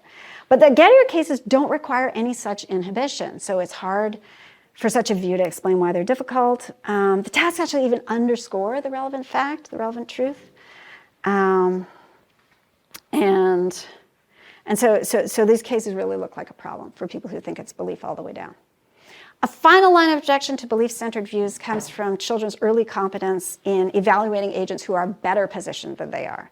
So 3-year-olds can already judge that the agent who's looked inside a container will know what's inside, for example, the identity or color of some hidden object there. When the hiding event happened out of the child's view. So that's Brad Pillow, 1989. Not having formed a belief of her own, the child can't be inferring that the observed agent has a belief that's the same as hers. At the same age, when faced with 2 agents, one of whom's looked into a box, the other of whom has simply lifted it, children can not only accurately attribute knowledge WH of the contents of the box to the agent who's seen inside, but they're also adept at answering the question, who can tell what's in the box? So knowledgeable agents are positioned to fill gaps in the child's own knowledge of reality. Very powerful incentive for mind reading. Really great paper by Aboudi and colleagues on the reference list on that one too. Okay, so if you're convinced that belief detection emerges well after knowledge detection, you can wonder how and why humans ever become capable of thinking about belief. So, following the 9-month revolution, infants diverged from other animals in making seeing into a social activity. Hey, check this out. Let's look at it together. Actively directing each other's perceptual states, pointing to visible objects, watching the reactions of others, responding to others' points by looking at the relevant objects and reacting. Caregivers' verbal reactions to declarative pointing spur vocabulary growth, and soon toddlers can direct a caregiver's attention onto an object by naming it. So in the Carpenter-Nagel paper, pointing really rises up till about 15 months, and then it slopes off, levels off, not because they're not trying to engage in joint attention, but because they're using words to draw attention. Unlike pointing, naming is not restricted to objects in the deictic sphere of the conversation.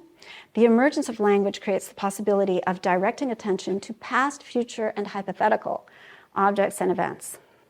So we know from last time that corvids and non-human primates are not restricted to evaluating just each other's sight lines on the here and now. They can also evaluate knowledge and ignorance of things that don't currently meet the eye, like buried worms, hidden lemons.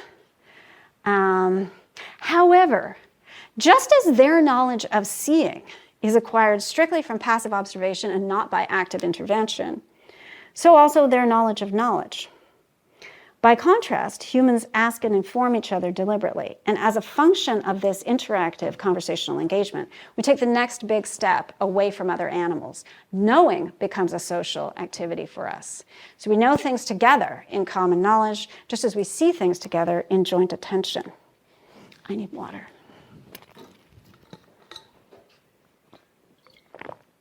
The importance of active engagement in human theory of mind is not always recognized. So Mark Ho, Rebecca Sachs, and Fiery Cushman draw attention to this fact in a recent paper of theirs, Planning with Theory of Mind. And it starts with this long string of quotations from major figures in the field who are all explaining that the core function of mind reading is to predict the behavior of other agents by inferring mental states.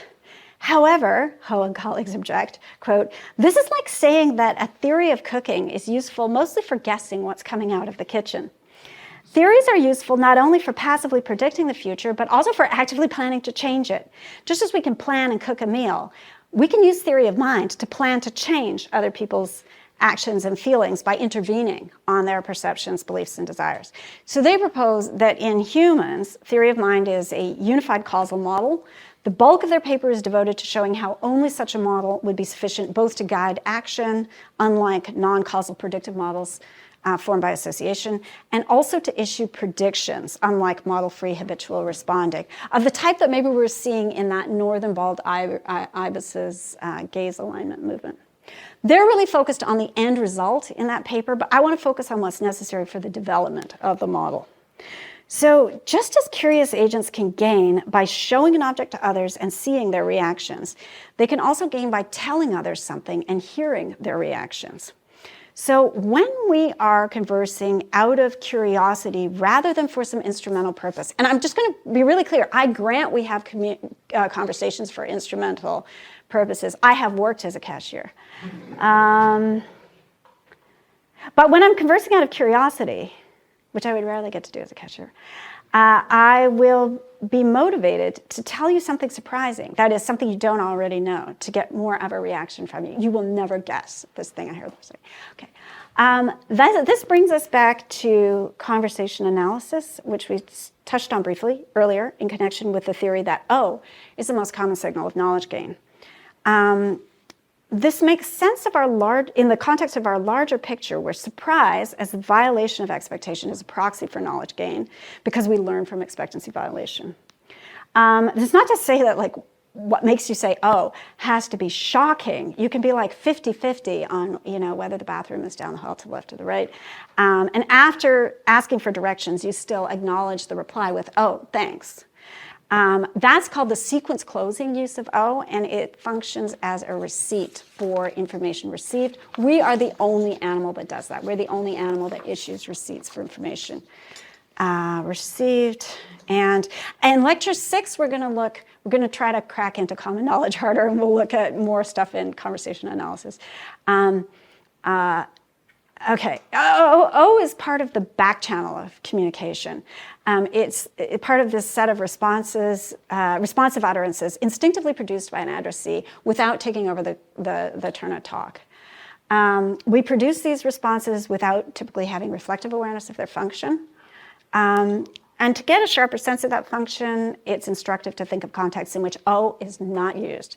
For example, when you ask your students a pedagogical question, it's obvious to everybody that you know the reply. When they produce the reply, you say, yes, that's right. You don't go, oh, typically. You say, yes, very good. And that's exactly because you're not wanting to signal that you're gaining knowledge. Sometimes you are. Oh, God, I hadn't thought of that. Those are always the greatest moments in teaching, right? And of course, you can be duplicitous in your use of oh, saving face for somebody who's telling you some gossip. In fact, you already know. It's like, oh, wow, right. But that usage is parasitic on the primary function to signal knowledge gain. There's other back-channel devices that include such traffic signals as the generic which gives the speaker the green light to continue their turn. The channel's heavily used, although it's under-transcribed in standard corpora. There's some great new resources lately. I really want to recommend the Candor corpus, which dropped in 2023, over 7 million words of naturalistic conversation in video format. Thank you, pandemic. And it's enhanced with algorithmic tools for turn segmentation and back-channel analysis. And so the developers of this corpus find about 1,000 words of back-channel for every hour of conversation. These back-channel words are just giving that's the addressee giving the speaker a little heads up on what's new to me and what's not, right? Where am I? So back-channel is produced on about 2/3 of conversational turns that are 5 words or more. O is the third most common after yeah and and you can get a sense of the contrast between yeah and O. You don't usually think about this, but you put things side by side. If you compare dialogues 1 and 2 on your handout, I'll just give you a second to read that. My feeling about this is that the party comes as news to Bob, but not to Brad, right? I don't know if you're getting that as well. Okay, and I'll stick to English here, but there's back-channel devices in all languages that have basically the same kind of function, although they are, of course, more complicated in the Finnish language. They have so many particles.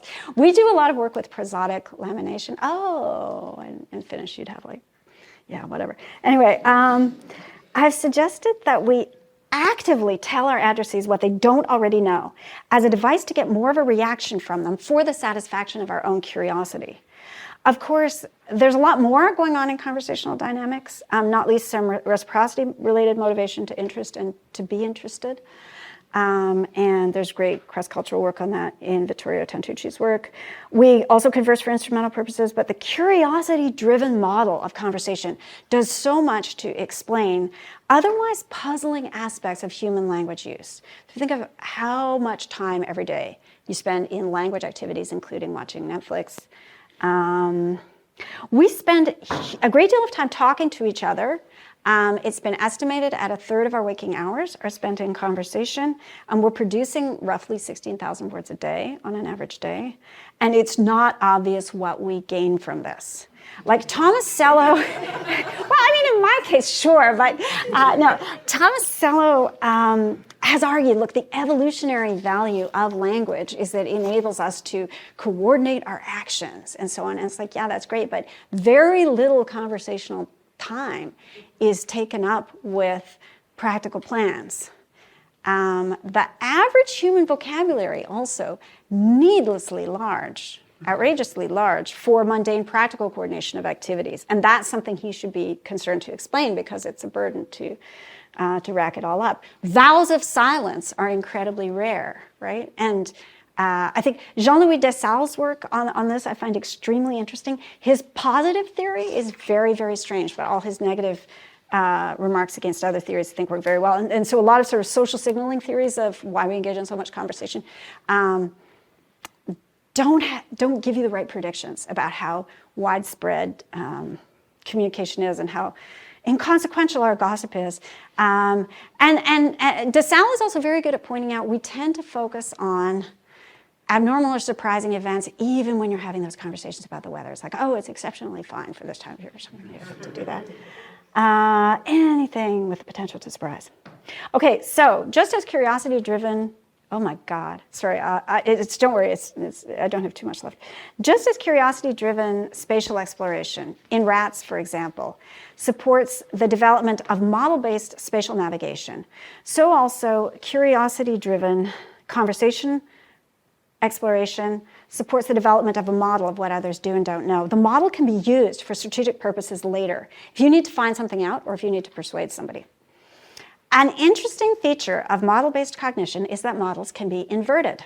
Having developed a map of the epistemic and motivational states giving rise to someone's actions, including their speech actions, you can use that model to predict what they'll say and do and what questions they'll be able to answer. But you can also invert the model to infer the epistemic or motivational state that makes sense of an unobserved action.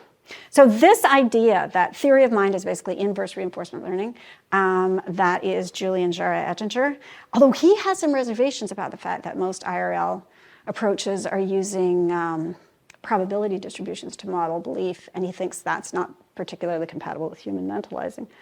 If you go instead to a binary state framework, you can say that, for example, when you detect factive mental states, one of the things you can do is invert the model to infer a state of the world. So, like Martha knows where the cake is. If you want to find out where the cake is, you watch what she does when she wants cake.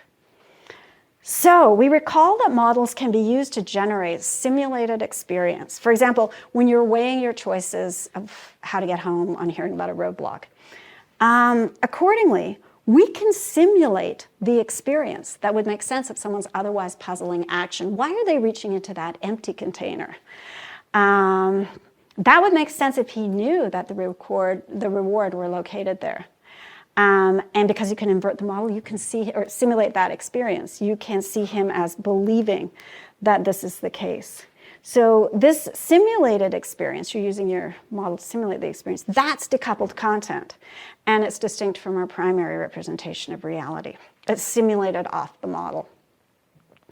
Without decoupling, mind readers expect systematically reality-driven behavior from knowledgeable agents, and they have no particular expectation about how ignorant agents are going to act. With decoupling, mind readers can expect behavior that systematically reflects a more varied array of content, including content drawn from past perception, which is now at odds with current conditions, as in the unwitnessed transfer task, and content expressed verbally by agents in situations where we don't necessarily take what they say as an expression of knowledge. The capacity to think about decoupled content enables separate rational treatment of the question of what's happening in reality beyond the agent and the question of what the agent will do or say. And that enables concrete predictions about what agents will do when they have false beliefs. So belief attribution gains new value among agents who are sharing mental states deliberately. Tomasello observes it's strange that other primates don't learn to attribute belief, because surely they must have seen each other doing stuff on the basis of some kind of misconception. A large part of the explanation here is doubtless that other primates lack the linguistic resources to express and track complex contents beyond immediate physical reality. They also don't get the overtly expressed surprise signals that we need to map what others know. But one reason why this lack of resources is relatively unproblematic for them is that the simpler mapping of knowledge and ignorance serves the practical purposes of mind readers whose main interactions are with simple agents who are themselves incapable of reasoning with decoupled contents. Other apes also had very simple motivational profiles. Observed simple agents who have knowledge can be expected to act in ways that predictably fit reality, sometimes accidentally tipping off mind-reading agents to new environmental facts. For example, if I react with obvious interest to a fruit that is behind you over your shoulder. So there is payoff in recognizing that state of knowledge in other agents. But beyond a few very contrived, ecologically rare situations, like the container swap task from last time, the action of simple agents who lack knowledge is going to carry very little fresh information about the world. If another creature didn't see the lemon being moved, it honestly doesn't really matter where he's going to look for it. Something changes when mind readers are tracking not just simple agents who act in response to shared physical reality, but also cognitively complex agents who can think about decoupled contents, express them, reason about them, act strategically. Now the particular commitments of both ignorant and knowledgeable agents become informative of larger patterns of their behavior. Meanwhile, these commitments also become easier to track because they're explicitly broadcast, at least often. Where an ignorant chimpanzee can act on a misconception and waste its time searching in the wrong location, an ignorant human can communicate that misconception, wasting your time too. That's like the foundation of social media, right? Okay. Other animals can send mistaken signals, but only within a range fixed by evolutionary pressures to curb the costs of false alarms. Humans can send a vastly wider array of signals, and our decoupled reasoning enables us to compound earlier mistakes by drawing unwarranted inferences. Conversation is a key action zone for us, for better and for worse. To make it better, each of us needs to construct the best possible model of what others know and believe. And this is a project of utterly daunting computational complexity. And the way we do it is, frankly, astonishing. And we'll talk about that next time.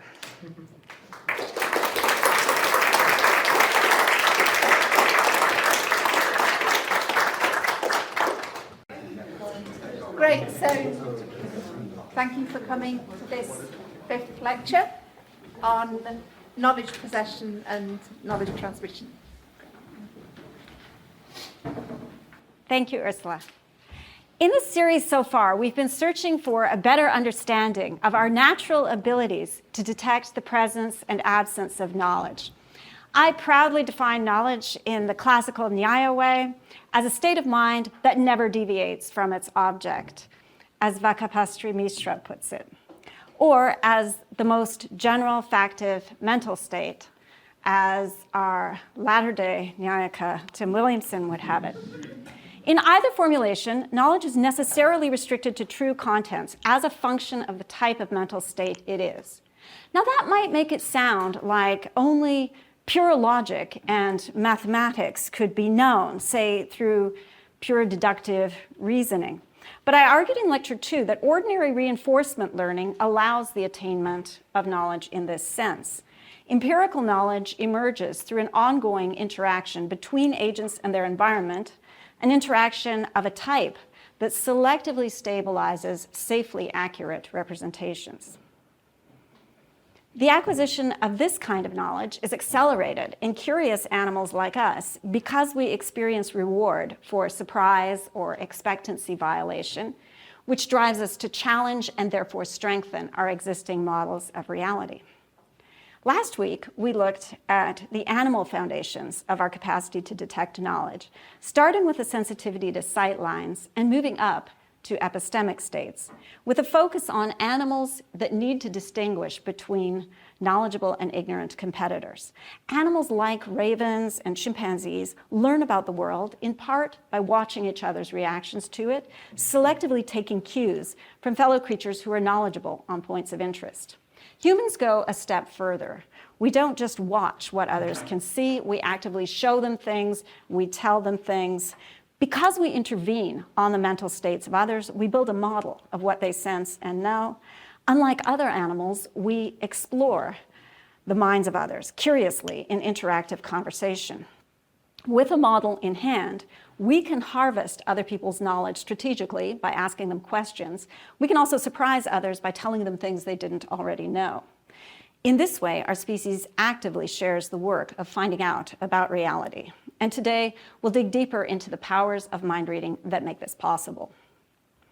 Humans have several ways of transmitting knowledge to each other. One way is to direct the target's perceptual attention to some environmental fact. And this is something you can do even anonymously without anyone knowing that you were the source. So suppose I'm aware of some salient environmental fact, for example, that there's a large spider now crawling towards your ankle. I can press a hidden button that will shine a spotlight that I've rigged up to illuminate that spider, capturing your attention. Or I could point at it. I mean, if I do point, your attitude, I feel like I can't point at anything now, but partly because, yes, if I do point, your attitude to me does matter in decoding my gesture. You won't look if you distrust me so much that you take the gesture as a prank.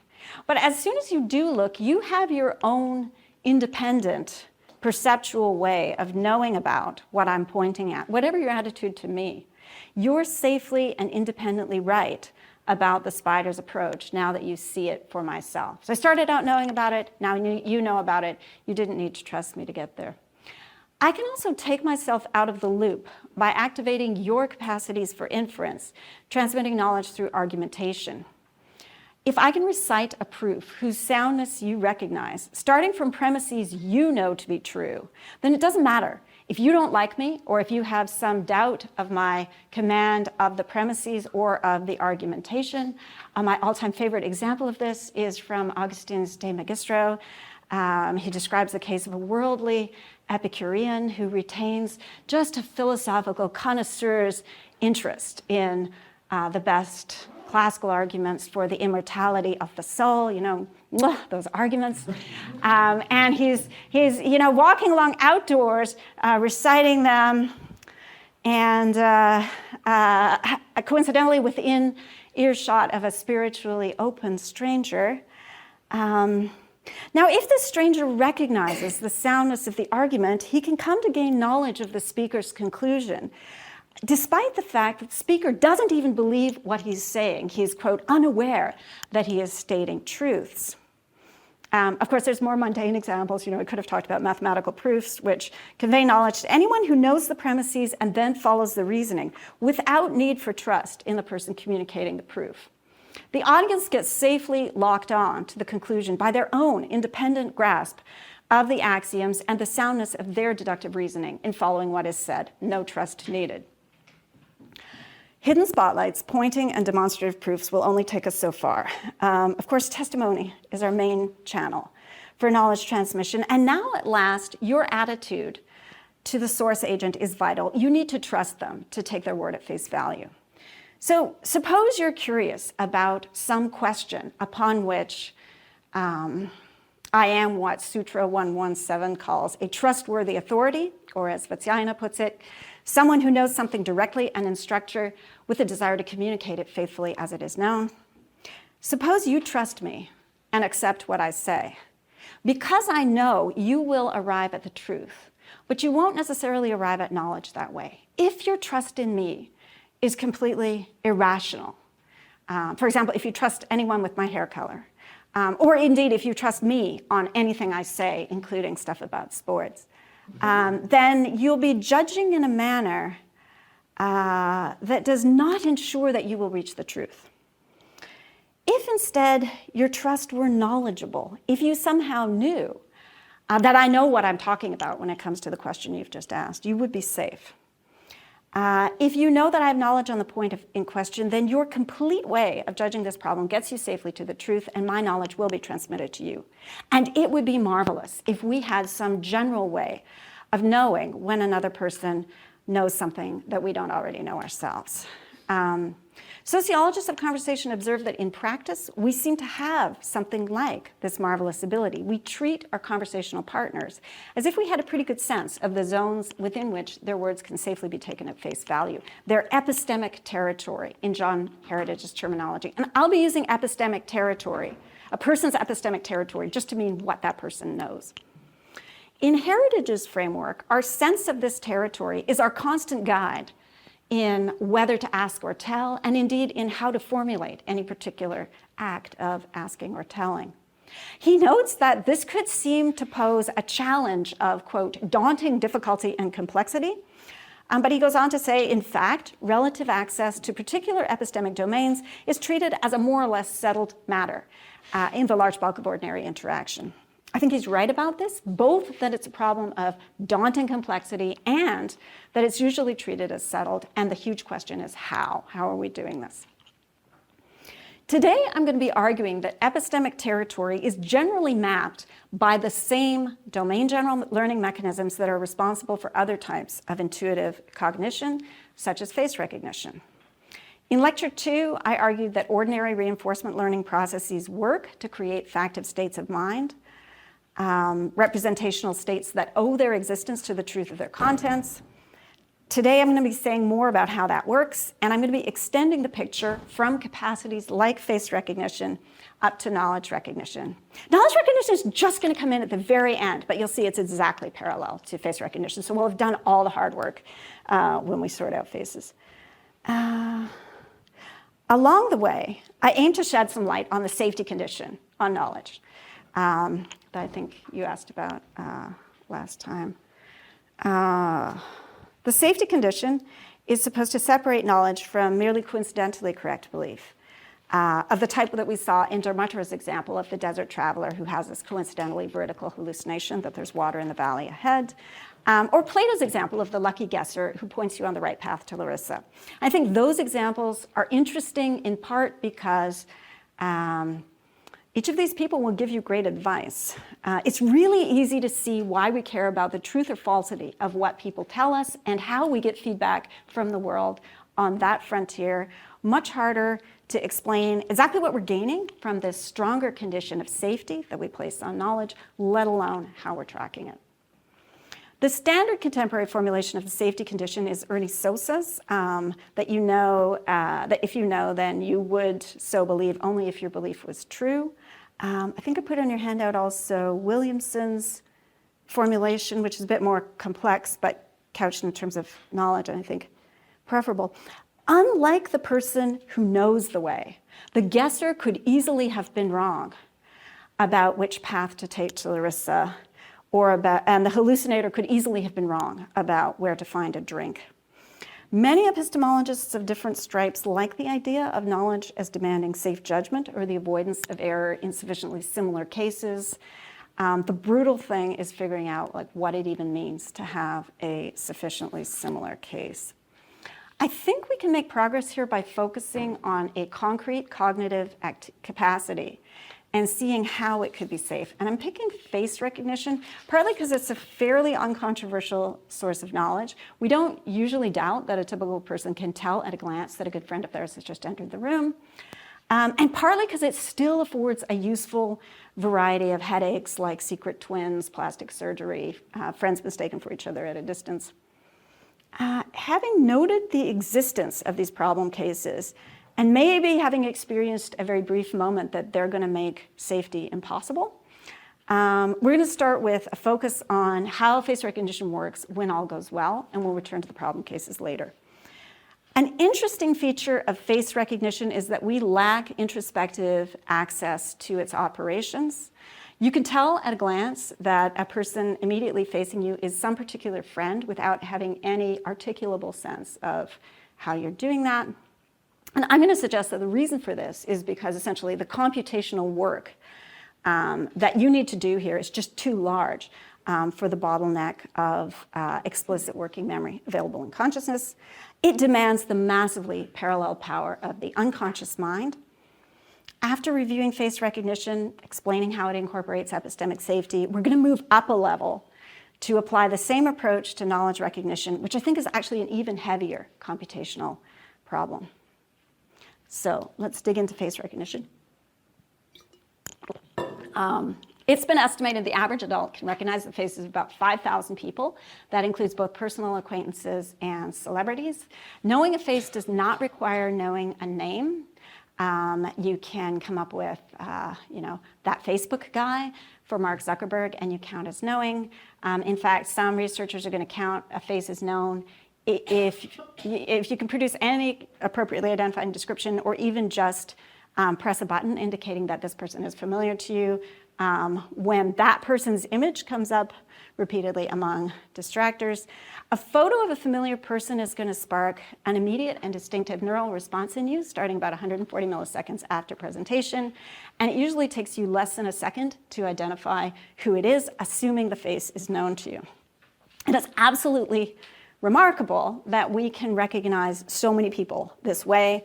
Human faces are broadly similar in their basic configuration, so distinguishing individuals from each other requires subtle sensitivity to small differences, where combinations of anatomically realistic, perceivable differences define a space of trillions of theoretically distinguishable possible faces.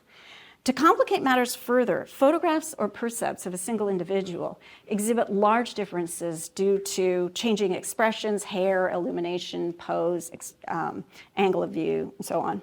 So we've got a double challenge. We have to be able to tell people apart, but we also have to be able to tell people together, in Rob Jenkins' memorable phrase. And if you've got a handout, the problem of telling people together is really illustrated in that first figure there. When a person's unfamiliar, it's really hard to judge that different photographs of them, in fact, depict the same person. And you can get a sense of that by looking at the picture. My expectation is that no one in this room will be able to solve the puzzle unless you happen to know the guys depicted there, in which case it'll be absolutely trivial for you to do it. And that's result. So Jenkins and colleagues argue that it's familiarity with the face that enables its recognition across variation, and that's a really robust result. It's confirmed with a variety of experimental procedures using video, live action photos. For unfamiliar faces, it can be really hard to match a target face with a simultaneously presented lineup of just like 10 photos, and no advantage at all when the target face is actually a live actor standing right in front of you. But again, if you know the person, then it's easy. The capacity to recognize, I shouldn't elaborate. The capacity to recognize an individual face is a many-to-one mapping from a domain of possible percepts approximated by photos to a target identity. It's important for the capacity to cover possible percepts, because face recognition isn't just a matter of memorizing a stack of percepts or photographs and retrieving the correlated identity when you then later encounter some exact member of that stack. You've got to select the correct identity when you encounter somebody in the wild or when you see a new photo of them. So you've got to be able to deal with new combinations of expression, viewpoint, pose, lighting, and so on. Somehow your past experience informs a model in you that's applicable to new data. And the telling people together problem suggests that the formation of this model is subtly individualized for each identity. There's no single recipe for converting a frontal view to a profile, or for predicting the dynamic changes incurred by shifts between emotional expressions. So in the words of one review, this is Young and Burton, the ways in which one person's face varies are different from the ways in which someone else's face will vary. To recognize Angela Merkel from any image of her then, our brains need to have learned how to take into account this idiosyncratic, Merkel-specific variability. Fun fact about idiosyncratic, Merkel-specific variability, there is a German word for that. And Julia Staffel actually taught me what it is, but I can't remember. But there's a word like that for each of us. And this makes things very hard. But if the exact variations in the full set of a person's images are unique to her, we still have some general patterns here to get going with, because all variation happens within bounds set by the genetic determination of human face shapes, the laws of optics and aging, and so on. For any given face, experience with similar faces is helpful. And this is true across ethnicities, it's true across age groups. So young children are best at discerning faces of people the age of their caregivers until they're about 5 years old. And after that age, humans are best at distinguishing the faces of their age cohort, because that's who we get most reward for distinguishing. Where am I? Enhanced sensitivity to what individuates faces is driven not just by quantity of contact, but also by social conditions motivating attention and depth of processing. For example, performance with members of another ethnic group is improved by a need to track individual identities as opposed to just tracking mere group membership. The various differences in physiognomy that are used to distinguish and re-identify faces can be taken to structure a multidimensional Euclidean face space. This is an abstract space with a zone for each face defined by its value for each of the various dimensions that separate faces from each other. And the dominant model is now expressed in terms of a 4-9 diagram. This is figure 2 on your handout, in which each face defines a recognition zone or cell anchored on a prototype, divided from other cells by bisecting the distance along each dimension between this prototype and its nearest neighbors. And that prototype could just be the average of the exemplars seen to date. Any point within the recognition zone for a known face is closer to the prototype for that face than to the prototype for any other face. And so essentially you can recognize a person through changes as long as those changes don't render them more similar to another person than to the original. The overall structure of the face space that each person uses in recognizing others is biased by their own experience of faces, enabling finer-grained distinctions along dimensions that mark differences among more of the individuals one has encountered, where the selection of these most discriminating dimensions can vary by ethnicity and by age. The puzzle of identifying the relevant dimensions of facial variation is a difficult one. So I want to stress this little toy diagram on your page is two-dimensional, but we're really thinking about a very multidimensional abstract space here with multidimensional polygons carved out for each face you have to recognize. To see the depth of this problem, we're going to dig through ways people tried to solve it in artificial intelligence. So early approaches tried to hit a kind of compact set of dimensions that would demarcate the individuality of faces, structuring face space. So this is the kind of approach you see with Vicki Bruce and Andy Young's principal components analysis model from 1986. They're looking just for a short list of the parameters of facial variation that we must be relying on. So in this model, quote, a familiar face is represented by an interconnected set of descriptions, some describing the configuration of the whole face, some describing details of particular features. Those descriptions make up the face recognition unit, which is like a stored structure for each known face, and incoming images are encoded to align with that stored structure. When you get a match over some threshold, this activates the person identification node, which can also be activated in other ways, like by voice recognition, by gait recognition. You can even have a personal identification node for somebody like an author or a composer whose face you wouldn't recognize. So this is really tied into much broader cognitive structures. Now, it might seem inevitable that like any computationally tractable model of face recognition is going to have to work along these lines, right? There's going to be some set of descriptions that we're tracking, some kind of checklist we're working with to tell who's who. But decades of experimental work failed to extract the crucial set of descriptive dimensions that could individuate faces in general. So what we did find out was that if you want to go that way, you're going to need a huge list. So for example, a model that starts by identifying 27 sort of landmark points on the face, which have some textural difference, still needs to have a checklist with 100,000 sets of relationships between those points in order to generate performance that is substantially weaker than human performance. So a model that's doing that, this is the Chen Kao Wen and Sun model from 2013. It scores about 80% on the labeled phases in the wild verification task, which might sound great. So this is a task where you just get two faces and you just say, are these same or different, same or different? Humans score about 97% on that. So this huge model is only scoring 80%. That's not great. We got a new approach with the age of big data. So Facebook's breakthrough deep face model got trained on 4 million images from about 4,000 people, each of whom had posted a crazy number of selfies. Rather than trying, so here's the key thing that happened when you got big data.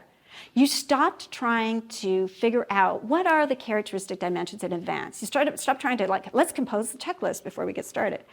What deepface does is it's just trying to find whatever patterns it can extract from these images to optimize its performance in identifying the corresponding individuals. So the model's a 9-layer deep neural network. It takes an image as input. It outputs a guess about the identity of that image, and then it gets feedback on the quality of that guess. Early layers in the network are picking out low-level characteristics like edges and then hierarchically organizing them into patterns, which feed into locally connected middle layers, which take advantage of patterns that are found in different areas of the face. And then you've got a couple fully connected final layers that are kind of reintegrating those regions to take advantage of larger relationships in the whole face and to deliver this probability distribution over who could this be. The model as a whole has huge computational power, so it's got 120 million parameters or connections between its layers, and the values of those parameters get adjusted up or down in the course of learning to send a stronger or weaker activation signal to the next layer in response to the error signal. Now, the error signal of the model is, bear with me for a moment, the negative log of the output probability assigned to whatever was in fact the correct identity. And what this means is if the model was 1.0 certain on a scale of 0 to 1 that this is Tom Hanks, no correction occurs.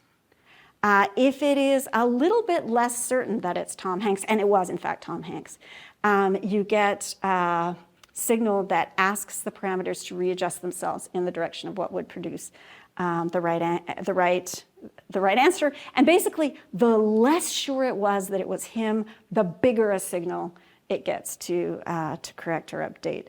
So the error signal is driving what's called a backpropagation algorithm that runs down the layers of the model. And I won't try to explain that right now. It's an error signal. No, I won't try to explain that right now. I'll just give you the bottom line that it tunes the parameters of deepface in the direction of ideal certainty about the truth. One reason not to explain it is that we ourselves actually might be running a slightly different process, maybe something like Jeff Hinton's forward algorithm, but maybe in the end it works in roughly the same way. What you have is that the parameters start out as a blank slate and evolve blindly towards certainty about the correct identity for each image. The model's capacity to generalize well after training is supported by a special feature of its penultimate fully connected layer, this layer right before the layer that takes a stab at who it is. The feature is known as dropout, and it randomly switches off the output of half the neurons in that layer. So on each training cycle, each neuron has a coin flip probability of just being silenced. The researchers who originally developed this technique explain it as follows. This is a Krzyzewski reference on your handout. Quote, the neurons which are dropped out in this way don't contribute to the forward pass and they don't participate in backpropagation. So every time an input is presented, the neural network effectively samples a different architecture, but all these architectures share weights. This technique reduces complex co-adaptations of neurons since a neuron can't rely on the presence of particular other neurons. It's therefore forced to learn more robust features that are useful in conjunction with many different subsets of the other neurons. So if you add 50% dropout to a model, it takes the model about twice as long to train, that is, to converge on ideal performance with this training set. But models that get trained in that way generally perform better when they shift from training to test. Dropout addresses a vulnerability that's introduced by the sheer computational power of neural networks. Because they have so many parameters, they're at risk of explosively overfitting their data during training, using their vast computational power to memorize the right answers for training set images on the basis of spurious correlations. So I'm going to give you a really crude toy example that's unrealistic in a number of ways. Let's suppose that all and only photographs of Robert Redford in your training set have some particular combination of 2 pixels that are 2 particular colors. Like each of your input images is, I think, 69,000 pixels. So that could happen. An overfit model that's just basically memorizing things could use that coincidence to identify Redford on that basis, because all it has to do to succeed in training is give out Redford for every Redford image. So it could just be using those two pixels. And of course, that's going to collapse during the test phase when we give it new pictures of him or pictures of somebody else that have that coincidence. But if half the final layer neurons are dropped on every training cycle, then identifications are going to have to be made in some more robust way. And only genuine patterns should contribute to identification. I know I'm cutting a bunch of corners. If you want to see sort of the deep side of regularization, take a look at the Mabasili-Belkin and the Zhang Bengio references in the handout. But here's kind of the bottom line. Dropout is one of a bunch of regularization techniques that are applied in deep learning to improve a model's ability to generalize to unseen data. Other commonly used methods include randomly adding a bit of noise to your data or stopping training a bit early before the model approaches perfection on its training set. I think what all of those measures are doing is they're trying to give you epistemic safety. Overfit models are brittle. By adding those 2 stray Redford pixels to a picture of someone else, we could induce an overfit model to misidentify him as Redford, to judge in a manner that could easily err. A well-regularized model, on the other hand, is going to be impervious to small changes in its input that are irrelevant to the target phenomenon. It's going to achieve epistemic safety as it generalizes well from past experiences to new cases. And DeepFace does generalize well, so it comes very close. It's scoring 97 on these tests. The humans score 97.5% on. There is, of course, a newer deep learning model. Actually, there's a bunch more, but the one that came out right after DeepFace is FaceNet, and it works better partly because it directly exploits that abstract tessellation face space network.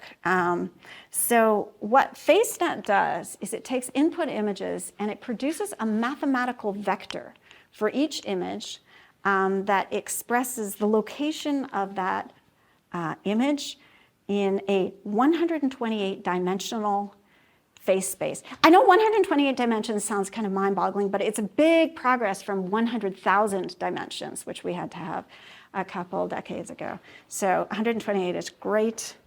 The goal of the model is to refine these outputs so that they cluster in identities. And this is illustrated on your handout. Training's driven by triplet loss. So each anchor image of a person X is compared to a distinct positive image of X and a negative image of some other person Y.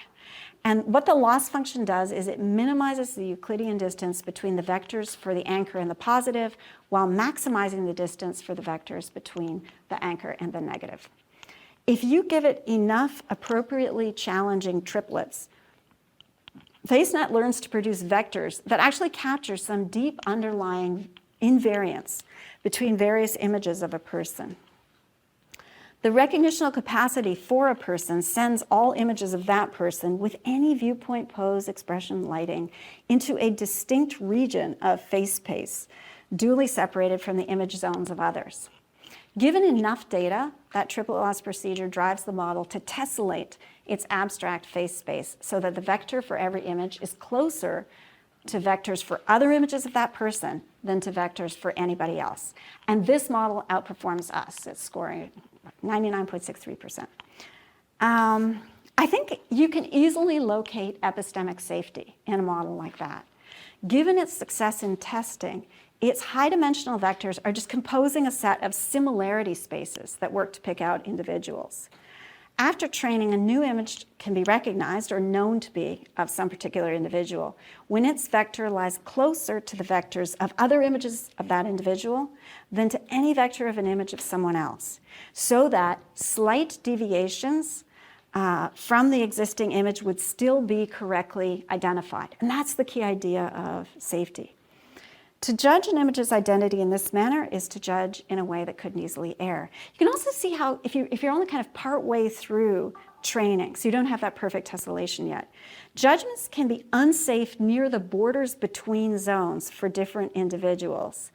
I feel this way about all those Hollywood Chris's, like Chris Pratt and the other ones. Where are we? Even when judgments on central cases are safe, just as you might recognize the identity of a celebrity in a clear frontal image, knowing who it is when you see it that way, even if you can't pick them out from a dimly lit side view. So for this kind of like partially known face, even a correct identification in that fringe zone, it's not safely correct because a slight deviation from the image would map you onto another person, to another identity. But the fact that you've got safety failures at those blurred boundaries between individuals, that doesn't mean that no judgments are safe. You're still safe if you're in that central zone where everybody around you is a correct identification. So this basic idea of tessellating face space, that's old. That goes back to Lewis and Johnson, 99. What's new is that you're not calculating or supplying the dimensions of tessellation in advance. You're just letting them evolve in this huge set of model parameters in response to massive data through simple local calculations. So something like a triple OS procedure is pushing you towards this Voronoi tessellation.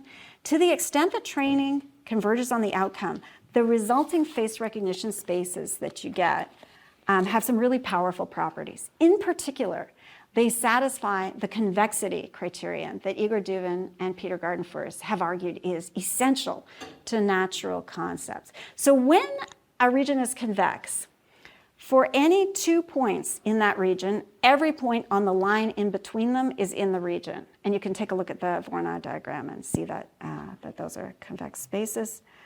And as Duvin and Gardenfors point out, if you've got convex regions, there's an immediate payoff in learnability. If you learn of a few vectors that these are all Tom Hanks, then you automatically know that everything in the space between them is Tom Hanks as well. So that's a really rich space of possible percepts you could have. The success of the big data approach makes sense given the complexity of facial recognition. You've got trillions of theoretically possible faces. You could compare them with each other along all kinds of dimensions. There's no simple laws dictating which dimensions will best separate the faces we actually encounter. It's only on the basis of the particular distinctive characteristics these faces actually display that the most successful neural networks learn to tell them apart. And these networks are able to do so because the plasticity of their millions of parameters enables them to adapt to the actual complexity of face space. So what about us? Like, we know we are not learning to distinguish people by looking at 1,000 labeled photos of them. But you don't have to meet a person 1,000 times to have equivalent exposure. In each live meeting or viewing of a film, you see a person's face from multiple angles with different expressions, with the fact that these varied presentations are of a single individual being supplied by the context. You might also wonder about kind of like the starting point in human face recognition, about the extent to which our capacity to discern faces is shaped by experience versus innate endowment. Face recognition has a common cortical localization in humans and other primates, and that might suggest, okay, that's got to be genetically specified. However, we have similar stereotyped areas for buildings, tools, text, all things that emerged too recently in our evolutionary history to be, encoded in our genes. Recent experimental work has really clarified the situation. So rather than being innately topical, it seems that object recognition localizations are determined in early experience by essentially geometrical properties of the stimuli. So it's actually the sort of combination of rectilinearity and curvature in the face that's putting it all in the same place in primates. Monkeys who are deprived of face experience early in development, they end up face blind at 6 months, and they don't show preferential looking towards faces. So it seems even preferential looking towards faces is learned from reinforcement rather than being innate. Assuming that there's some reward for detecting faces, sensitivity for faces isn't genetically predetermined beyond some very basic proto-organization for shape. It's just driven by the set of faces that you see. Or to quote the subtitle of Michael Ocaro's 2019 review, this is in your references, it's a great review. What you see is what you get. Far from being the product of an innate module, face recognition works like the recognition of anything else. Quote, the development of face processing is guided by the same ubiquitous rules that guide the development of cortex in general. So it's just a basic statistical learning engine of the cortex, and it works to make whatever discriminations will generate reward, developing whatever categorizations of objects and events can prove their value in the animal's pursuit of its ends. Okay, now things are going to get a little harder. One thing we have in common with systems like FaceNet and DeepFace is a wealth of parameters. They've got 120 million, they've got 140 million, we've got trillions. I don't know how many are devoted to face recognition, but probably a lot. And that wealth of parameters raises a puzzle and a problem. Because classical methods impose real restraint in adding parameters to a model. So we're now on page 3 of our handout. Yes. And there's some illustrations of the problem here. A first-order polynomial with 2 parameters is just going to draw a straight line through your data, maybe on a slope. A second-order polynomial with 3 parameters can draw a parabolic curve, and that might in some cases come closer to sort of capturing the shape of your cloud of data. You can keep adding parameters, raising the degree of the linear function until it oscillates as much as you need it to come arbitrarily close to each of your given data points. However, if there's noise in your original data, the high-degree polynomial that laces its way through all those noisy data points will have very weak predictive power both between and beyond those points. The complex theory represented by our high-degree polynomial, this is the C overfit picture on your handout, it's going to be unstable. It's going to require radical revision every time you add a new data point because that data point's measure of random noise needs to be captured by the addition of further parameters, and you're going to have to walk around making extensive adjustments to the coefficients of all your existing parameters. What an incredible headache. To avoid such explosive overfitting, traditional statistical methods just restrict the number of parameters you get to make the model less sensitive to things like noise in the data. So optimally, traditional models are going to have just enough parameters to ensure that their expressive power matches the complexity of the phenomenon being modeled. With too few parameters, your model is going to underfit the data, missing the subtlety of the phenomenon. That's called the problem of bias. If you give too many parameters, the model is going to overfit. It's just going to be sidetracked by irrelevant characteristics of the given data in a way that's going to make it a poor model of the underlying phenomenon and a poor predictive guide to future data. And that's the problem of variance. And it was traditionally thought that you're always just going to have this trade-off between bias and variance, and your best strategy is just to add parameters to reduce bias just until you get to the spot where variance starts to rise. And that's called an ideal fit model. Now, the mystery is, How do massively over-parameterized models avoid problematic overfitting? Especially given that in practice, they're trained to get to basically zero error on their training data. And the answer to this puzzle seems to be that the trade-off between bias and variance holds only up to a point. And something really interesting happens on the far side of that point. So the point is known as the interpolation threshold. And that's the point when you've got very complex models meeting very big data. There's a couple references on this, which actually I should add to the handout, Belkinshu and Mitra, Luke Varig, 2020. The interpolation threshold is basically the point at which the model's got enough parameters to memorize all its data. So adding more parameters is not making it more faithful to the data. What it's doing is it's enabling the model to basically give a better mapping of the underlying dimensions of the phenomenon that the model is intended to capture. So that big data, big model strategy, it's got absolutely no value when the number of dimensions you're after is small because the underlying phenomenon is simple. Whenever the observational data is generated by some natural phenomenon, which actually has the simplicity of a quadratic equation, your ideal fit 3-parameter model, that's going to be perfect. Big data will not make things better. However, when the underlying phenomenon is very complex and we have data rich enough to reflect this complexity, overparameterization becomes attractive. This diagram on your handout, and indeed this approach to the problem, is taken from a paper by Yuri Hassan and colleagues, which is on the reference list. They call this iterative optimization of neural networks a process of, quote, direct fit rather than ideal fit.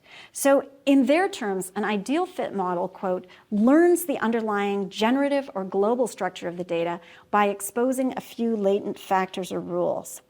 A model like that has the power to extrapolate from a narrow region of data to the rest of reality. So in this kind of modeling, really simple equation like E equals mc squared, that can be found to hold very broadly on the basis of a really restricted number of local observations under a mountain in Switzerland. You do a few observations down there, and then that applies to the entire universe.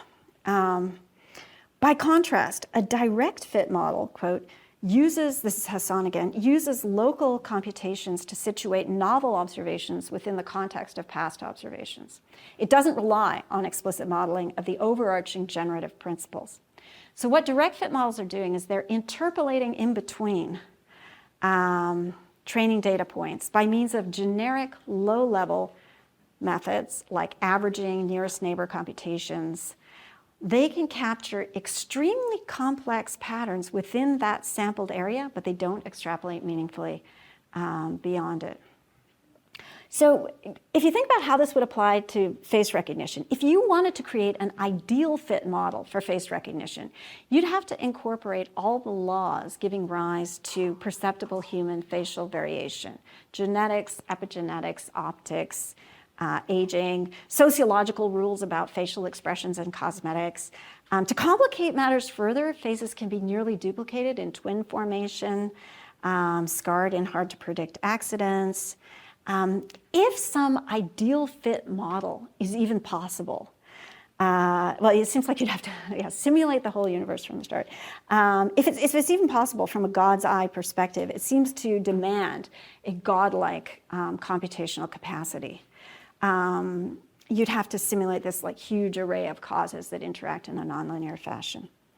A direct fit model for face recognition, by contrast, can be shaped simply by encountering multiple faces with enough variation to make them serviceable guides to the rewarding goal of differentiating individuals. So generative ideal fit models work by identifying the laws behind some little patch of data and extrapolating them to unseen data. By contrast, direct fit models work by densely sampling a larger range of data and just interpolating within that field. So ideal fit models are predicting simple phenomena beyond the zone of sampling. And direct fit models, I think of them sometimes as being like sheets of fabric that are pulled over a range of data points in some just immensely convoluted landscape. And then your additional parameters work to pull the fabric tighter to that complex topology. Okay, the adaptive character of direct fit models makes them sensitive to local complexities. If I want to distinguish a group of people, I don't need to start with a list of characteristics guaranteed to separate possible percepts of them. I just need an adequate level of experience of their faces in a context where there's reward for differentiating their identities. Different social actions are going to bring reward depending on which individual I'm interacting with, like calling them by the name if I recognize them. What will count as an adequate level of experience with a face isn't settled by its intrinsic character alone, but also by the context of other available faces. For example, if a person has a twin, you'll need more extensive experience with the pair of them before you can safely tell them apart. Those familiar with twins can have a heightened sensitivity to their small facial asymmetries and skin markings without needing to apply that particular sensitivity to every other face they encounter. Driven by local calculations, direct fit models enable tailored strategies for different identities. The local flexibility of direct fit models is attractive, but it should be underscored it doesn't constitute an advanced guarantee of their success in any particular case. Given limits on our vision and processing, some very similar faces may remain indistinguishable for some of us, no matter how much data we gain. So if our face recognition works along the lines of a Voronoi tessellation, it's effectively one in which some anchor points pretty much coincide with each other. In addition, we may have to add new anchor points to the map as we go along. But again, thanks to the local character of direct fit models, the need for these new anchor points doesn't compromise the safety of our identification of individuals further away in face space. So, discovering that Mary Kate has a twin doesn't threaten the safety of all your judgments about non-twins. Okay, despite occasional encounters with indistinguishable faces, the learning rule behind human face recognition seems to presuppose that for each new person we encounter, there's some many-to-one mapping defining a zone of percepts that could come only from that individual. Learning what Idris Elba looks like, or coming to be able to recognize his face going forward, that's not the same as matching a single picture of him to that label. It's mapping this much larger zone of possibilities for him. The very idea that there is such a zone assumes that there is a type of percept that can only come from the face of Idris Elba. Direct fit approaches use this presumption across the board to drive the development and use of a set of dimensions powerful enough to map the contours of this type with the given data. Even if in some cases, truly indistinguishable twins, the presumption fails, as long as it's generally successful enough, it will continue to be applied. So in a learning context where Idris Elba is independently labeled, it may not matter whether we can recognize him on the basis of his facial characteristics. But in more interesting test contexts, he's not going to be independently labeled. And it's exactly because we keep facing such test contexts that we develop the capacity for face recognition. Given the importance of distinguishing individuals together with the facts about actual human facial distinctiveness, it pays off over time to identify individuals this way. And as we discover through trial and error that we're largely able to do so, this reinforces our tendency to differentiate people according to the infallibilist rule that there's a type of percept that can only come from the face of each individual. Because we learn from prediction error, the fact that we sometimes get things wrong drives learning of the specifics of faces and the dimensions individuating them, rather than dissuading us from continuing to apply the rule. The system incorporates some strong presuppositions. Human face recognition would collapse in a world with chaotic faces, suddenly rampant use of latex masks, or genetic changes leading to a population of faces whose individual differences were all too subtle for us to perceive. Ultimately, it's a somewhat contingent fit between characteristics of human faces and human cognition that enables the kind of safely individuating judgments of which typical humans are capable. Making a safe judgment of identity on the basis of some percepts is a matter of being sufficiently well adapted to local faces that these percepts fall within the zone, uniquely picking out this identity. But again, because safety is local, it's not threatened by the merely hypothetical possibility that there might fail to be such a zone for this individual, or indeed any individual, under imaginative extrapolation to different circumstances. Finally, we get back to knowledge. So there's a parallel between the recognition of face and the recognition of knowledge. Knowledge can be uniquely characterized as the most general fact of mental state. On this view, to know is to be in the type of mental state whose distinctive character is that it can only be held towards truths. Learning the distinctive contours of this type gives us predictive power going forward. With sufficient experience, we can encounter a new case of this type and recognize the subject as knowing. Crucially, we can detect not only knowledge that P is the case, where P is independently known to be true, we can also detect knowledge WH, so you can see that someone knows who won the last World Cup and so on, when you don't know yourself. In the more interesting test contexts, where you have a question for someone else and they're knowledgeable, the key proposition's truth value isn't independently supplied, and it's exactly because you keep facing those test contexts that you develop the capacity for knowledge recognition. It pays off over time to recognize situations in which people have a state of mind of a type that you can only have to truths. And as you discover through trial and error that you're largely able to do so, this reinforces our tendency to seek out signs of those truth-anchored mental states in each other, whatever those signs might be. So this is where I have to pretend that I'm holding a coin. So, for example, from where you're now seated, you can see me as knowing whether this coin I'm holding in my hand is heads or tails, because I am at least pretending to instantiate a familiar pattern of perceptual access. Equally, you can see me as not knowing how many coins are in your pocket right now. And here again, you're doing so by evaluating this pairing of person and proposition as exemplifying a familiar pattern of ignorance. In a context where there's reward for distinguishing cases of knowledge from cases of ignorance, if you have adequate levels of experience with both types of case, and there are learnable regularities here, you're going to learn to distinguish them. Different social actions will win reward depending on the epistemic state of your target. So if you want to know which way the coin in my palm is facing, you can ask me. If you want me to know how many coins are in your pocket, you've got to show me or tell me. So basically, if a given agent, proposition pairing swiftly registers as closer to a prototype of knowledge than to any prototype of ignorance, the agent will be seen as knowing, and vice versa for ignorance. Again, so our intuitions don't entirely map the space of the open world. That's true for faces as well. Some people just register as strangers because we don't get a recognition for them swiftly enough. Many novel agent, proposition pairings will not return any swift result either way, proximity to knowledge, proximity to ignorance. And those just register as open questions for which further investigation would be needed. So for example, you could ask me, do you know that person's name? Rather than just, what is that person's name? If you're unsure whether I know the stranger who's just entered the room, because you can be confident, relatively confident, that I'm going to know whether or not I know that person's name, even if I don't for sure to know that person's name.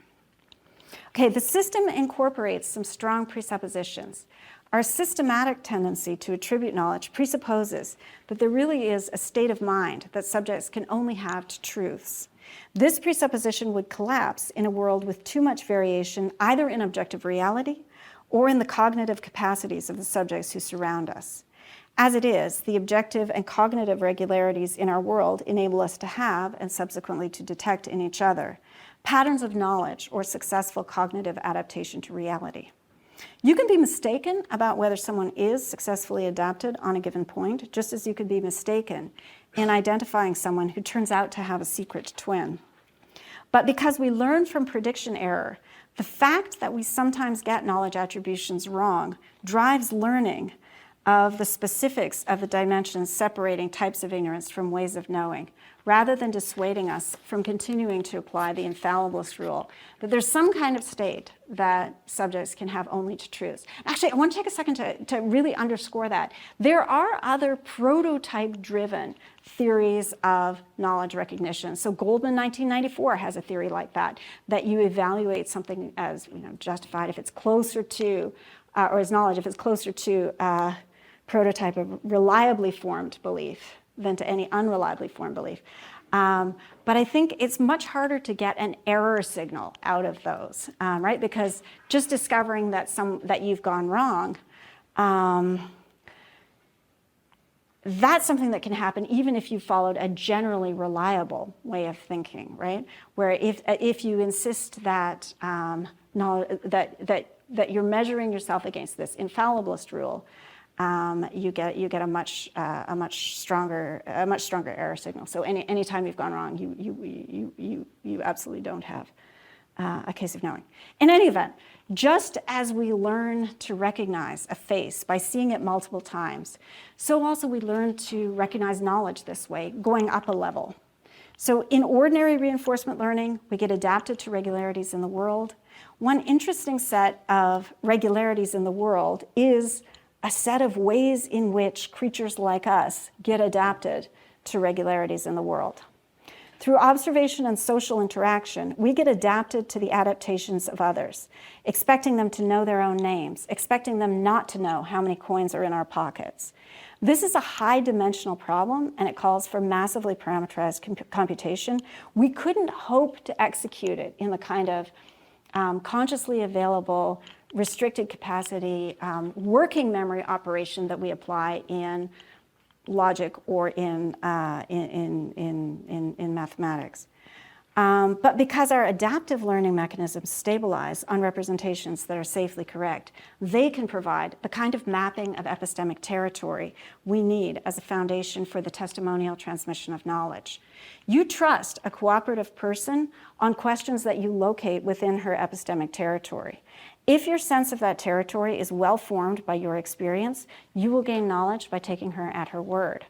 You can also learn from her beyond that zone of instinctive trust, but beyond that zone, she's going to need to either direct your perceptual attention or reason with you explicitly in order to transmit what she knows.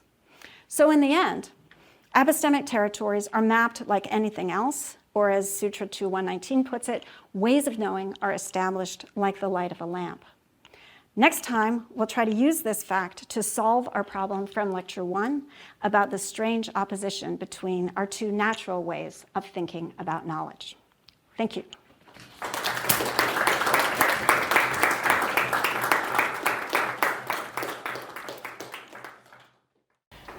So obviously it's been a great series, and I'll hand over to Jennifer to talk about knowledge detection and the nature of knowledge. Thank you so much, Paul, and thanks to all of you for coming with me on this journey. In the first lecture, we opened an investigation into the divergence between two natural ways of thinking about knowledge. According to the intuitive, positive way, you easily know from across the room that the person who has just glanced at a clock knows what time it is. And according to the equally forceful, negative way, given that clocks are sometimes broken or stopped and our glancer hasn't looked long enough to tell the difference, it can seem she doesn't know the time. Today we're going to return to that problem with fresh eyes. Last time I argued that the massive computational problem of intuitive knowledge attribution is managed through essentially local calculations, measuring the distance between the current case and established prototypes of knowledge and ignorance. So the positive way of thinking about the clock glancer seems to be situating her near some positive prototypes of learning the time. The negative way of thinking points out a case of error that might equally well seem to be near to her. As an epistemologist, I wonder where she is really and whether there are any facts of the matter about the epistemic space in which we are measuring distances here. I also wonder exactly how and why we are generating these two distinct patterns of intuition, not just for this case, but for an army of related cases where we can swivel between positive and negative instinctive assessments. And I also wonder why this flexibility of ours doesn't lead to incoherence or to a general collapse of our instinctive system of epistemic evaluation. I like to start by observing that the instincts you have when you encounter a given situation depend not only on external facts of that situation, but also on your inner condition. So let's return for a moment to our rat from last Wednesday, who was trained in a maze with a mix of goal boxes containing cheese, nothing, water, and carrots. And he had various preferences. He prefers cheese to carrots when he's hungry.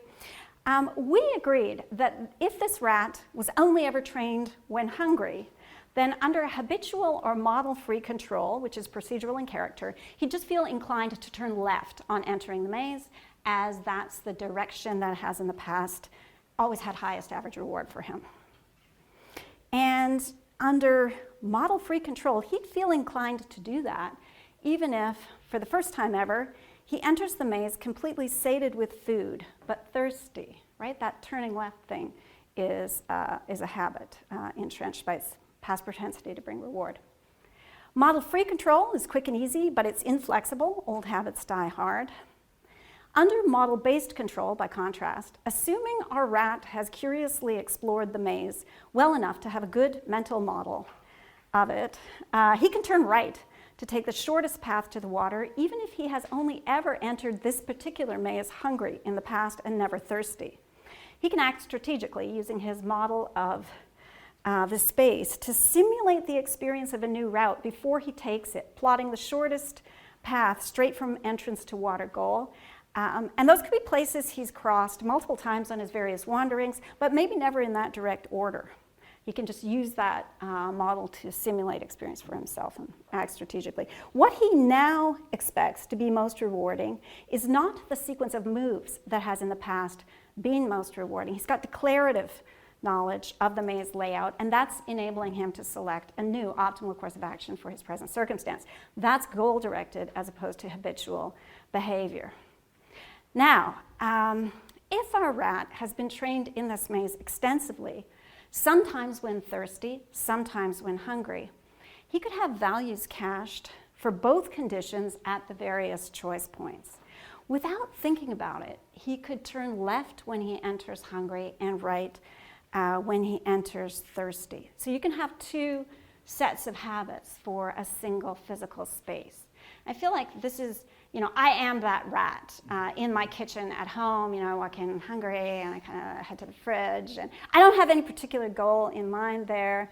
Maybe, I would just return from a trip and at some level I know the fridge is empty, but I'll still do that. If I'm thirsty, I'll turn to where the glasses are and reach for one. And maybe I'd be inclined to do that even if, the water has been shut off and I know it. One way to retain the idea that model-free control links a state directly to an imperative, this is Peter Dian's idea that the model-free control is just procedural in character, would be to essentially consider our rat's whole state representation when he enters the maze to include his own condition of hunger or thirst, right? So that total state of entering hungry triggers a certain behavioral pattern. Strange as it may sound, I think our position when we enter epistemic evaluation is like the position of the well-trained rat entering this maze. Sometimes we enter in one frame of mind, sometimes in another, and we have corresponding instincts to turn in different directions. Our instincts to think in the positive, intuitive way are shaped by extensive experience interacting with agents who are themselves thinking intuitively, and these instincts generally guide us very successfully in that domain. Our instincts to think reflectively are shaped by extensive experience interacting with reflective agents. I'll say more about what intuitive and reflective agents are later. And these instincts generally guide us very successfully with agents operating in that mode. Humans have the capacity to switch between one type of agent or the other. Sometimes we make judgments intuitively, sometimes we make them reflectively. When I was giving you the hard scenarios in lecture 1, my mention of problematic decoupled content, like the bus accident, the stop clock, that was flipping the switch towards a certain kind of reflective assessment and simultaneously creating a problem for that assessment. I'm going to argue that it was actually a mistake to apply the reflective mode of epistemic evaluation to an intuitive agent like our stipulated clock glancer. But I also need to explain why this mistake is natural to us, why we don't automatically register it as an error, and why the reflective mode of thinking about mental states isn't generally a source of error when applied in its proper domain, applied to the kind of case that explains its existence in us. Our first step, however, is to get a better sense of how we map epistemic territory. So in animal and human development, a sense of the sensory scopes of others precedes and, in fact, enables a sense of what they do and don't know. I feel like I should also acknowledge this is an idea of, again from Williamson, who's suggested that object seeing somehow precedes and enables epistemic adjudication. Okay, so as a warm-up to understanding how epistemic territory is marked, we're going to just start with the easier case of mapping visual fields.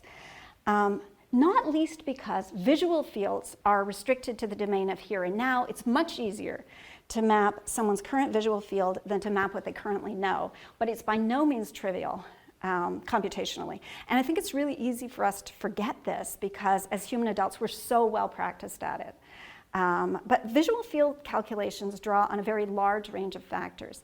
Body and head direction, eye direction, which is that's a very, very tiny stimulus that you're receiving. You're just looking at sort of the asymmetry in the white sclera on either side of the iris. Occlusions, illuminations, maybe mirrors, other complications. Still, walking into a new room and seeing someone new there, we must somehow generalize from past experience with other rooms and other agents to interact with this fresh stranger in a way that takes advantage of the fact that she can see. To get a sense of the complexity of the intuitive calculations here, and just to illustrate literally how far they stretch below the pixel level surface of what's seen, you can play with generating an image of visual attention in a text-to-image generator that's been trained on pairings of textual image captions and visual imagery. So this is, I put this into DALL-E 2, and I put the verbal prompt, a man looking directly at a clay pot in a room brightly illuminated by an oil lamp. Salute to Nyaya epistemology there. And DALL-E 2 came up with the set of images that you see in your handout there. That was a first pass. I was not cherry picking to find the most ridiculous ones. And I think there's something kind of interesting there. So of the 4 images, only one gets the direction of gaze remotely correct. If you look at the online version of the handout and zoom in, you can see even that second image is actually not great. Some of them are wildly wrong. And I encourage you to play around with DALL-E, play around with Stable Diffusion with these other text-to-image generators to see how hard it is to map that relationship between a seeing agent and the object that they're seeing. And it's not that DALL-E 2 is a bad image generator. It can get absolutely gorgeous results for semantically very complex prompts. I think the prompt of the giraffe, a giraffe wearing a crown in the style of Alex Colville, something that I find kind of slightly nauseating about it is how much like Alex Colville's clouds those clouds are, and something about the illumination, the way the giraffe is almost lit from below. This is uncannily like his style. Our sharp sense of what people are looking at isn't formed simply by passively scanning many instances of people identified as looking at things, the way that DALL-E 2's very sharp sense of Alex Colville's artistic style is formed by passively scanning many instances of his art, similarly with giraffes. We've got an uncanny hypersensitivity to gaze direction, and that's enabled by a history of interacting with others in contexts where gaze direction matters for action. Okay, stepping back for a second from the narrower field of focal attention to the broader range of seeing, similar lessons apply.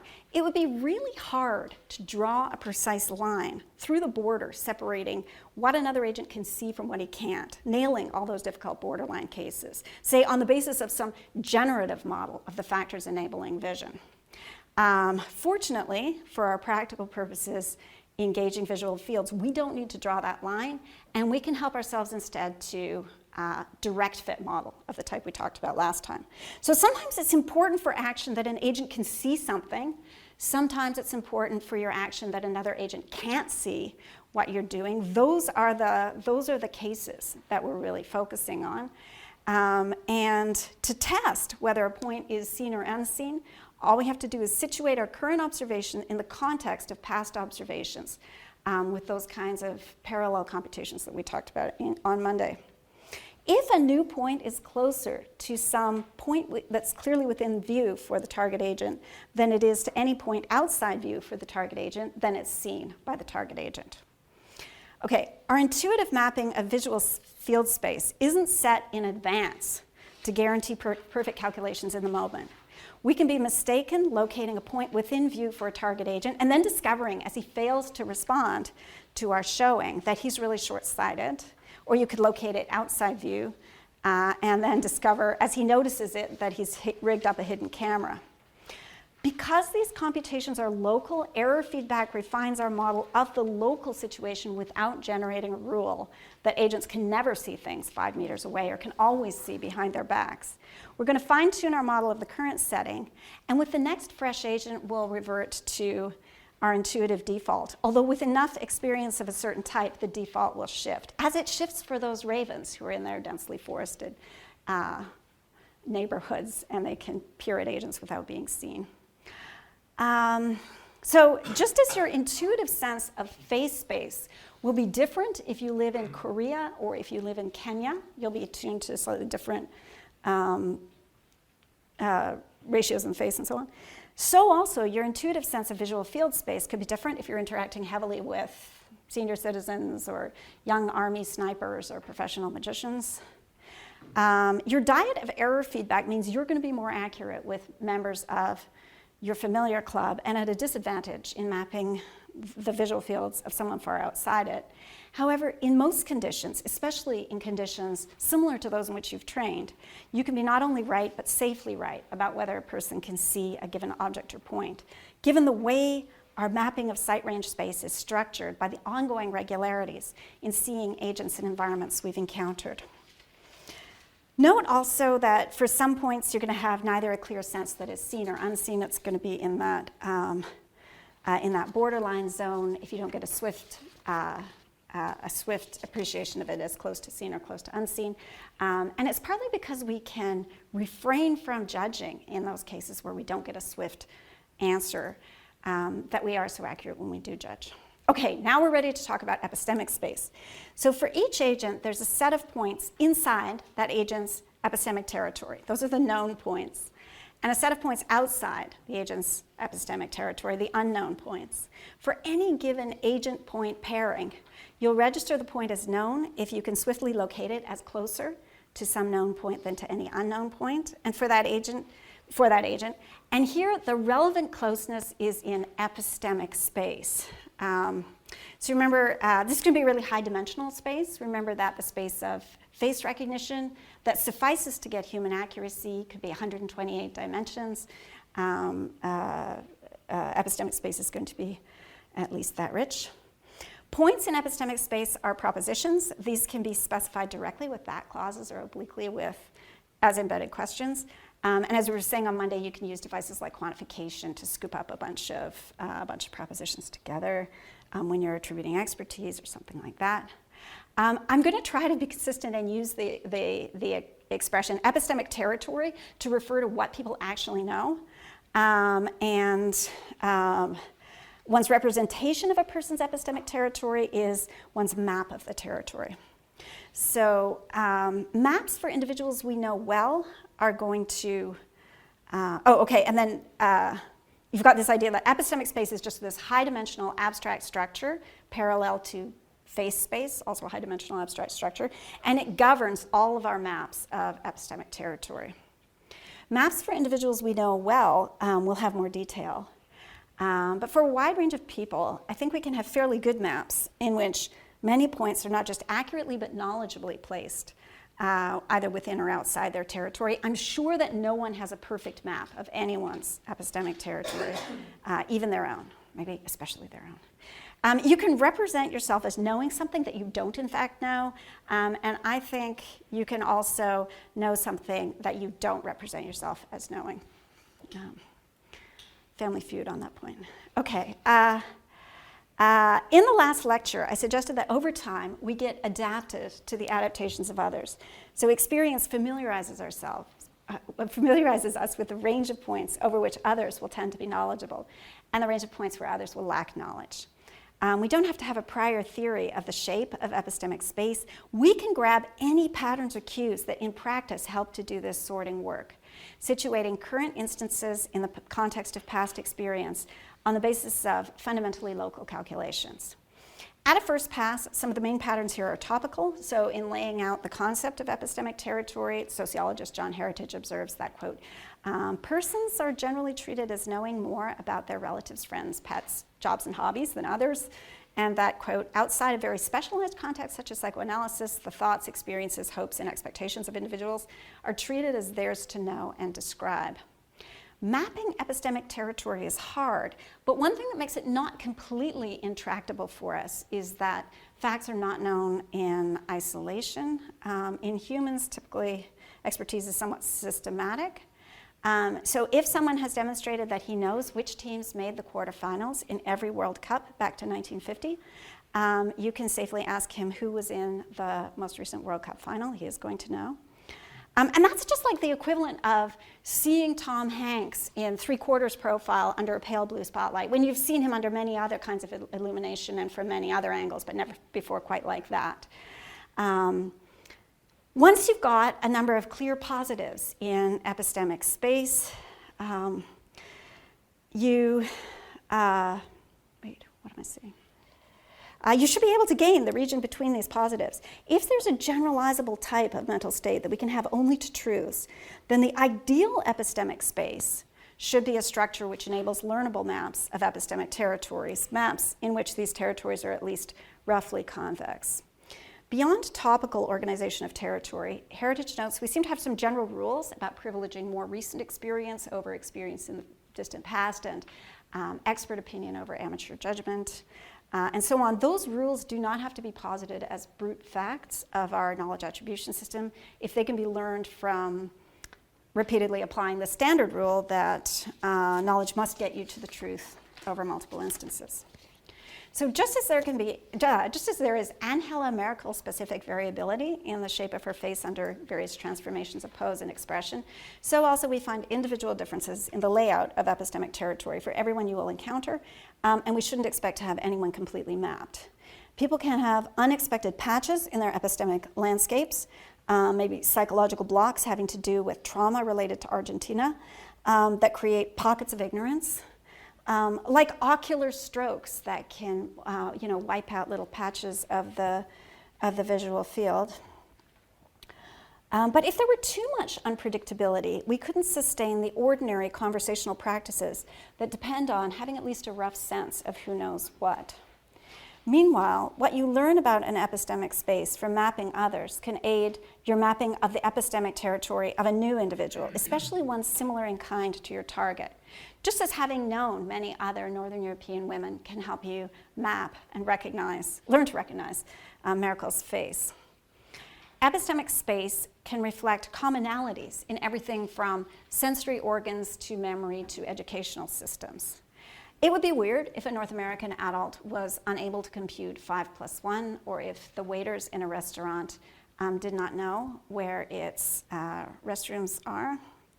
Just as in the calculation of seen and unseen points, so also for known and unknown points, we have reward for different actions. For example, for some actions, they're rewarding if the point is known. For other actions, it's rewarding if the point is not known. It's rewarding to tell people things they didn't already know, and to ask them questions to which they do know the answers.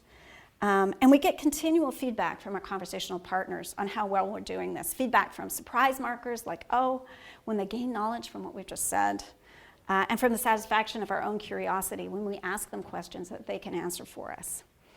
We can also be curious about what they know, feeling drawn to test the harder cases near the border that we are projecting for them. So, next section. I just claimed that our ordinary conversational practices depend on having at least a rough sense of epistemic territory, and here I'm alluding to John Heritage's theory of conversation. Heritage sees ordinary spontaneous conversation as involving patterns of social action, such as tellings and askings, that are only successful if they are recognized by both parties as such. So just as any sale requires one person to play the role of vendor and the other to play purchaser, a successful telling needs an informer and a recipient, and somehow both parties need to decide on the fly who is taking which role, and indeed which type of social action is happening, whether it is an asking or a telling. This might seem trivial, like obviously the speaker's choice of declarative or interrogative syntax is going to do the work. But Heritage says that's not true. He says, quote, real-world epistemic status will evidently take precedence over the significance of declarative syntax in determining whether a turn of talk is delivering or asking for information. For a successful act of telling or asking, somehow both sides need to be aware before the speaker opens their mouth who knows more on the point in question. Now, we'll see in a minute that you can also have unsuccessful attempts at telling and asking in which that condition fails, and that we learn from them. So I'm going to go through a little bit of the evidence that he offers for this position. He starts by observing that, so this is in his 2012 epistemic action paper, the observation that declaratives can be used for the social action of asking is not new to him. It goes back at least to Laboff and Van Schell in the 70s in their discussion of epistemic asymmetries in conversation, and to Anita Pomerantz's famous paper on fishing for information. So Pomerantz draws a distinction between two levels of knowledge. There's your type 1 knowledge, of which embraces events in which you were the subject actor or your own inner feelings and experiences. That's what you have type 1 knowledge of. And type 2 knowledge is more indirect, so of the kind gained through inference, testimony, or witnessing the actions of others at a distance. And how you fish, according to Pomerantz, is you make a declarative statement of your type 2 knowledge to an addressee who has type 1 knowledge on the same point. So she's got a bunch of examples. I like the one of a casual telephone conversation in which Mark says to Bob, she said that you guys were having a party Friday. So that's declarative syntax, right? But it is not news to Bob that he's having a party. Mark is not informing Bob that he's having a party. He's fishing for confirmation. And Bob appropriately treats this as an act of asking. So he doesn't say, oh, which would be a way of responding to the fact that she's saying that thing about me, right? Which could be news to him. Doesn't respond to it at all. He says, that's correct, right? Getting that it's the embedded content there that matters. He says, that's correct. So it goes without saying that the person who's planning a party knows more about it than the person who's heard about it secondhand. This shared sense of the gradient in epistemic territory between participants enables a shared understanding of what type of social action is happening between them. And you can just play with creating examples for yourself of situations in which you can say a sentence with declarative syntax and falling intonation and have it count as a question. We can explore some of those later. To support his claim that epistemic status generally takes precedence over syntax, Heritage reviews a long series of examples to show systematic ways in which declarative syntax can be used to ask, and interrogative syntax can be used to tell. I mean, most obviously with rhetorical questions, but there are other ways too. These are not boutique exceptions to ordinary ways of talking. So in American English, for example, only about a quarter of questions are marked with those WH question words. And polar yes-no questions typically have declarative syntax, and only half of declarative questions have strongly rising intonation, and a healthy percentage have falling intonation. This is corpus work by Gail Stivers. Heritage draws an extreme conclusion, and I had to leave the italics in the original to give a sense of his urgency on the point. Since any and all aspects of clausal morphosyntax are overwhelmed in their significance for action formation by epistemic status, interactants must at all times be cognizant of what they take to be the real-world distribution of knowledge and rights to knowledge between them, as a condition of correctly understanding how clausal utterances are to be interpreted as social actions.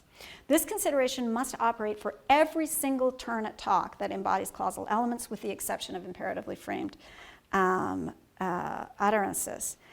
Skipping to the end, epistemic status is a key element of background knowledge that is continually invocable and massively invoked as a means of grasping the actions executed in turns at talk. It is, in short, a primary and unavoidable element of action formation.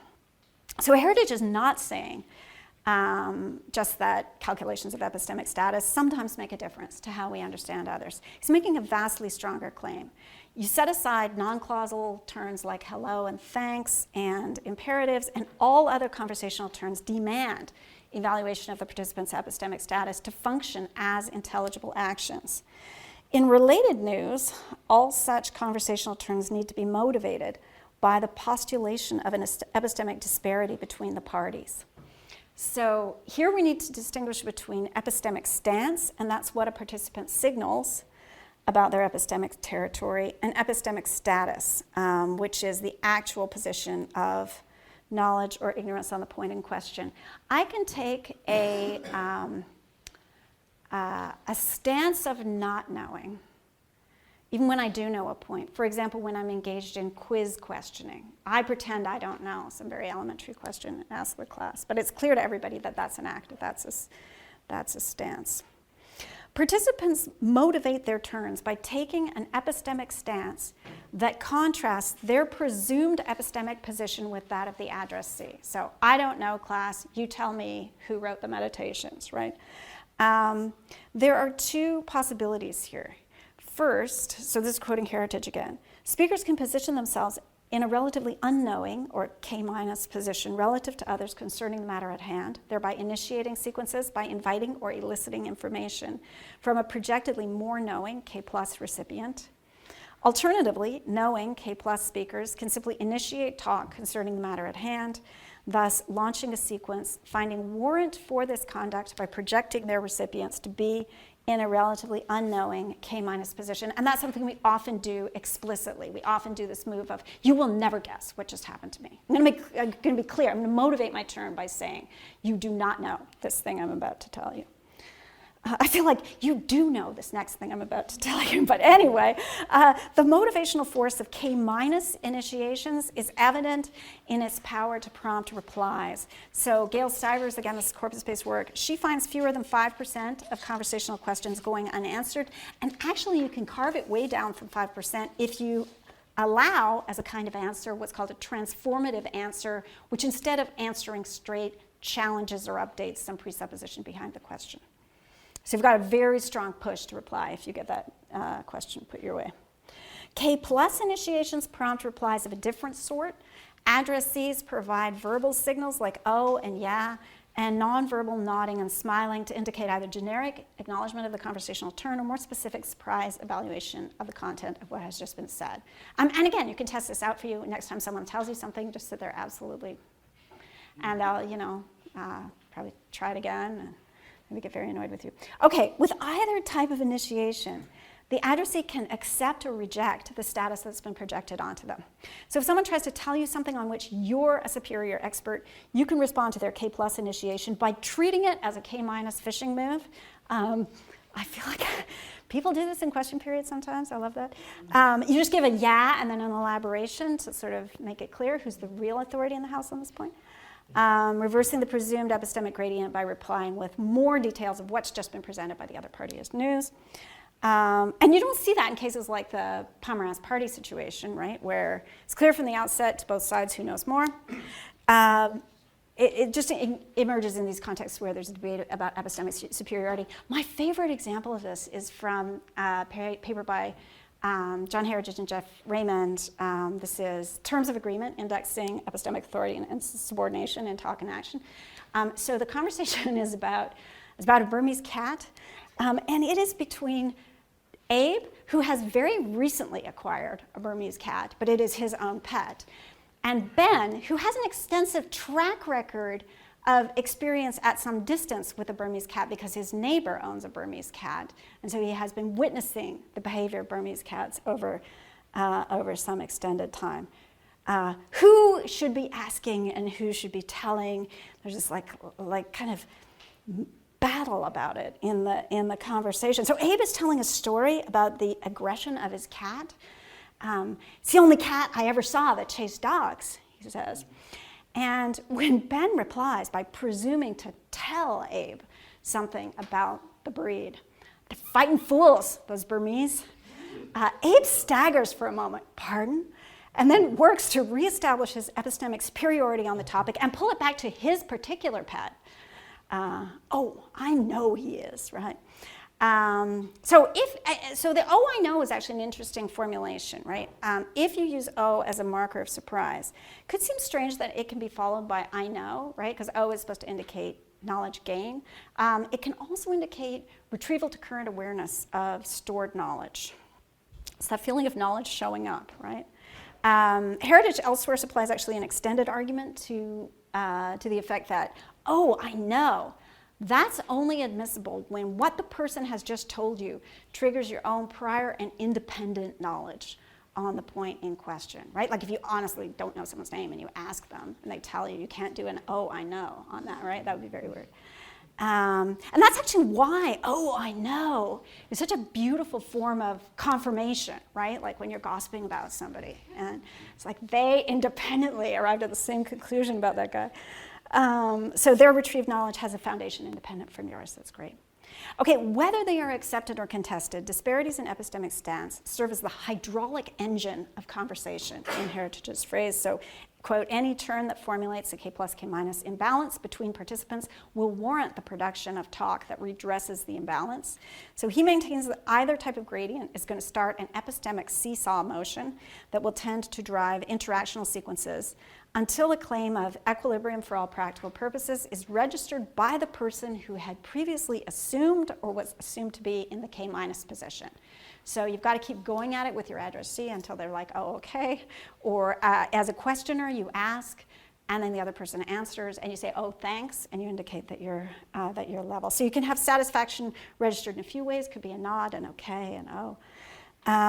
In the end, quote, "giving and receiving information are normative warrants for talking, are monitored accordingly, and are kept track of minutely and publicly.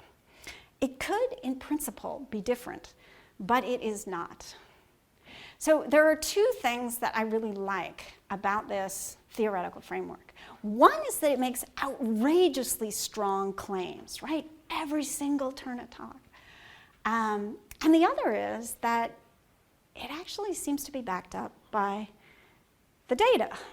So this was very surprising to me when I started looking at this.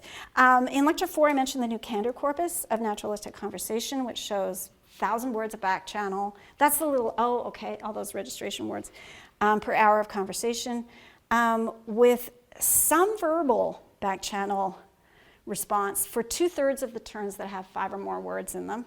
And that's conservative because the restriction to verbal back channel is leaving out nodding, smiling, laughing, which also serve as signals of surprise, agreement, and learning.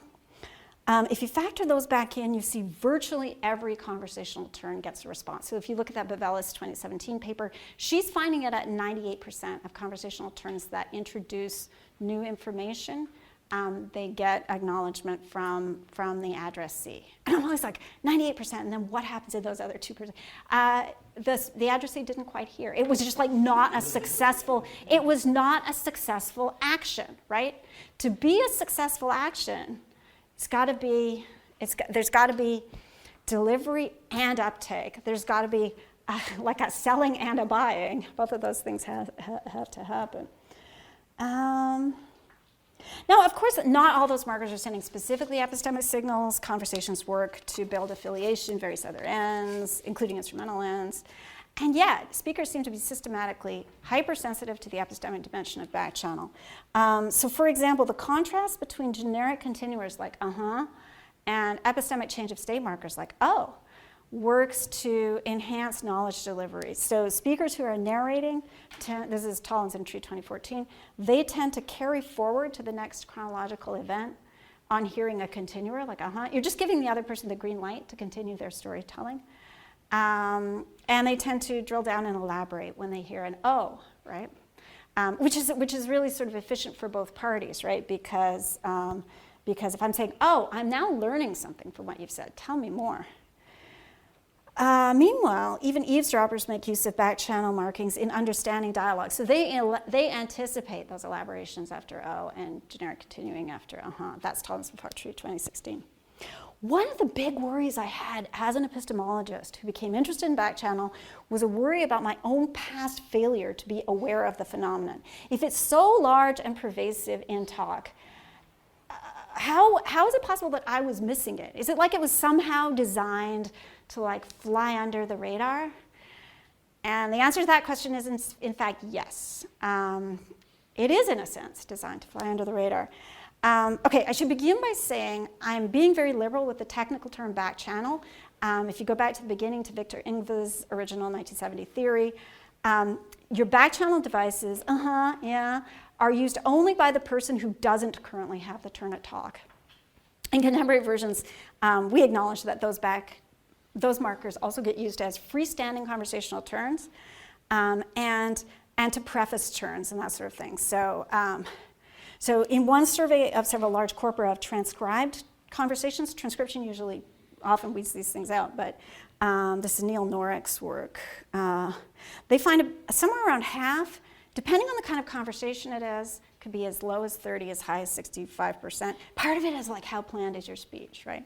Which is actually why planned speech, like when someone's reading a talk to you, is like so much more unbearable than unplanned speech, right? Because you don't have those, you don't have the interactivity and you don't have the marking. Sorry, guys.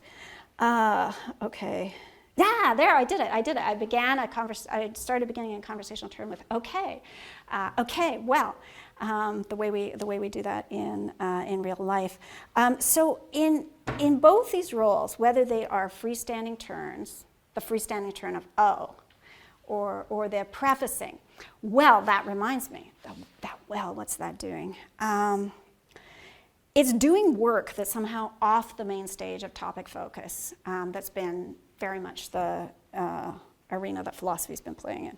So a person starts a turn with oh or well, and that indicates something about the action that they're taking, but it's very easy as a philosopher just to drop that marker and focus on the truth of valuable content. Backchannel is designed to slide into the background and not get confused with the main stage. Because of its functional role, it's an exception to the general rule that you can't simultaneously produce and consume speech. So like usually your performance collapses if you're trying to speak while you're also listening closely to what someone else is saying. But hearing backchannel from somebody else actually enhances your performance as a speaker.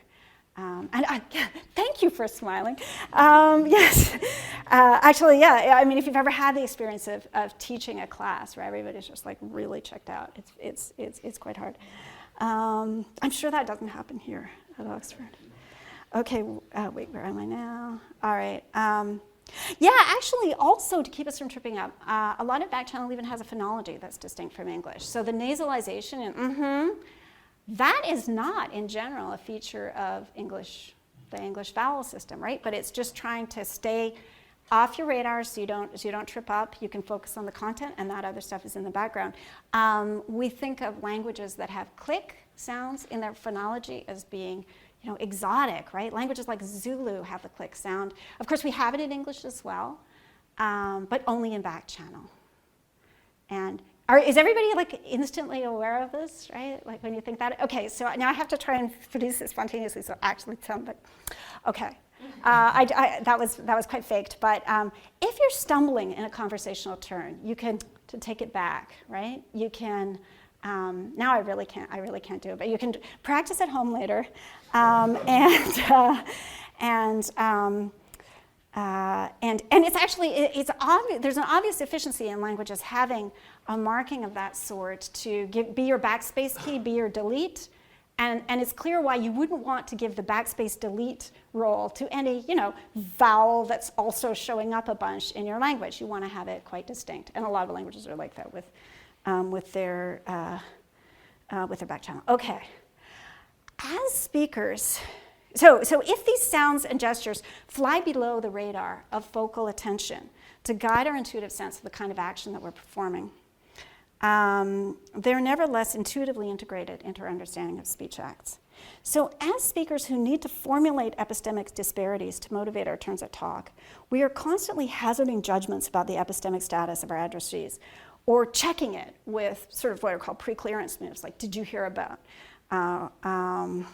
Backchannel delivers extremely rich, ongoing feedback about the quality of our epistemic assessments of others, of course, together with the content of their assessments of our tellings and their replies to our askings. In successful discourse, we achieve some patch of symmetry on the field in question. We're aligned that you would know this thing, which is why I asked you. You took it as a genuine question and not a rhetorical one. And now that you've told me the answer, I acknowledge with an, oh, thanks, signaling that I now know this thing too, reconfirming that my original question was genuine. I really didn't know. And it wasn't just a quiz question of the kind that I should respond to with, yes, very good.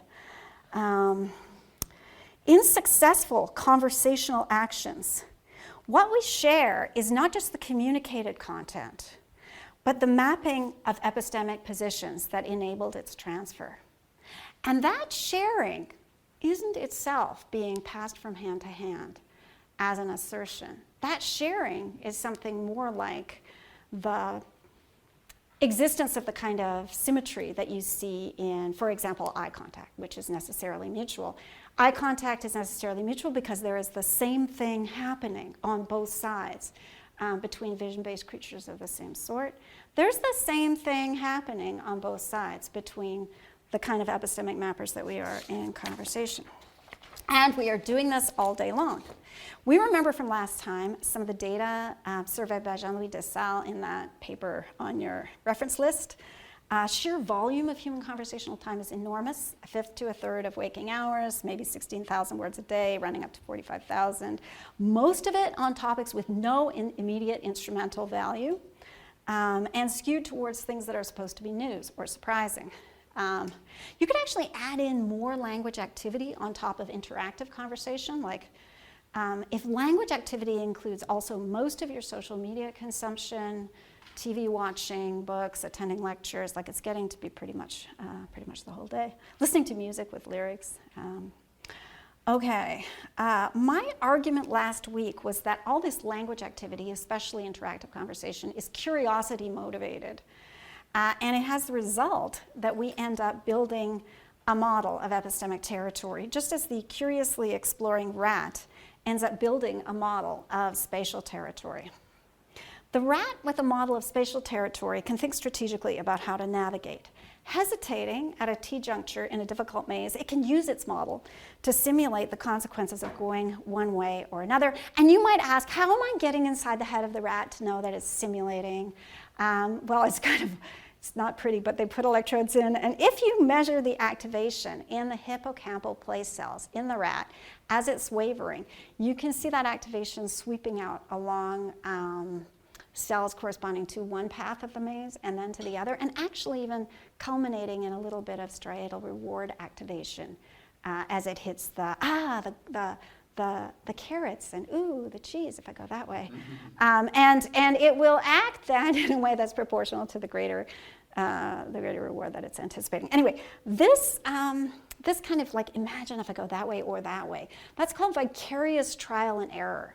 Instead of actually getting out there and physically scrambling around the maze, you can scramble around the model in your head, which can be faster. And humans do this as well. So for us, they put us in MRIs while we're playing video games and getting lost in the maze and so on, and they see we do the same thing. After the simulated experience, the better path can be taken. And because the exploration here is like covert, it's mental, it's quicker, easier, not as tiring as physically exploring the world. Like when you hit a roadblock, you could just walk around and like randomly explore other routes in physical space. But if you know the town, you'll probably use imagination to find a good way home strategically. There is still some cost to spending time simulating the possibilities. So as a stable reward landscape becomes very well known, the choice values will be cached and the rat will just run the route without thinking twice. We seem to be pretty efficient at managing the choice between epistemic actions, where we're, for example, exploring a map, and a mental map, and pragmatic actions. This is the Pezzulo et al. Paper on your handout. I mean, of course, we could engage in epistemic actions all day long, imagining different routes around the maze. No self-respecting rat will do this. But it's important to note that models have value because we can learn from them. For example, you can learn about the fastest way to a new goal or the best way around an obstacle.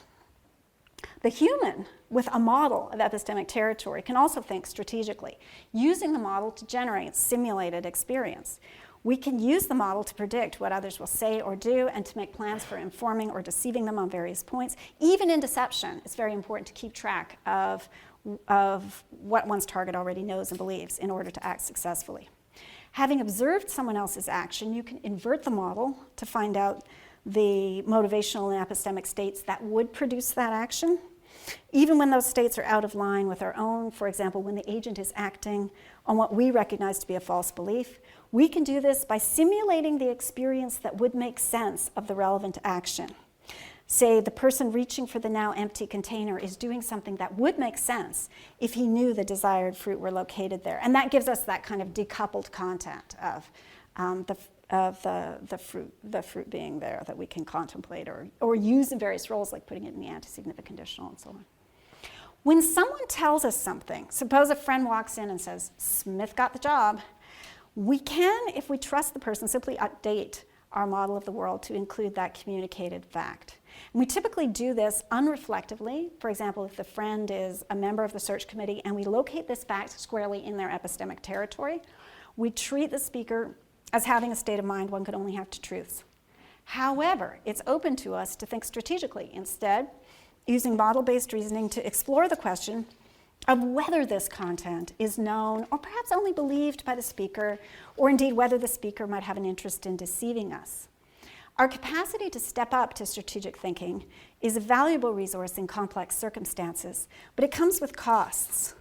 One of the costs is that we can imagine looking down on the subject from a position of epistemic superiority, even if the subject we're considering possesses knowledge. She glances at the clock, which we can't see directly, and she tells us that it's almost 6. And instead of learning about the time, we wonder whether the clock might be broken, or whether her speech action is better understood as the expression of a mere belief. He's just parked the car. He tells us it's on Main Street. And instead of updating its location accordingly, we worry about the standing risk of car theft. It's intuitive for us to trust familiar devices and expect inanimate things to stay put. And we'd be in trouble as agents if this were not the case, both if they didn't stay put and also if we didn't have an intuitive expectation that they would. When we looked at animal cognition, we reviewed Hurl and McCormack's arguments to the effect that we share with animals a basic system assigning intuitive durations to things.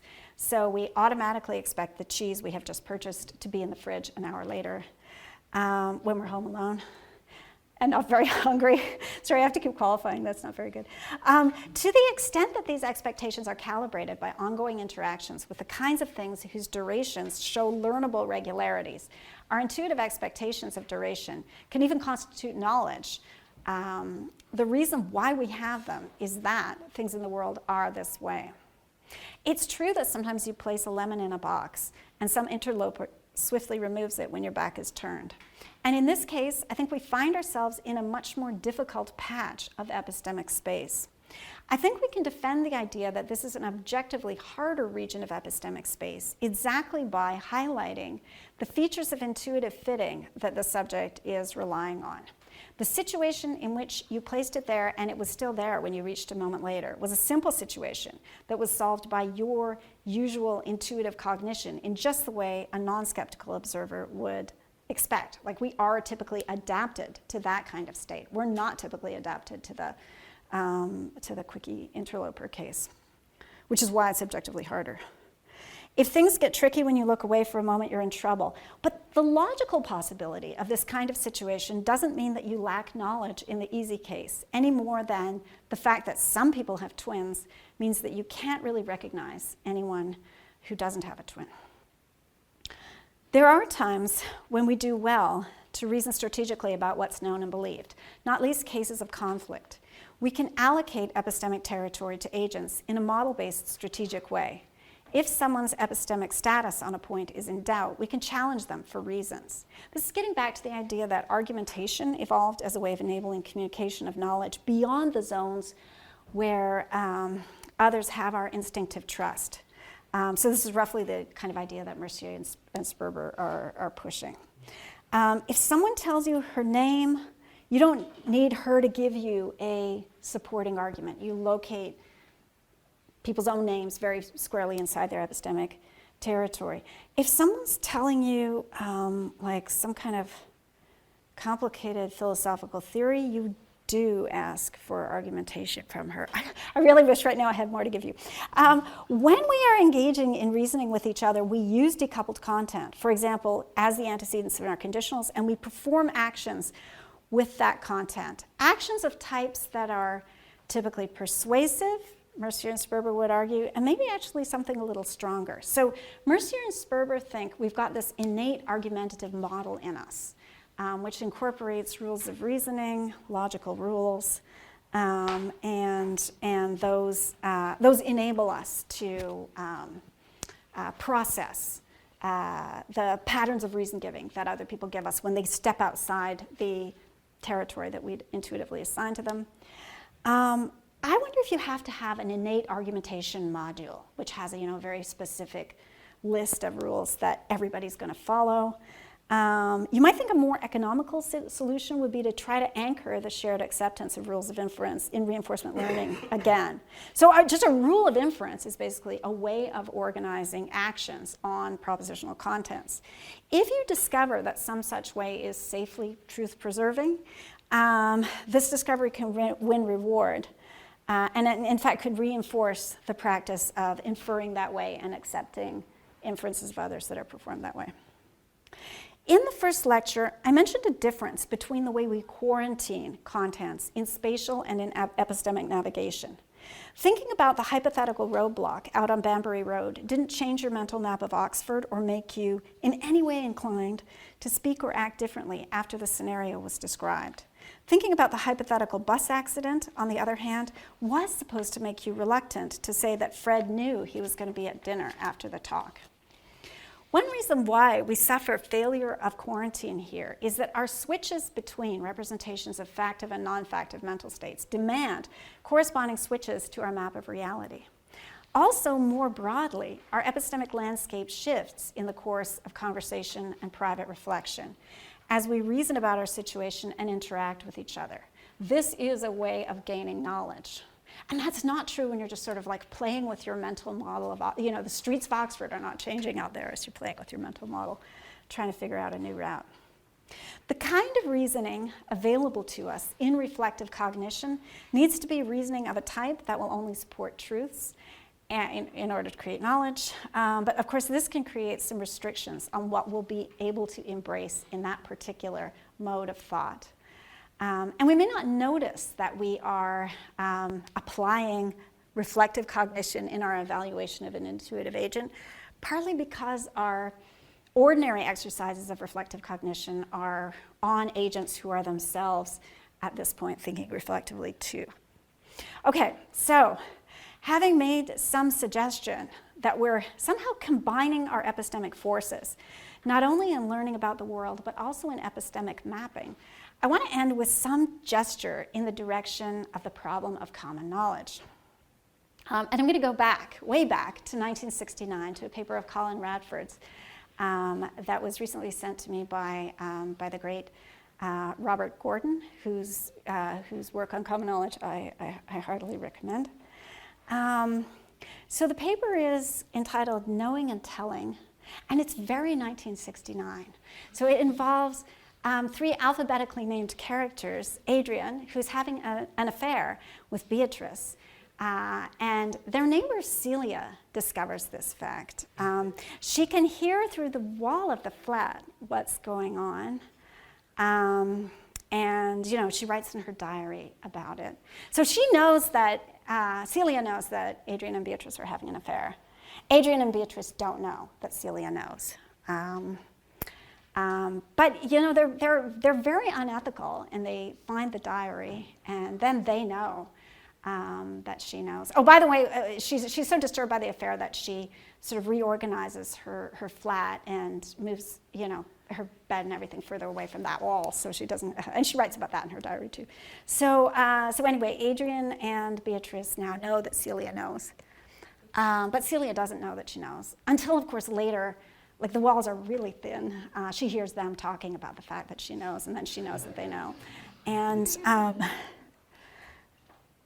It kind of goes on from there, and there's another diary, and I'm not going to tell you the whole story, but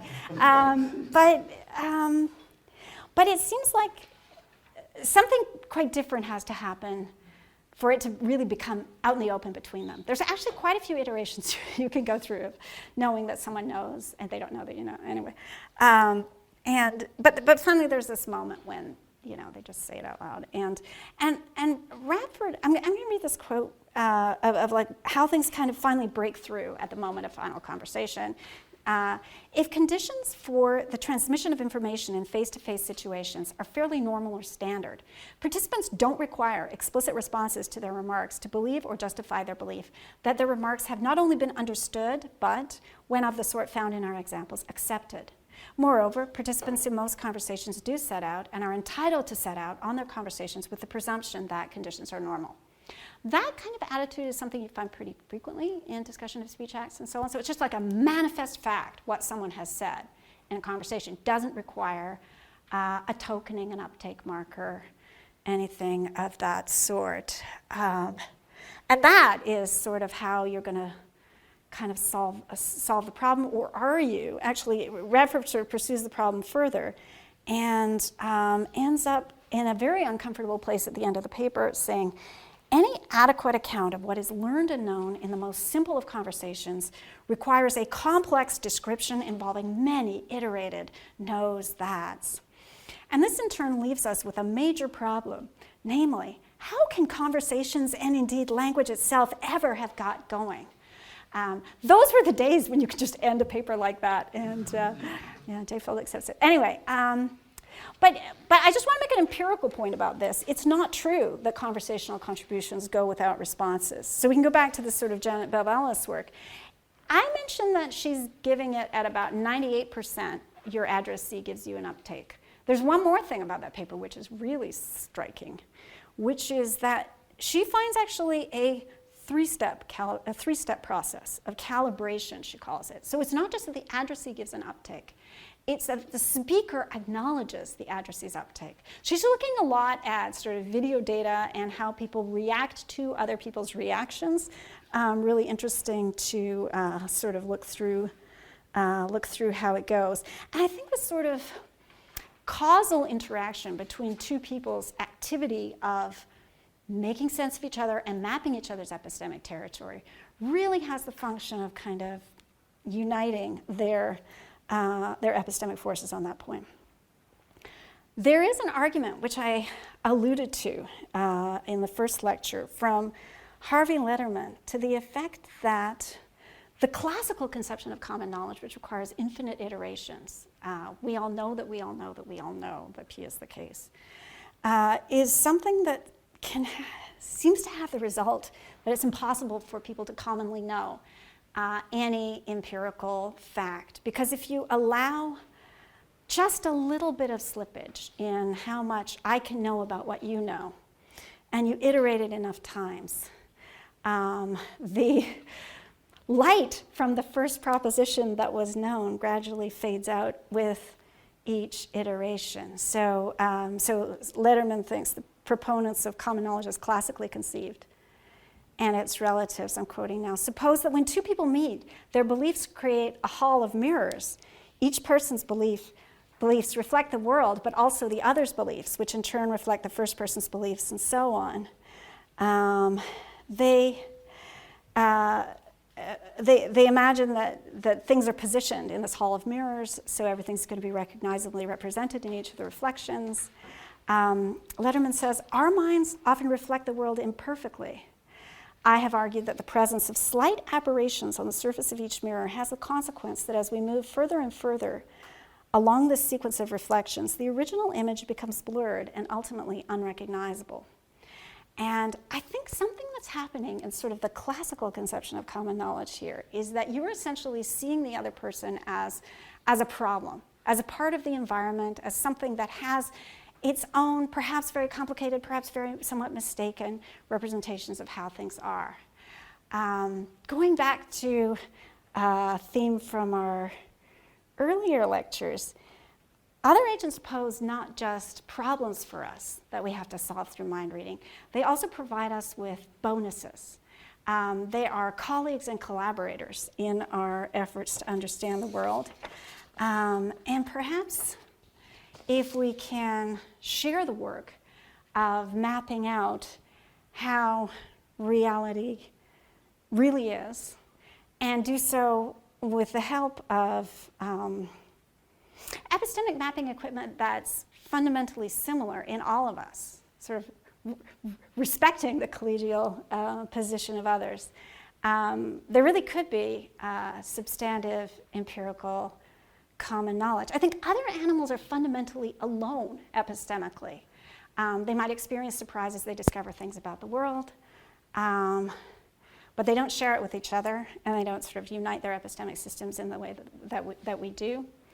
In